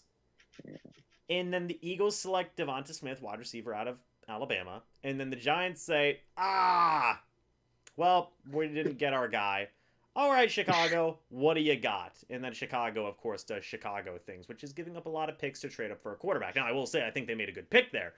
But the NFC East is weird, man. My gosh. Kwity Paye, edge rusher out of Michigan, is still on the board, by the way. 2.5 minutes left here on the clock for them. I'm seeing a lot of people say my guess goes Giants go defense, but I don't know who. They could go with a lot of different people here, man. I mean, they really could. It's going to be interesting to see. Let me actually see if I can pull up a kind of like a type of mock draft here and see if we can get a guess at who is maybe available. It is a very unique draft this year because I feel like a lot of years around this time there are still those decent guys these are surefire, really great, solid picks. They're not the freak athletes, but they're definite first rounders. This year there's a lot of these are surefire second rounders, but there's 50 of them. Right. So anything from 20 to all the second round, it's who knows where some of these people are going to go. What's so interesting about this draft was the top was disgusting. Right, the top of this draft, first 15 guys, it's gross, right? And then after that, it's you have a lot of guys who are so stinking close to each other in terms of talent, where you could go with anybody and they'd be I understand that pick, right there. And you could say that for 4 guys, you know, which is really going to make it an interesting situation. The Giants pick is in, by the way, so we're going to be waiting for the commissioner to go ahead and announce the pick there. While you guys are waiting for this pick, by the way, Willie has been putting it in the chat. Go subscribe to Elevated Sports. That's Kyle's channel right down here. Logan doesn't have a channel. He's making one soon. And yeah, definitely go subscribe to Kyle. He's making a lot of new content right now, talking about, honestly, he talks about the Tampa Bay Rays. So if you guys are huge baseball fans, go check it out for that. I know a lot of you guys are from the Tampa Bay area, so that'd be a fun thing to keep an eye on. He's talking about NFL stuff, any sports under the sun. Kyle's looking to cover there, so definitely go check that out. Let's try and get him over 100 subscribers, as the Giants fans are being Giants fans, and they still aren't announcing this pick, but it should be interesting to see what they do here. Honestly, I mean, I could see a situation where the Giants are sitting there going, hey, look, we traded back. We're still going to get one of the guys that we wanted anyway, you know? Yeah, I absolutely can see that. I think that's one of the reasons you trade back in the draft. And the chair thing is just weird again. It's like he's showing that one fan. Okay, he's showing the fan who the pick is in the chair, and that fan goes, indeed, that is the pick. I'm going to continue to relax in this chair now. And then that's just it. Like, what is that? Like, he's going to have to throw away that chair. But by the way, the Giants go ahead and pick Kadarius Toney, wide receiver out of Florida. Don't sleep on Kadarius Toney. This man is insane. But where was he getting mock drafted at? Probably second round. Now, clearly they wanted a wide receiver. That's true. This guy is going to be a matchup nightmare. The only thing is, question his size, but he's not like the burn, just kind of run down the field type of a guy like, John Ross. Like that type of wide receiver, a lot of people question its role in the NFL, but he is a slot receiver, side-to-side guy. 5'11", 199. He is quick. So I mean, that's going to match up real well with Kenny Golladay. Yeah, that's a good point. I think they're trying to spread it around a little bit more. They don't want Saquon to keep getting hurt. They need more people, so that way they're not just keen on him all the time. And by the way, with Saquon together.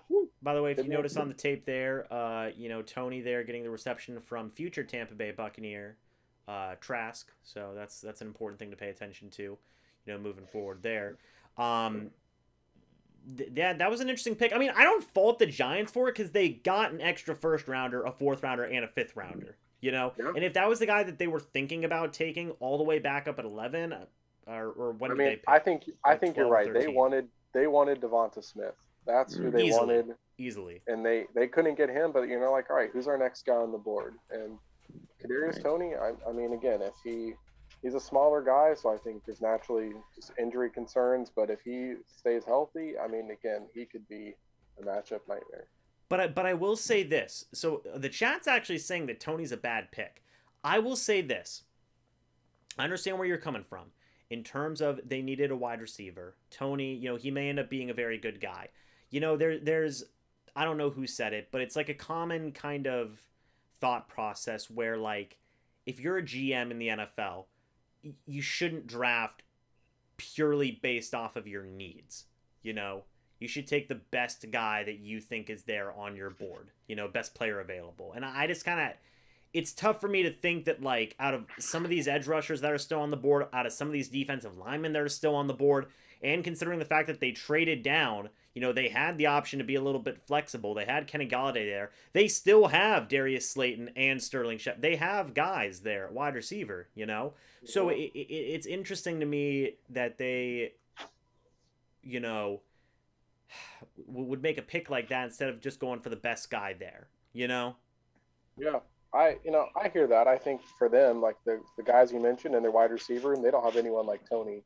And I think them trading back, getting that value, I think kind of what we've talked about before, they probably in their mind say, hey, we have these other positions, but we have a lot of guys we like there. So, we're going to address that later in the draft. So I'm guessing that was their thought process. I'm not saying it was, the best move, but at the end of the day, they're, like you said, they're 31st in offense. Like they wanted more pieces to step up that game. And if that helps Daniel Jones be more comfortable, then, it could end up being what's good for him. So guess we'll have to see. Yeah. Kyle, what are your thoughts? You have a great relationship with the Giants. I hate the Giants. But I think when you spend, what pick did they choose Daniel Jones with? He was a super high draft pick. 8th overall pick. When you spend that kind of draft. Well, it's been fun. I think Kyle's done. I think his phone finally has left this plane. Oh God! We'll see if he that comes. That could have been more perfect. That couldn't have been more perfect. We'll see if he comes back. That was a good live stream moment there for Kyle to get booted off. He's completely gone. So no, his phone's dead. He's gone. But okay, I'm almost positive what he's trying to say. If you're going to spend that much on a quarterback, you bring the pieces around them. That's kind of what we saw the Bengals do tonight. They had a lot of other needs. They took Chase. I guess that's the same thought process. So I would imagine. Good point, Kyle. I would imagine what so. Rest in peace to Kyle. Yep, there it goes. There he goes. And boom goes the dime. So, now looking at the Colts here, Colts have a lot of flexibility. I mean, they really do. And their ticker's at 10 minutes now. Was there another trade? Potentially? We'll see here. No. The pick is in. So they did make a pick there. So the Colts, I mean, I think the Colts have a lot of flexibility. I mean, you look at all their stuff. I mean, running backs are great. Offensive line, solid. Quarterback, they have Wentz now. The entirety of the defense looks really good. I mean, maybe they go a wide receiver here. But Kevin does make a good point. They do need a new left tackle with Costanzo retiring. So, we'll see with that. I mean, maybe this is where, some of these other offensive linemen come off the board. We'll have to wait and see with that. Do you have some of the best available pulled up? We can just kind of look through some of those top names that they have. I've been trying to find it. Let me see if I can pull it up. NFL draft best available. Okay. Best remaining prospects available. You have Jeremiah Owusu Koramoah, linebacker out of Notre Dame. Trayvon Moehrig. Kwity Paye is still there. Gregory Rousseau is still there. Intriguing. I think the Colts had a decent pass rush, but that could maybe be where they're trying to identify, getting some more dynamic guys. I think that's modern NFL is rotating guys in and lots of fresh bodies. So that could be because they have decent depth all around. So Travis Etienne, Najee Harris are still available, by the way. Caleb Farley, maybe they go corner. I'm not sure. Javonte Williams is still available. Elijah Moore, wide receiver out of Mississippi, could be a guy they go with potentially here. Get a little bit of help for Wentz. Greg Newsome II. I mean, there's a lot of talent on this board, and there's not a lot of picks left here in the first round. We've got 11 picks left, including this one. Jason Away is still on the board. Joe Tryon is still on the board. I mean, there's some good talent. I'm seeing some people say Tevin Jenkins maybe. Potentially. I mean, he's the 36th ranked prospect right now, so we'll see. What position is he at? He's an offensive tackle. Gotcha. So I could see them going with that. It would make a lot of sense. So we'll just have to wait and see. But there is a lot of talent, specifically on linebacker and on defense. There's a lot of talent left. And Najee Harris and Travis Etienne are still on that board. But they're not going here. No, they're not going here.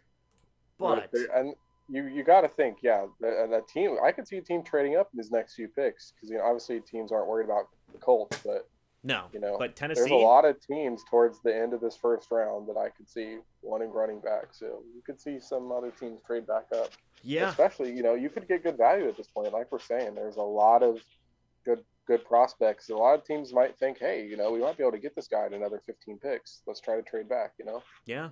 So I mean, this should be really interesting to see what they do here. Let's see. Welcome back, Cam.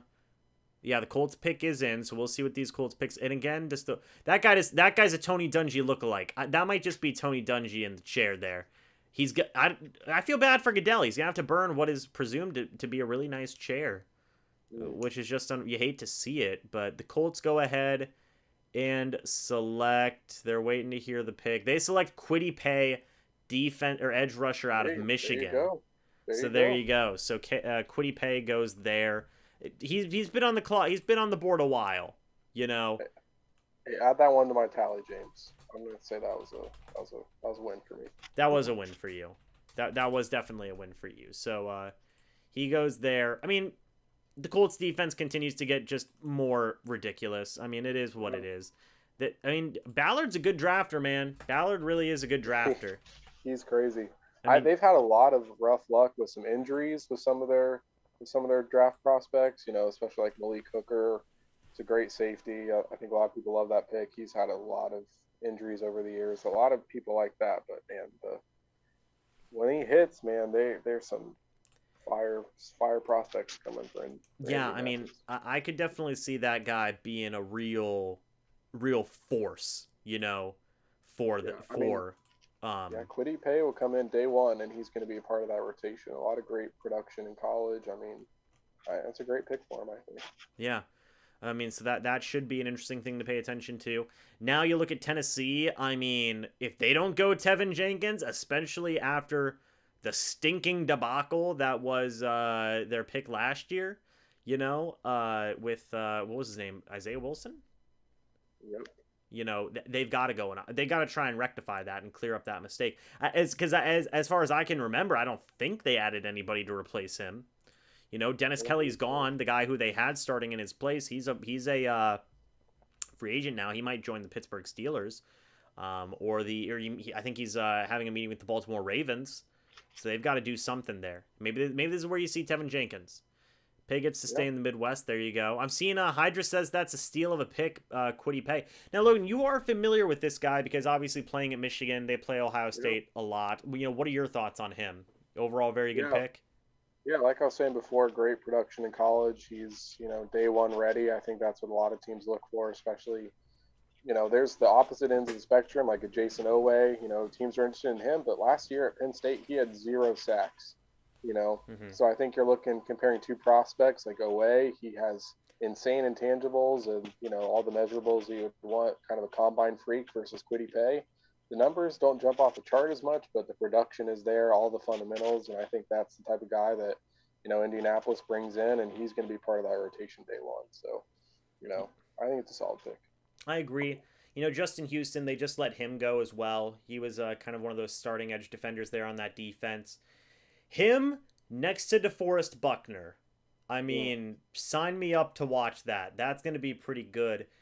The Colts, man, Ballard's good. I mean, he really has worked hard to get them. He got dealt a bad hand, you know. They're one of my favorite teams to watch. So, you know, if Wentz can step up and have a decent year, I mean, they should have a great season. I mean, you know, with Luck retiring too, that was such a tough situation for a GM to deal with. You're literally your franchise guy at age 29 retires. And I don't blame Luck. I'm not saying it's how dare he. You know, he can do whatever he wants to do, especially for his health.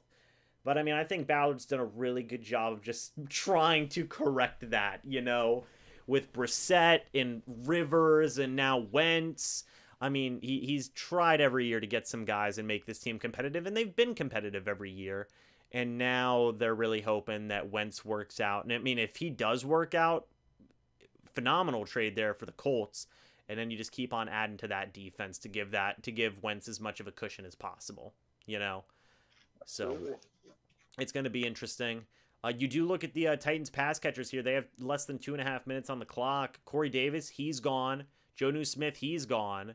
Adam Humphries, he's gone. So they lost 2 wide receivers and a tight end. Maybe they go with pass rusher here. You know, you look at some of the guys who are left. I mean, not a ton of talent. I would be thinking maybe.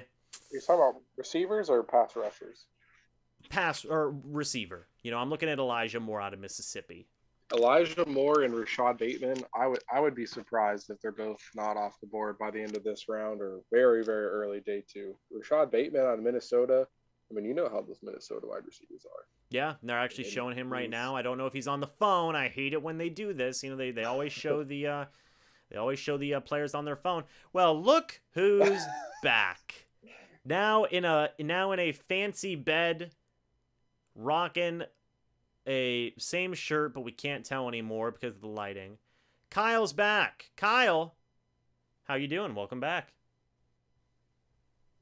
And he's gone again. All right, guys. Oh, he's back again. There we go. Live stream fails part 2. Oh my gosh. Kyle's been having a roller coaster of emotions and moves here. Kyle, how are you? Good. I don't know what happened. I was just talking and then I blacked out. Logan, finish your thoughts for you. It's okay. We got what you meant. I went back and I watched it, and that was where I was going. Yeah. We got you. Your phone died, presumably. Yeah. I was really feeling the point too, and then it just. Oh, we could tell you were getting into it. Right and then, in the middle of you talking. Cut you off. Perfect timing. I mean, my goodness. By the way, we have 119 people in here watching, boys. So shout out to the chat. Yeah, shout out to everybody who's literally been in here for 4 hours with me the whole time. You guys have Logan. I think you're at like almost the hour and a half, maybe 2 hour mark. Kyle, you're at like a minute, so you got to get your time up. But Titans pick is in. Kyle, we were talking about... Oh, that guy has a mask that says, please give the ball to Derrick Henry. That's the best thing I've ever seen. But we were talking about the possibility of the Titans taking a wide receiver. Kyle, what are your thoughts on that? Yes. Okay, cool. So we were talking about how they lost Corey Davis to the Jets. They lost Adam Humphries to the Washington football team. They lost Jonnu Smith to the Patriots. They have A.J. Brown. A.J. Brown is insane, but they need more pass catchers. Yeah. There ain't a first-round tight end. Well, anymore. Because Kyle Pitts is gone. So, it's going to be interesting. I see Kyle, not you, Kyle, but another Kyle Peak in the chat that says Pick is probably going to be an edge defender or a defensive lineman. Distinct possibility. Oh, sorry. He said for the Bucs, that is. Oh, okay. Charles says you guys have been entertaining and wonderful live stream. Look at that, boys. Look at that. We're all entertaining. In the chat. You love to see it. Good vibes. Good vibes. Here comes Goodell. That man has a Titans flag. Kyle, we were talking about earlier about how Goodell's going to have to burn that chair when it's done. Yeah, I was on for that. Oh, man. He even has a throw blanket back there that he didn't take off first. At least just with a pillow. Goodell. Why does he got to make it that comfy, man? Now he's got to throw out the blanket and the pillow and the chair. You're down 3 things now. Bad move. Bad trade-off there for the commissioner there. I don't know what's happening right now. This woman's going nuts. Why are there Vikings fans dancing? What is happening? This is a madhouse. All for the Titans pick, for goodness sakes. Oh my god! You remember last year, the Titans pick was a little bit of madness as well. That's facts. We were actually talking about them taking Tevin Jenkins potentially. Which, by the way, guys, I can't see the pick because I just hit my cable box and it broke. I can't see anything now. All I see is darkness. So I'm going to need one of you guys to tell me what the pick is while I try and get down here and fix this stinking cable box. Guys, what's the pick? Are you talking to us? Yes, I'm talking to you both. What's the pick? I don't know. I got it. Oh, it's Caleb Farley, cornerback out of Virginia Tech. Wow, the Saints are probably crying right now. Yeah. Because that was the guy who even I saw people saying, oh, that's why the Vikings fans were dancing, because they're on the clock.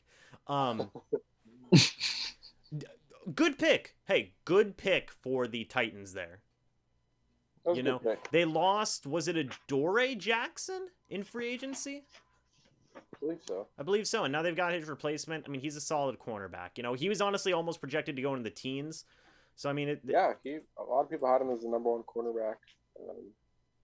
I think, especially in Virginia Tech, too, they have got a long lineage of bringing out defensive backs in the NFL. So, yeah, I mean, that's legit, man. So, I mean, overall, pretty solid pick. Kyle, what do you think? Oh, yeah. That's a great pick. Okay. I feel you. I think it is going to help them, you know, help out with a little bit of that. I mean, the Titans, I mean, their offense is pretty much set in stone. Give it to Derrick Henry, and then, you know, sometimes Ryan Tannehill does some stuff. So, I mean, honestly, if you get a defense to complement what they're doing there on offense, I mean, they're going to keep on being a playoff team for the future there. I'm going to disagree there. I mean, Derrick Henry's a great running back. But I think it's the same thing we saw with Todd Gurley in his first season. You know, he came right out of the gate, 4 good games, but then teams figured out what they were going to do. There was literally nothing else the Rams could do that year. So they stacked 9 8, 9 people in the box, and now all of a sudden Todd Gurley couldn't go anywhere.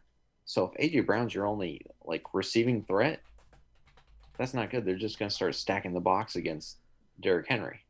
Hasn't this been the formula though for the past? It's not just this past year, right? Yeah. It's So been just like fair warning here, Derrick Henry had 1,500 rushing yards and 16 touchdowns in 2019, and then he had 2,027 rushing yards and 17 touchdowns in 2020. I think you're right though. I don't think it's reasonable to expect 2,000 yards this year, but I agree. 1,500, I could see that again. But I think the thing is I don't see them winning the Super Bowl, but can they, make the divisional round again? Like to me, that's kind of their ceiling. I think that's what we just see if you don't have the elite quarterback play. But it's just kind of what are they looking for as a franchise? I think they have enough pieces that they're gonna win a bunch of games this year. It's just, can they beat the best teams? Yeah, I mean, you look at that talent. I mean, like I've talked about, earlier tonight. There's so many talented wide receivers in literally any draft nowadays. I mean, the Titans are going to get somebody in the second or third round, I would presume, and I think that overall they'd be fine. Like they're going to figure it out. I mean, they've got Henry, they've got a solid quarterback in Tannehill. Not great, but he's a solid hand. And you've got A.J. Brown, and you can figure out the rest of that. Go back to the 2019 season. Look at Derrick Henry's game-by-game stats. You'll find the first couple games he had good games. Then in that middle half, while they still had Mariota at quarterback, he saw a big decrease in his numbers. It wasn't until Tannehill stepped in that his numbers went back up, because Tannehill could do something with the ball in the air, whereas Mariota couldn't do it. But doesn't that support our point? I mean, Tannehill's the starting quarterback. Don't they still have Tannehill? No, I'm saying, but they had other offensive threats at that point. Like, they had other receivers. It's true. I'm saying right now they have A.J. Brown, they have Derrick Henry. That's it. It's true.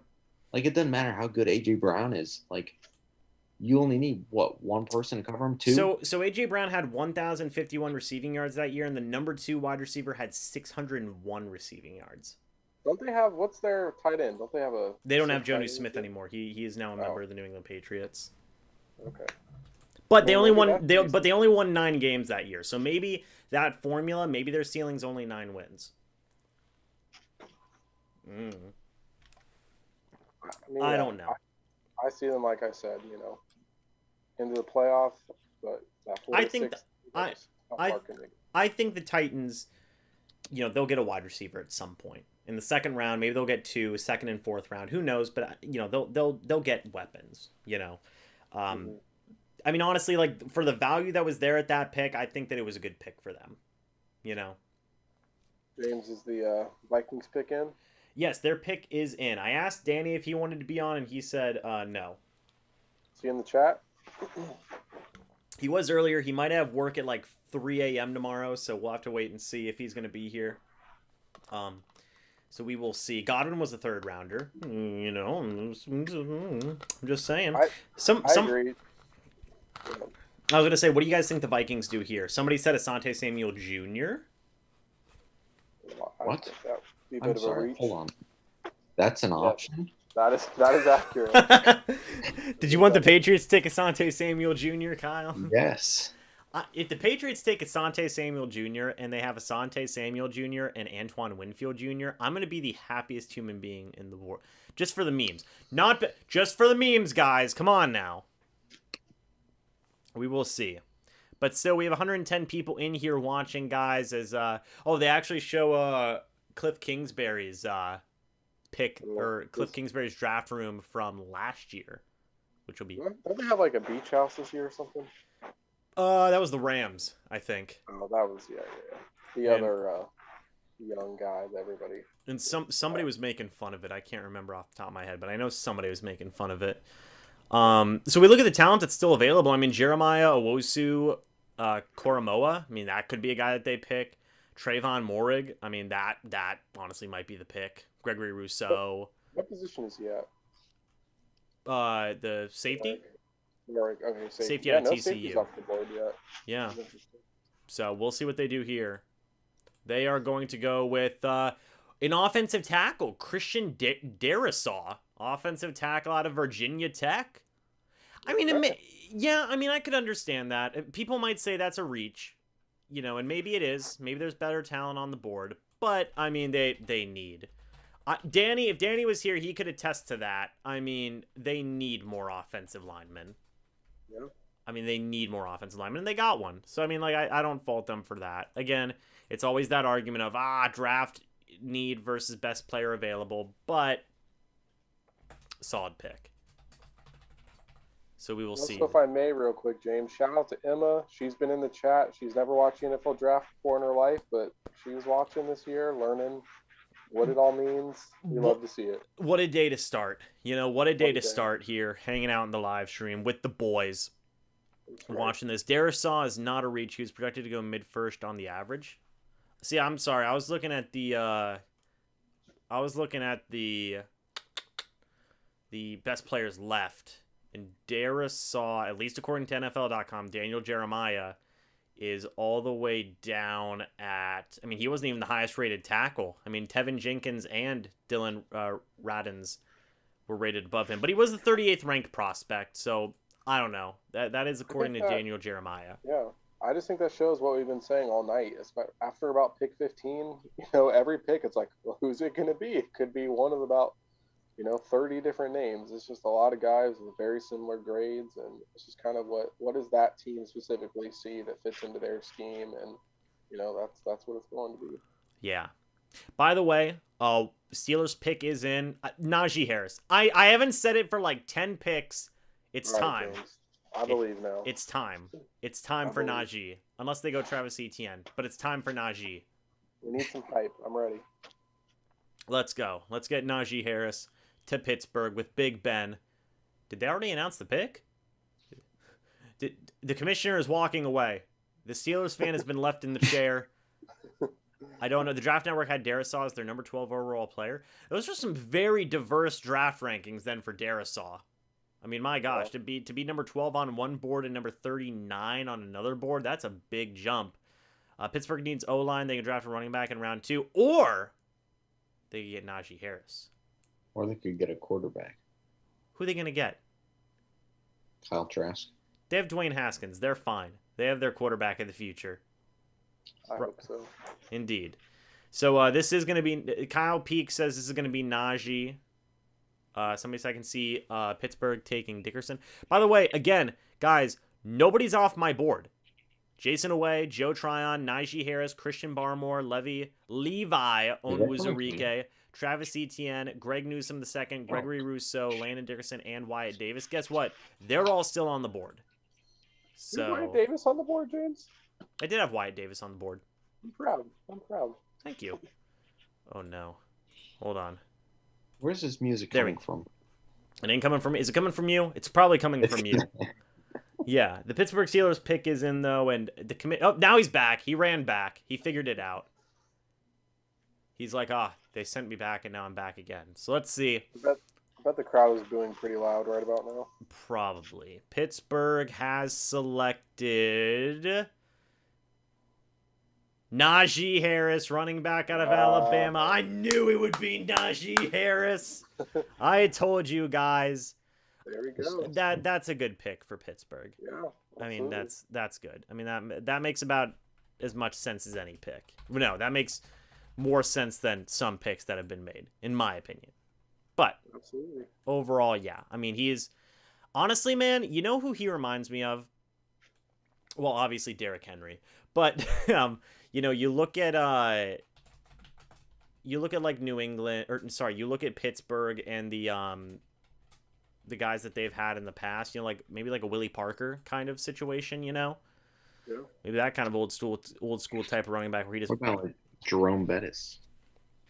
Yeah, just power back, man. Just a big old power guy. They had a little bit of that in James Conner, but now they're going to have a lot of that in Najee. I mean, this dude is he's gross. He's like Barry Sanders.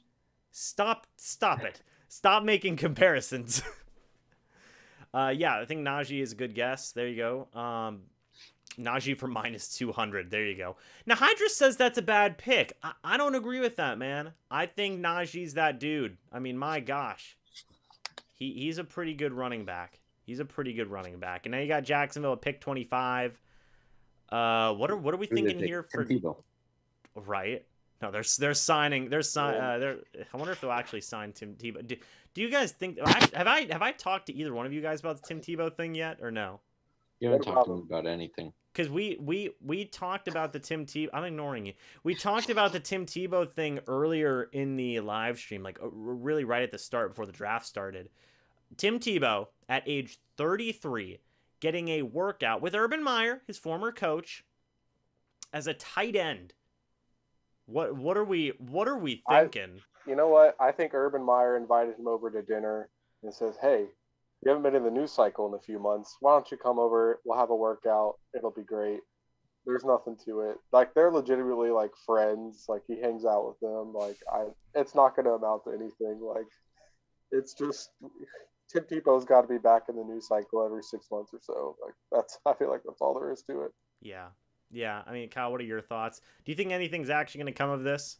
Yeah, I think he's the tight end of the future. You think so? Yeah. Also, go ahead. They were trying to convert him for the longest time, and now he's just finally like, I got kicked out of the MLB. This might be the move. He was announced to the Mets spring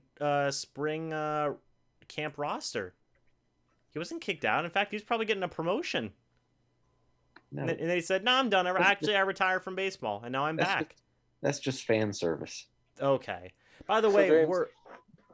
Huh? Go ahead. I was going to say, we're only 8 picks away from the Tampa Bay Buccaneers. Jaguars here at 25. Honestly, I know he had a great year last year. James Robinson is who I'm talking about.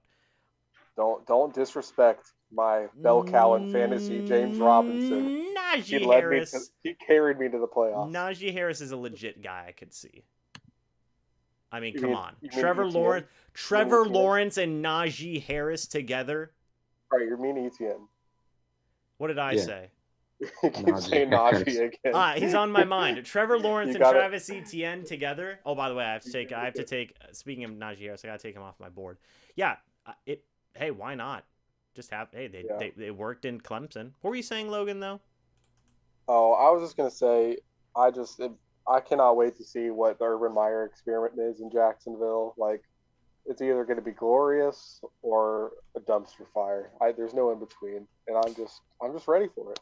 No, we've actually talked about this, man. I don't have the exact quote on me here, but you were slated as saying that you think that Urban might not even make it the entirety of his contract. How long is the contract for? I don't remember. You said in 3 years or something, or 4 years, something like that. You could see Urban being out of there. If you put Vegas odds on it, I bet it's not over under 4 years. That's probably where they have it. Like, he just consistently in his career, he's out of place for a few years, and then there's burnout or things change, and it's not a great fit anymore, and he goes on to something else. And I'm not He was great at Ohio State. He won us, a national championship and lots of success. But it just every stop he goes, after it's just a few years too many by the end. And at his age, I think it's not a bad move for Jacksonville, but I just don't see it lasting too long. So I think, if things go great with Trevor Lawrence, by the time his rookie contract ends, though, is Meyer going to be his coach still? I don't know. I'll be interested to see. Yeah. I feel you. By the way, the Jaguars pick is in. Somebody said, "Why is it so dark in Trevor Lawrence's room?" Care to explain that one, Trevor? Are you talking to me? I am talking to you. I think that's look like sunshine.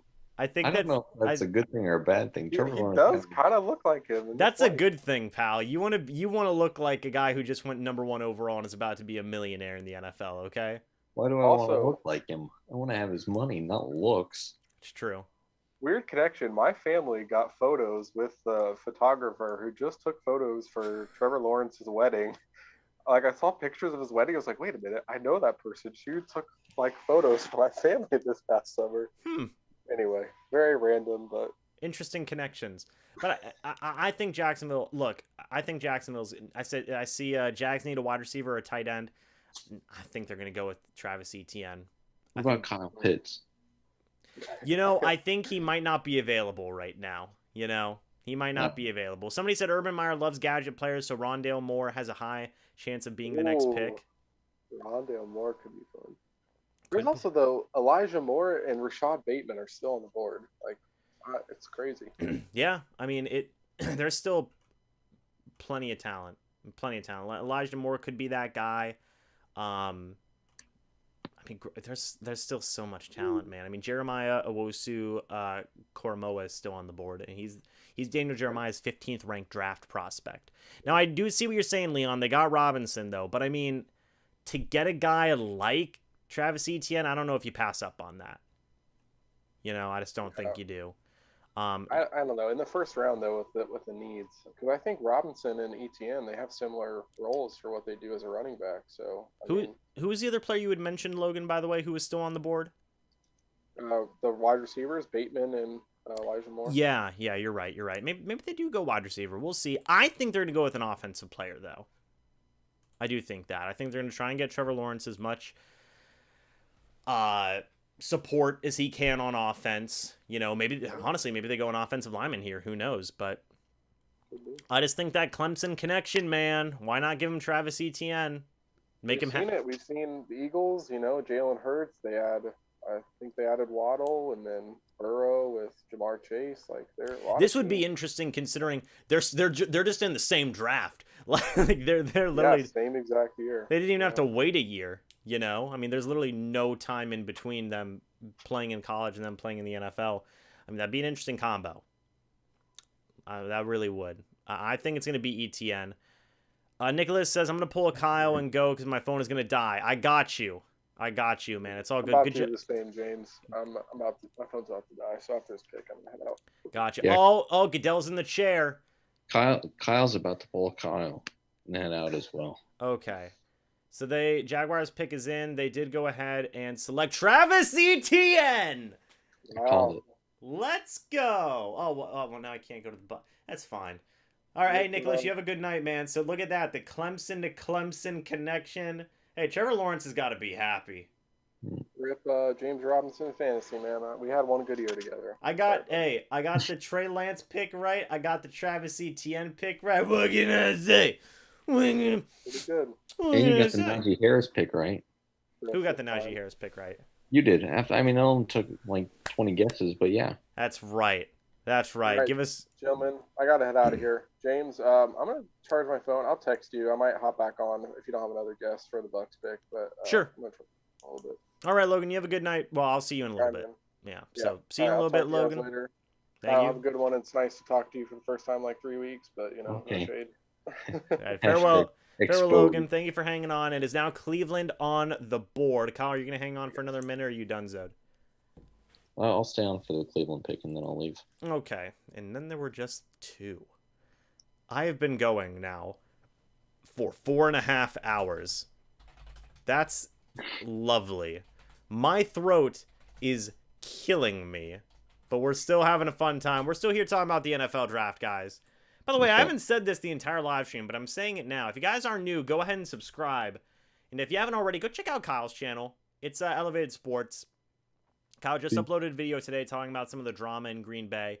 I'm sure he also is going to be uploading some videos talking about New England's pick of Mac Jones and some of the other stuff that's going on. Yeah. And we're going to be figuring out that stuff. So no, that's right. We'll be talking about the Patriots draft pick. Patriots, the Rays. I mean, yeah, we'll be talking a lot about the Rays. So yeah, we'll be talking a lot about the Rays. Yeah, there's definitely going to be a lot of interesting content going over there on Kyle's channel. So definitely go check that out. Willie, if you're still here, man, go ahead and leave that link.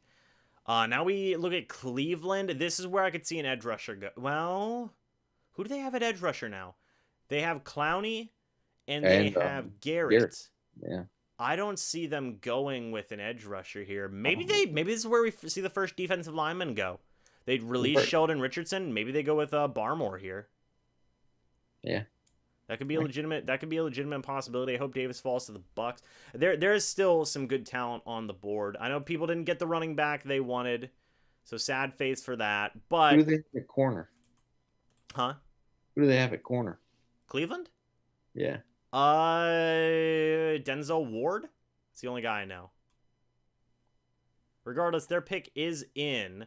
honestly, not surprised, but we haven't seen a trade down in a little bit, which is that's going to be the fine. Bucs. The Bucs are going to trade down at the first round. Right? I would. Oh no, it's fine. They won't do it. They won't. I've seen it before. I know you've seen it before, but that was a different time. Okay, we're taking off Travis Etienne off the board, and we are adding Asante Samuel Jr. So when we get a chance here, so let's see. There we go. Board looking clean. Let's see. Asante Samuel Jr. Good stuff. Oh, man. The Cleveland Browns fan has a pumpkin helmet on and pads. Oh, well, it's probably Jarvis Landry. Yeah, that's honestly probably just Jarvis Landry. They're probably just trolling us. Okay.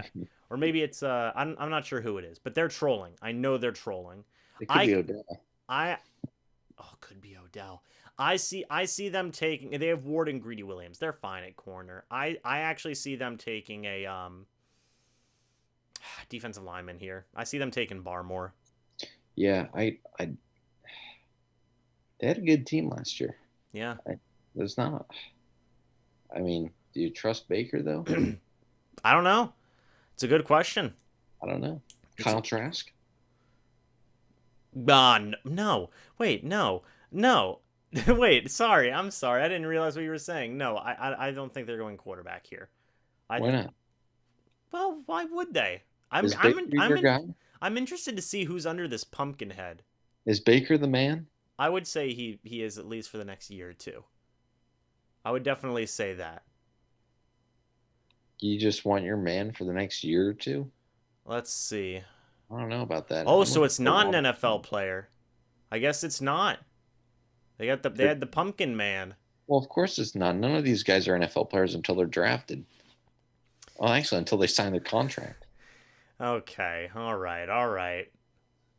We'll see who they pick here in a moment. Let's see. They do have somebody announcing the pick for the draft-a-thon. Good cause there. By the way, over 120 people in here. Thank you guys for that. That is greatly appreciated. For everybody who's been here just surviving, basically. I mean, my goodness gracious, man. It's been a long stream so far. But the pick is in, and they are taking their time. It's going to be a minute. Kyle Trask. No, it's not going to be Kyle Trask. I could see them going with a D lineman. I think it's going to be Barmore or Levi. Maybe a kicker. Right? Yeah, maybe a kicker. Oh my gosh. The endless possibilities. Somebody said Trask is still there. Not for long. He's going here. Here we go. 27th pick. Then Baltimore and the Saints are on the clock, by the way. So we'll see what happens there. Cool. Saints are going to take Trask. So the Browns go ahead, and the Browns are cheering. They select Greg Newsome II. So there you go. There's the pick there. There were spoilers in the chat, but it's fine. I guess that's a pick that makes sense. I mean, that's a good pick for them. I have a question. Where's the raise my hand reaction? You gonna raise your hand? Yeah. You didn't call it though. Hold on. No, I have a question. You have a question? What's your question? Okay. What position is Greg Newsome the second play? Cornerback. Okay, thank you. Once again, I still can't see anything. Oh, do you just not? They weren't going to take a cornerback. I thought they weren't, but apparently they did. Do you not have the draft up right now? I guess it doesn't matter for you. I guess you're done for the night. Yeah. I mean, I'm out of here, man. Yeah, I mean, you'll be doing stuff tomorrow. Now, Ravens here, I think they go wide receiver. I think they're going to go wide receiver. Oh, crap, I got to take Gregory Newsome off the board. I think they're going to go wide receiver because, I mean, there's still just really good talent on the board, honestly. And I think that they would be hard-pressed, especially given their current situation, to go out and get a very solid wide receiver, maybe like a Newsome, or not a Newsome, sorry, that's the guy who just got picked. The wide receiver from Minnesota, or maybe the wide receiver from Mississippi. I'm looking at Let's see if I can pull up his name here. Hold on, everybody. Stay with me. Elijah Moore. That's a guy who could potentially get picked there. And then also down, like, Rashad Bateman. You know, maybe one of those guys ends up being the pick. We'll see with that. I mean, especially given their situation, you know, Lamar Jackson. Did you actually hear that report that they've been doing a lot of homework on some of the quarterback prospects in the second round, in like the middle rounds? I did not hear that, but that would make sense. I mean, Lamar. I mean, don't get me wrong. I wanted Lamar when he was in the draft, but right. His throwing's gotten better. Okay. But I still don't think it's where they want it for an NFL quarterback. Okay. I hear what you're saying on that. I mean, you know, what year is he in now? Is he in year 4? He was drafted same class as Rosen and yeah. So Rosen. Yeah. So I mean, I think he's in year 4 right now. You know, so it was interesting to see that. I don't think they're going to take a quarterback, but it was weird that they were doing homework on quarterbacks. You know, hey, maybe they're doing it because they feel the Patriots are going to pick or not the Patriots. They feel the Steelers are going to pick a quarterback later, and they want to get their research in. I think they'll still take a quarterback, at least a backup quarterback. Mm-hmm. That way, if things start going downhill with Lamar, or Lamar's a running quarterback, he could get injured at any point. Yeah. If he goes down, you need somebody to back him up. The Ravens pick is in, by the way. Pick number 27 is what the pick is at now. We are 27, 28, 29, 30, 31, 32. We're 5 picks away from the Tampa Bay Buccaneers pick, including this one. So we're getting pretty close, folks. It's 11:30 at night. Good Lord. It's pretty late. If the Packers take a receiver first, do you think Rodgers will be happy? No. At this point, Kyle, I think Rodgers is done.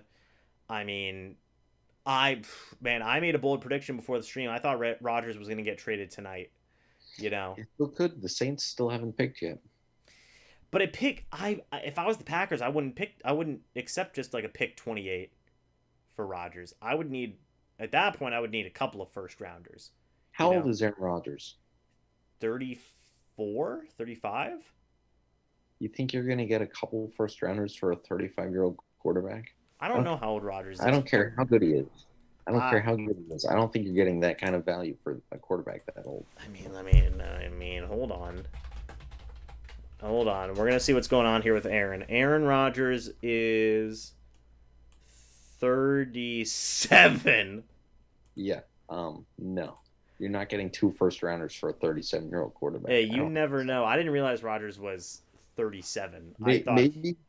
Maybe a Bill O'Brien-led Texans team would give you 2 first rounders for a 37-year-old quarterback. That's true. So when you look at it, I mean, Rodgers, he's got 4 years left. I said earlier he had 8. I misjudged how old he was. I thought he was 32. He's ancient. He ain't playing until he's 45. He ain't Tom Brady. He says he wants to be like Tom Brady in terms of playing that long, but you never know. Yeah. You know, he was literally the MVP last year. That means nothing. It means nothing? No. Look at Peyton Manning's drop-off. Look at Tom Brady's success. There's two sides to the coin there. So what do you think? What do you think the Ravens are going to... By the way, we're at 150 people now. I guess we are getting closer to the Buccaneers pick. So I guess this does make sense. Elijah Moore is still on the board. Christian Barmore, Jeremiah Owosu, Koromoa. You got Trayvon Morig. You got Tevin Jenkins. You got a lot of talent left on that board in a lot of different positions. Gregory Rousseau is still on the board. I can dream. If they get Gregory Rousseau, I'm laughing my head off. It's going to be the best day ever. It's going to be fantastic. They're looking right now in the room of Elijah Moore. His phone is not ringing, Kyle. What do you think that says? I hate it when they do this. They always show the stinking players in their rooms going, oh, is my phone ringing? Oh, he's on the phone. He's the pick. Stop doing that, guys. That's no better than spoilers, ESPN. Yeah. Terrible. Terrible. James, I need to go. You got to go? Alrighty. Yeah. Well, I will see you in a little bit then. We're wrapping this up now. I'm so tired. All right. You have a good night, man. I will see you soon, okay? All right. Good night, bud. Farewell. Goodbye. Oh, my gosh. All right, guys. So now I'm alone. Let's see. Oh wow, they did select a wide receiver. They selected Rashad Bateman out of Minnesota. His phone didn't even ring. Look at that. ESPN trying to get the scoop. Their scoop means nothing. That's a pretty good pick there for the Ravens, in my opinion. That's good that they got their stuff. Barmore and Rousseau are still available. Just saying. It's gonna be interesting to see what the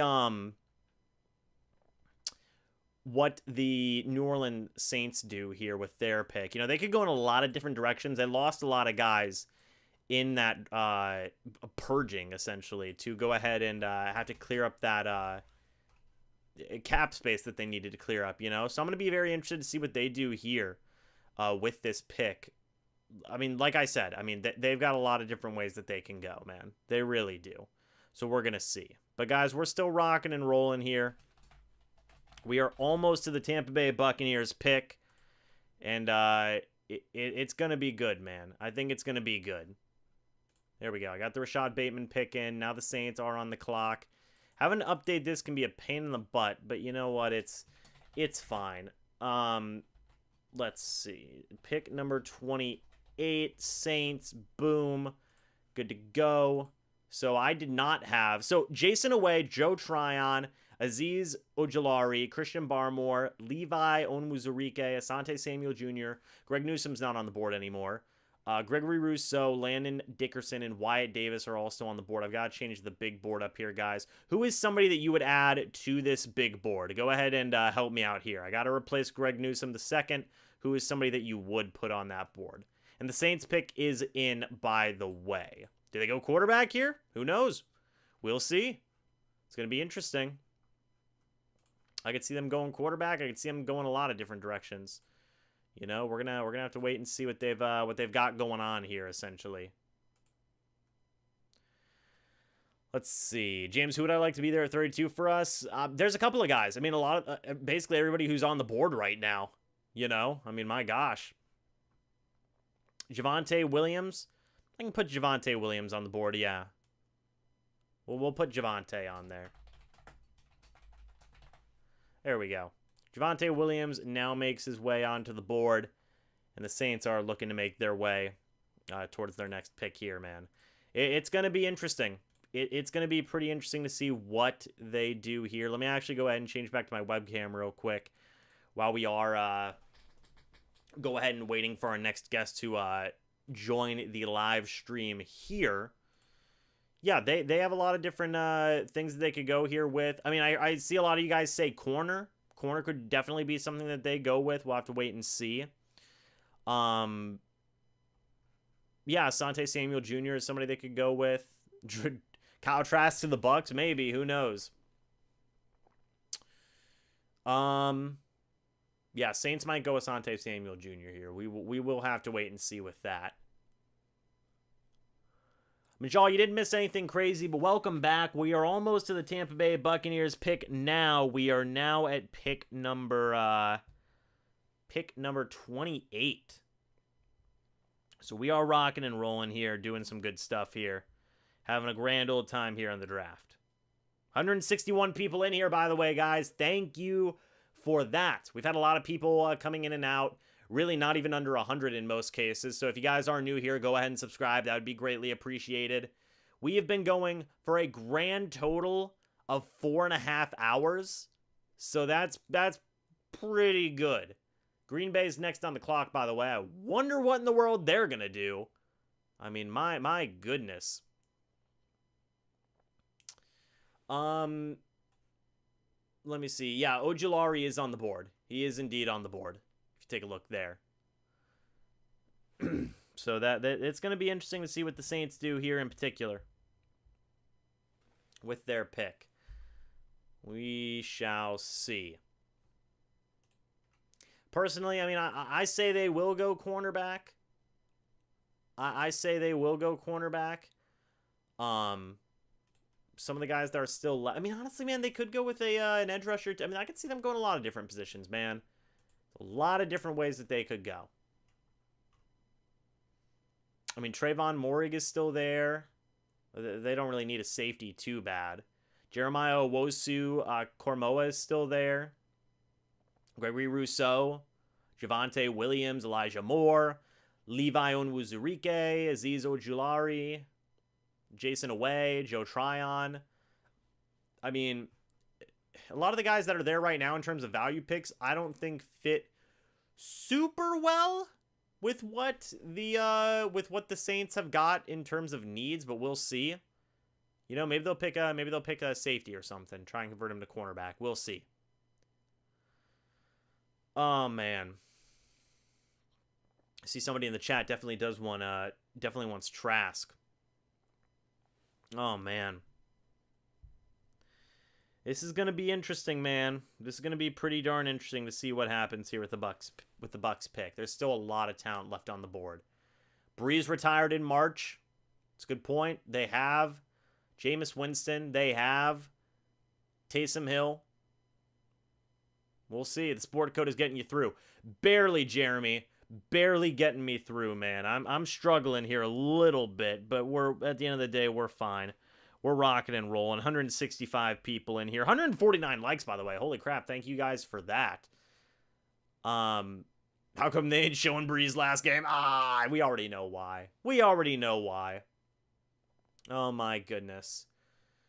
Here comes the fan. It's a dude with a parasol. I have no idea what's going on here. There still is plenty of talent. Roger Goodell, he is announcing the pick here. I'm not reading the chat. I'm looking straight up at the TV. And the New Orleans Saints go ahead and select Peyton Turner. Defensive end out of Houston is who they go with. Interesting pick. That's an interesting pick. They go with Peyton Turner out of Houston. So they get a little bit more defensive help. 6'5", 289 pounds. That's an interesting pick. I did not see that coming. I mean, with all the talent that was left there at edge defender and everything else, they go with Peyton Turner. We'll see how that works. This seems like a large reminder of hey Willie, welcome back. This seems like a large reminder of the last pick that they made when they traded up with, actually, ironically enough, Green Bay. When they selected, oh my gosh, the first rounder. You guys know his name. I'm blanking on his name right now. They just picked up his fifth-year option. Green Bay's pick is in, by the way. They just bulleted to that pick. They're like, we got it. We're in. We're good to go. Who was the pick that they made, though? They traded up for him. Oh my gosh, Jeremy, I know I can do it. Chaos, I know I can do it too. Oh my gosh. I don't remember. They just picked up his fifth-year option. And, oh, man. I don't remember off the top of my head, guys. I don't remember. Sean Payton, Jordan Love. No, it wasn't Jordan Love. It was the pick that the Saints made. This is going to kill me if I don't figure it out. Oh, well, it is what it is. By the way, 173 people in here. Thank you guys for that. There's a lot of drama going on. Thank you, James. My frat brother called Marcus Davenport. Thank you, Calvin. Marcus Davenport. Oh, your frat brother was excited about Najee. That's awesome, man. That's awesome. Yeah, it's they get an edge rusher here, and now the Packers are on the board. I've got to go ahead and fix that. We'll see. Toney, thank you for that $5 super chat. Greatly appreciated there. That is awesome. Packers at number 29 now. Let's see what they do. We will see. I mean, who knows? I mean, maybe that guy wanted to be a really productive player for the Saints. We'll have to wait and see for that. 28.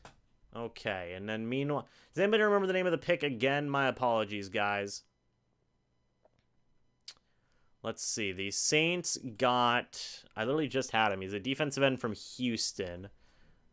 I'm blacking out. Oh, Peyton Turner. That's who they got. They got Peyton Turner. So, Oh, whoops. There we go. Peyton Turner is pick number 28. Pick number 29 is on the board. Guys, we have 29, 30, 31, and 32, and then we're going to see what the Tampa Bay Buccaneers get here. I mean, Light is probably having the best time in the world because there is so many good players left. I mean, look at this board alone. I mean, come on now. There's a lot of talent. There's a lot of talent. I'm going to be very intrigued to see who the Tampa Bay Buccaneers end up going with. Because, I mean, the talent's there. Talent ain't an issue right now. In terms of picking a best player available, yeah, they've got a lot of good options. A lot of good options. So pick 29, guys. We will see what the pick is right here, right now, in a moment. By the way, if you guys have enjoyed this stream so far, hit that like button. That'd be greatly appreciated, guys. We're hanging out, having a pretty good time overall. Got a lot of people in here, 175 people. 159 likes. Thank you guys for that. You don't take Trask in a Super Bowl window. Myself, personally, I think they're going edge rusher. I think if I had to go ahead and make this is 100% what they're going with, edge rusher all day is what they're going with, in my opinion. Levi Onwuzurike is another guy. Could potentially see that. The Saints got a defensive end. They didn't even get a cornerback as well. They must assume that they might get a cornerback later on, is my guess. I mean, we'll see. But they help out that edge defender position a little bit. They help it out. You know. I think it was a little bit of a reach. But I don't think it's a crazy reach. So we'll see. I think it's an overall fine pick.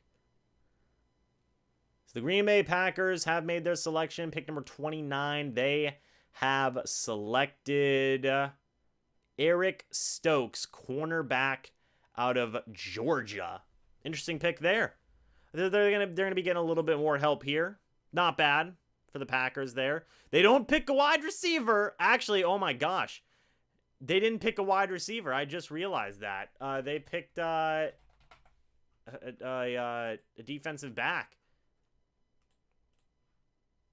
Wasn't there a really nice wide receiver on the board still? Not Rashad Bateman. Wasn't Elijah Moore still on the board? Is Elijah Moore still on the board, or is he not? I don't remember. Logan, if you want to hop back in, just go ahead and click that link again in the go ahead and click that link again that I sent you to your email, and it should work. It should work. Elijah Moore he's still available. That's okay. I mean, geez, they're gonna trade Rodgers at some point. My gosh. I mean, that's insane. That is insane. The fact that they didn't select Elijah Moore, he's still available. I would assume Elijah Moore is probably going to the Bills at this point. I mean, my gosh, come on now. Elijah Moore, pick 30 for the Bills. I mean, that makes a lot of sense, potentially. Davenport, yeah, it's Marcus Davenport. Rodgers going to sit out this season. Dude, maybe. Holy crap. You know what? I think they realized against Tampa Bay in that NFC Championship game, hey, we got a weak secondary. We got to figure this out. Grossi's reaction was a sign, a face palm. Oh my gosh. That is pretty funny. That is pretty funny. Oh my, guys. 4 hours. We're approaching 5 hours. We're approaching 5 hours here. The Bills have a little under 4 minutes left on their clock right now. We'll see what the Bills do here. Myself, personally, I think they're going Elijah Moore. I think that might be set in stone. Or maybe the Ravens go Elijah Moore. I didn't even realize they had pick 31. Oh, they did from the Orlando Brown trade, right. So, I mean, we will see. We'll see what the Bills and Ravens do here. I could see 2 wide receivers going back-to-back, potentially. 187 people in here, by the way, guys. Thank you for that. That is awesome. We're hanging out here, having a good time. Getting some people in here to enjoy the draft. Thank you guys for that. As we are approaching the Tampa Bay Buccaneers selection, If you guys are new, by the way, go ahead and subscribe. That would be greatly appreciated. We are getting closer to the Buccaneers pick. We have been going for, by the way, guys, for almost 5 hours. Almost 5 hours. Oh, right. The Ravens got Rashad Bateman. My bad. Thank you, Logan. I don't know what they're going to go with then. They may go with an edge defender. Maybe this is where you see like a Gregory Rousseau go. Or maybe a Barmore. Who knows? Shout out to the chat. Appreciate the support. Logan, can you text me, by the way, and let me know if that link's working? Oh, you said you'd be in after the Bills pick. That's right. If you just want to go ahead and click that link now, Logan, I can go ahead and just leave you in like a waiting room until I can admit you in, if you want to do that. The Bills are really taking their time here at this pick, by the way. They really are taking their time.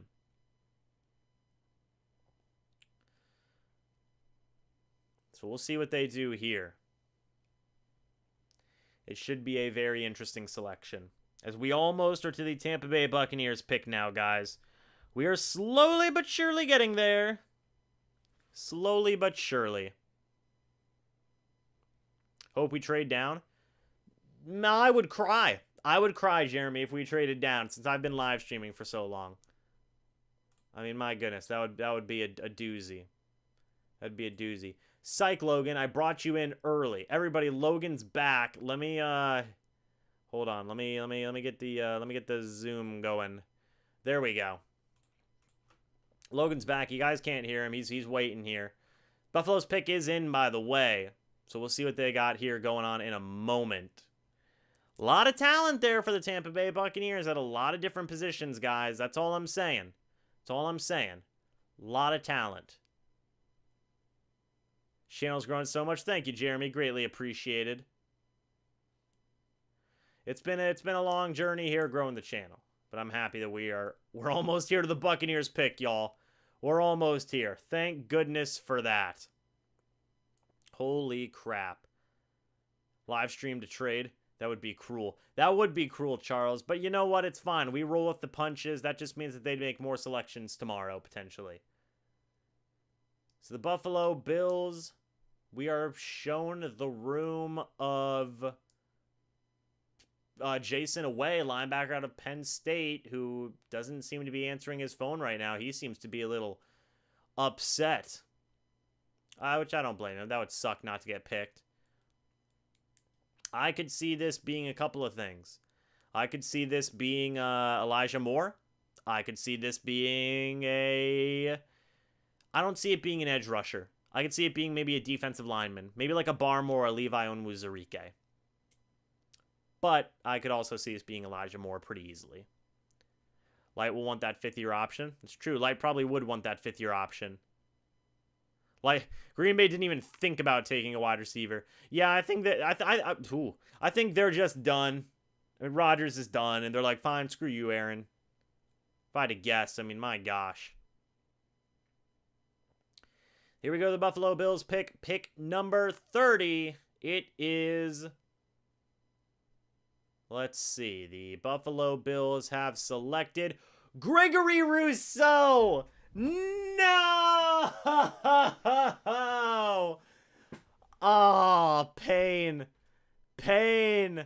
Josh, what would you have done if somehow Mac Jones fell to Tampa Bay? Hey, I'd be happy with that. I wouldn't have minded that at all.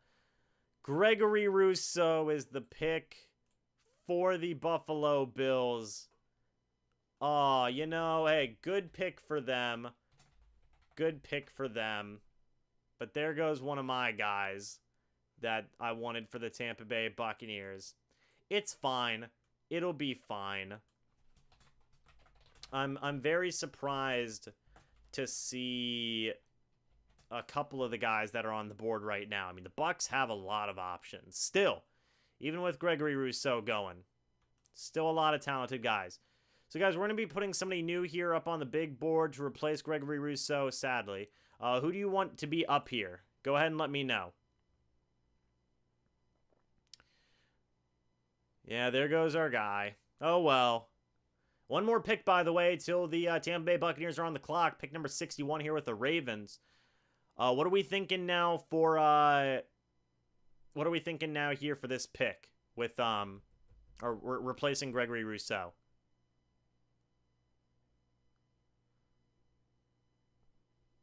Let's see. Joseph Asai.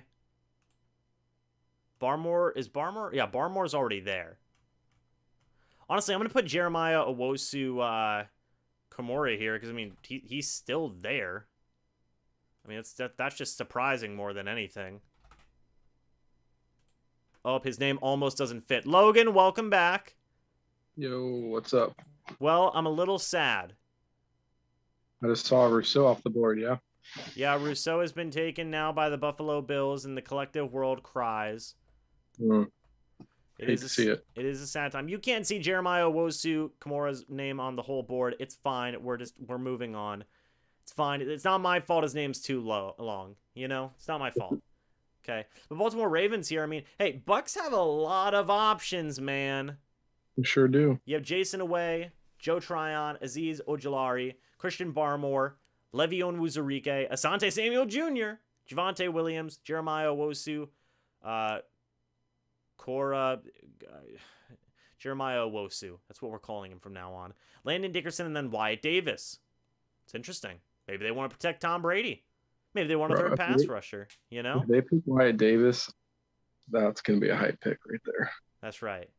That's the thing. He's day one starter. It's just, it's just like offensive guard. It's like, where's your value, picking in the first round versus second round. So, yeah, remains to be seen. But, yeah, it was an interesting run of a few picks. There was a lot of those guys that we kind of expected maybe to go in the teens. We started to see them fall off there at the back of the first round. So, yeah, it's gonna be interesting. By the way, over 200 people here into this live stream. You can notice how the more we were getting closer to the Tampa Bay Buccaneers draft pick, the more people are joining the live stream. That's usually how these things go.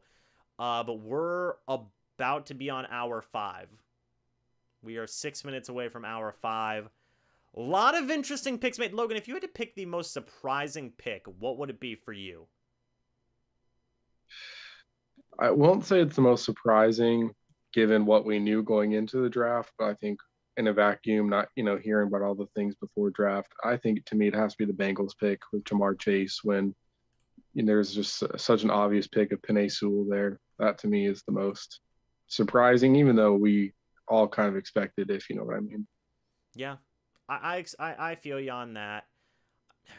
I'm trying to think. I mean, if I had to guess, who was the most surprising pick? Honestly, Raiders with Leatherwood, maybe. Yeah, also, I don't know.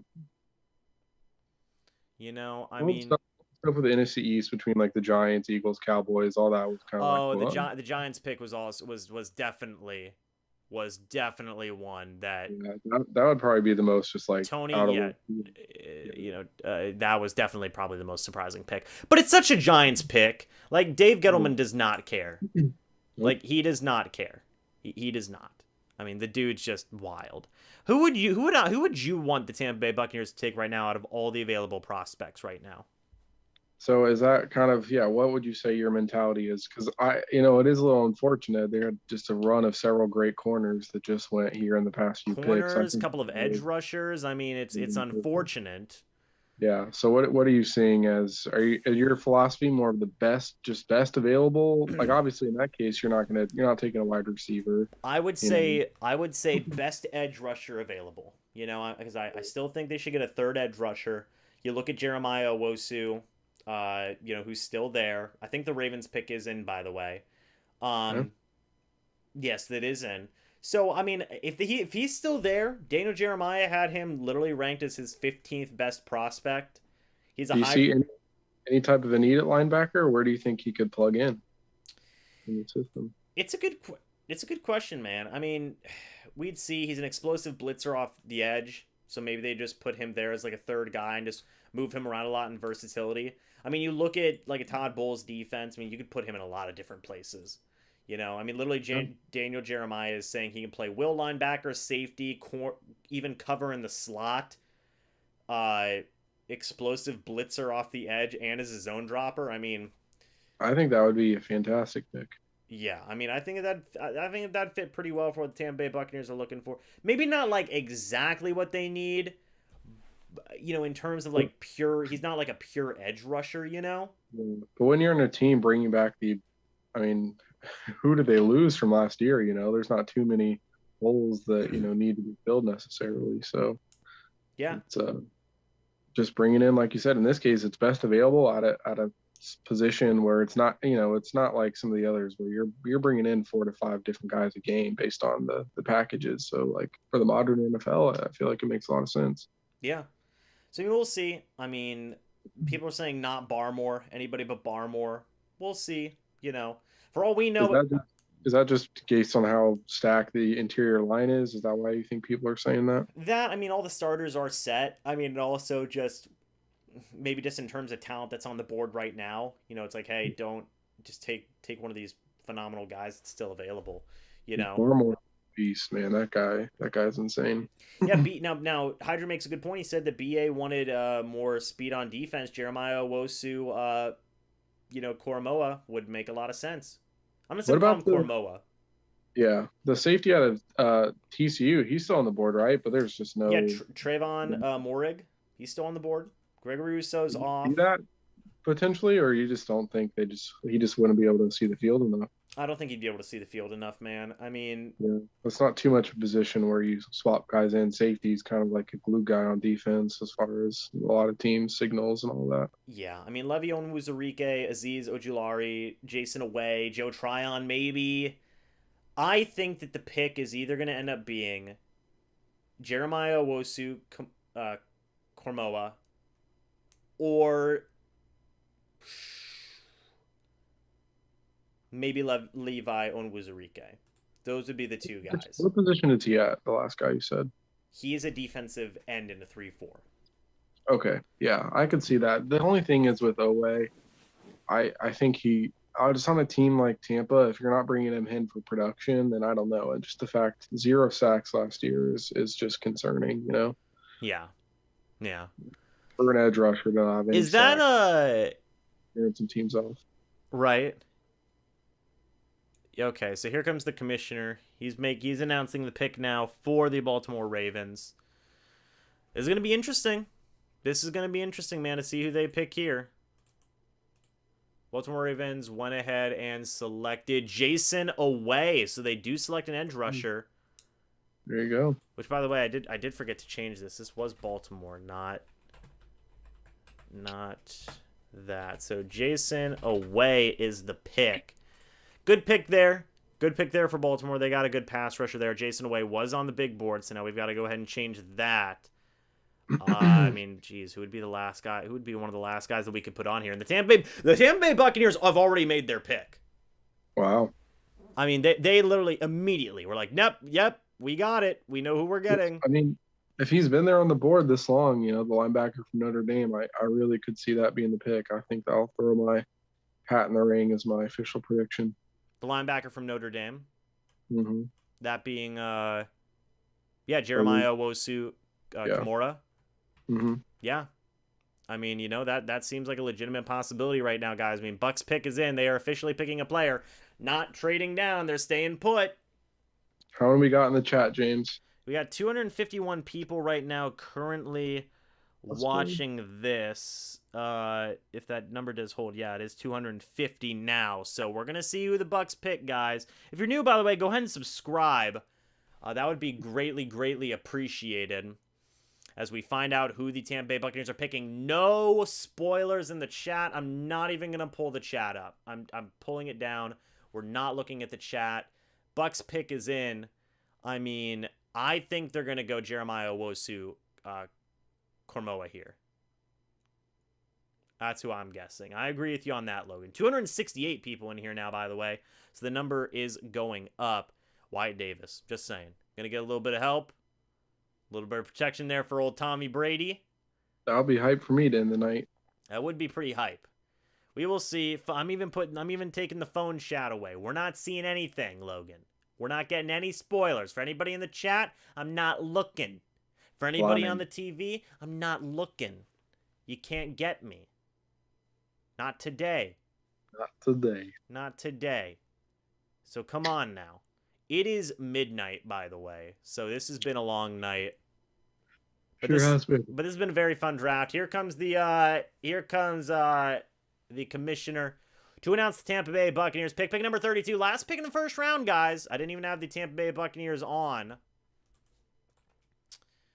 So, the Tampa Bay Buccaneers select Joe Tryon, linebacker out of Washington, is the selection. So they get the guy. He was the pick in my last mock draft that I had made. So he is the pick there. Played with Vita Vea. Well, I don't know if he played with Vita Vea, but they're both from Washington. This is a solid pick, 6'5", 252. I've talked about this pick before. And what it's been for the Tampa Bay Buccaneers. The dude's got a freak athlete. He's got a very similar build to what's going on with what's going on with like Shaq Barrett. It's an eventual successor to Jason Pierre-Paul. He's going to be a solid third guy. If he's getting 6.5, 7 sacks in a year, I mean, that's pretty darn good. So, I mean, I think this is a good pick. The chat is going to be splitting in a lot of different directions right now, as we've got 277 people in here. Yeah, what are we seeing as the reactions? I'm seeing a lot of people wanted Barmore, interestingly enough. A couple of people wanted Barmore.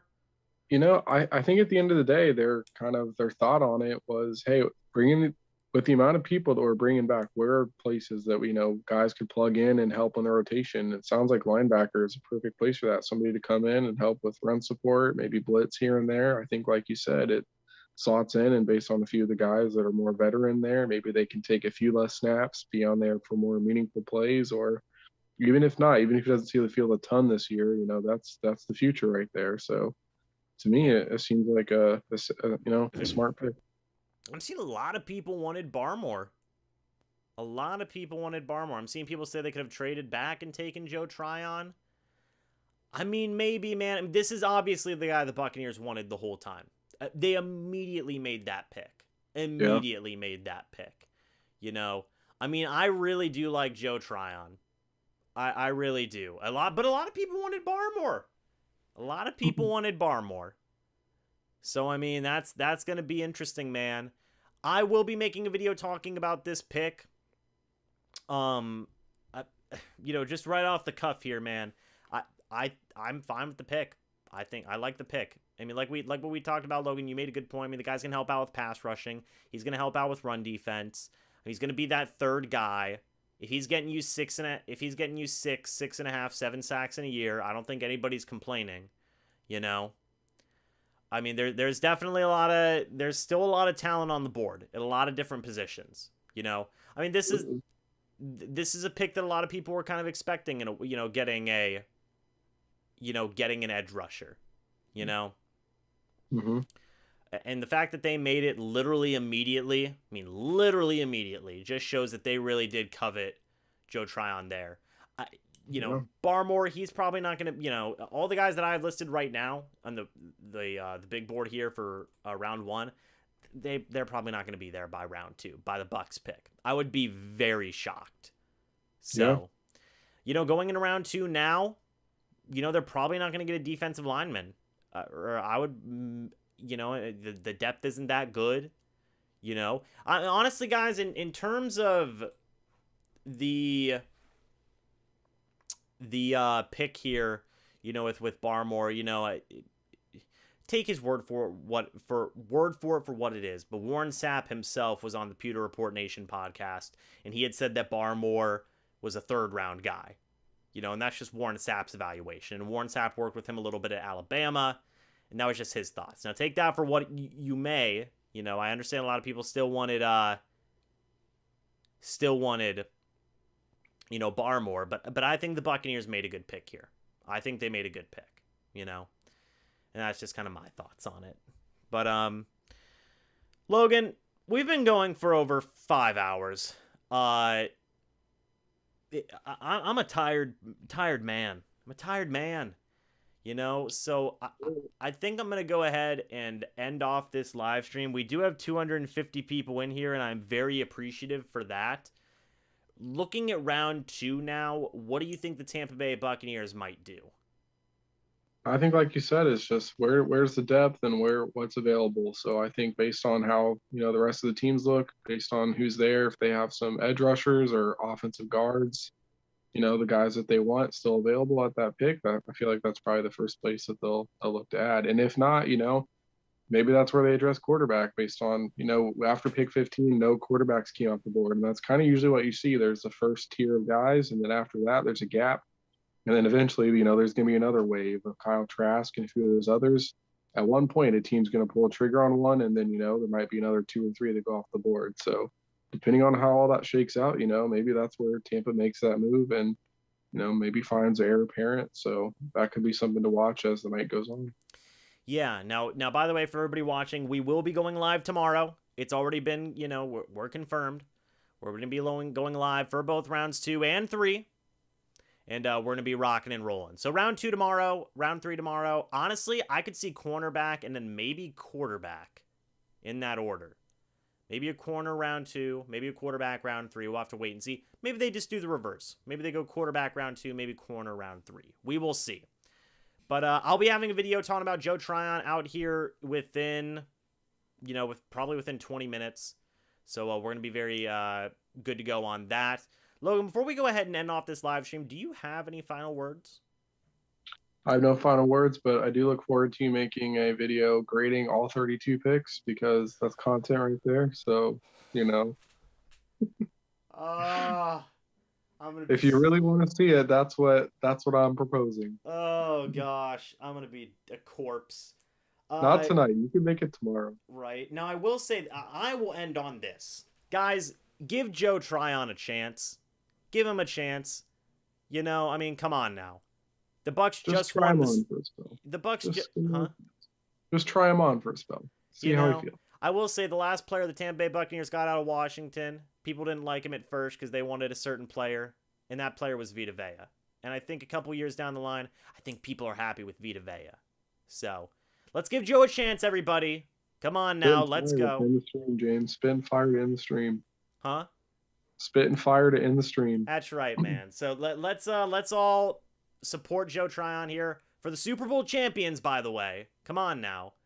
Just won the Super Bowl, guys. So let's celebrate that. And also, Joe Tryon, let's give him a chance here, okay? Let's see what he can do in his rookie year. But anyway, guys, thank you so much for watching this live stream. Hope you all enjoyed.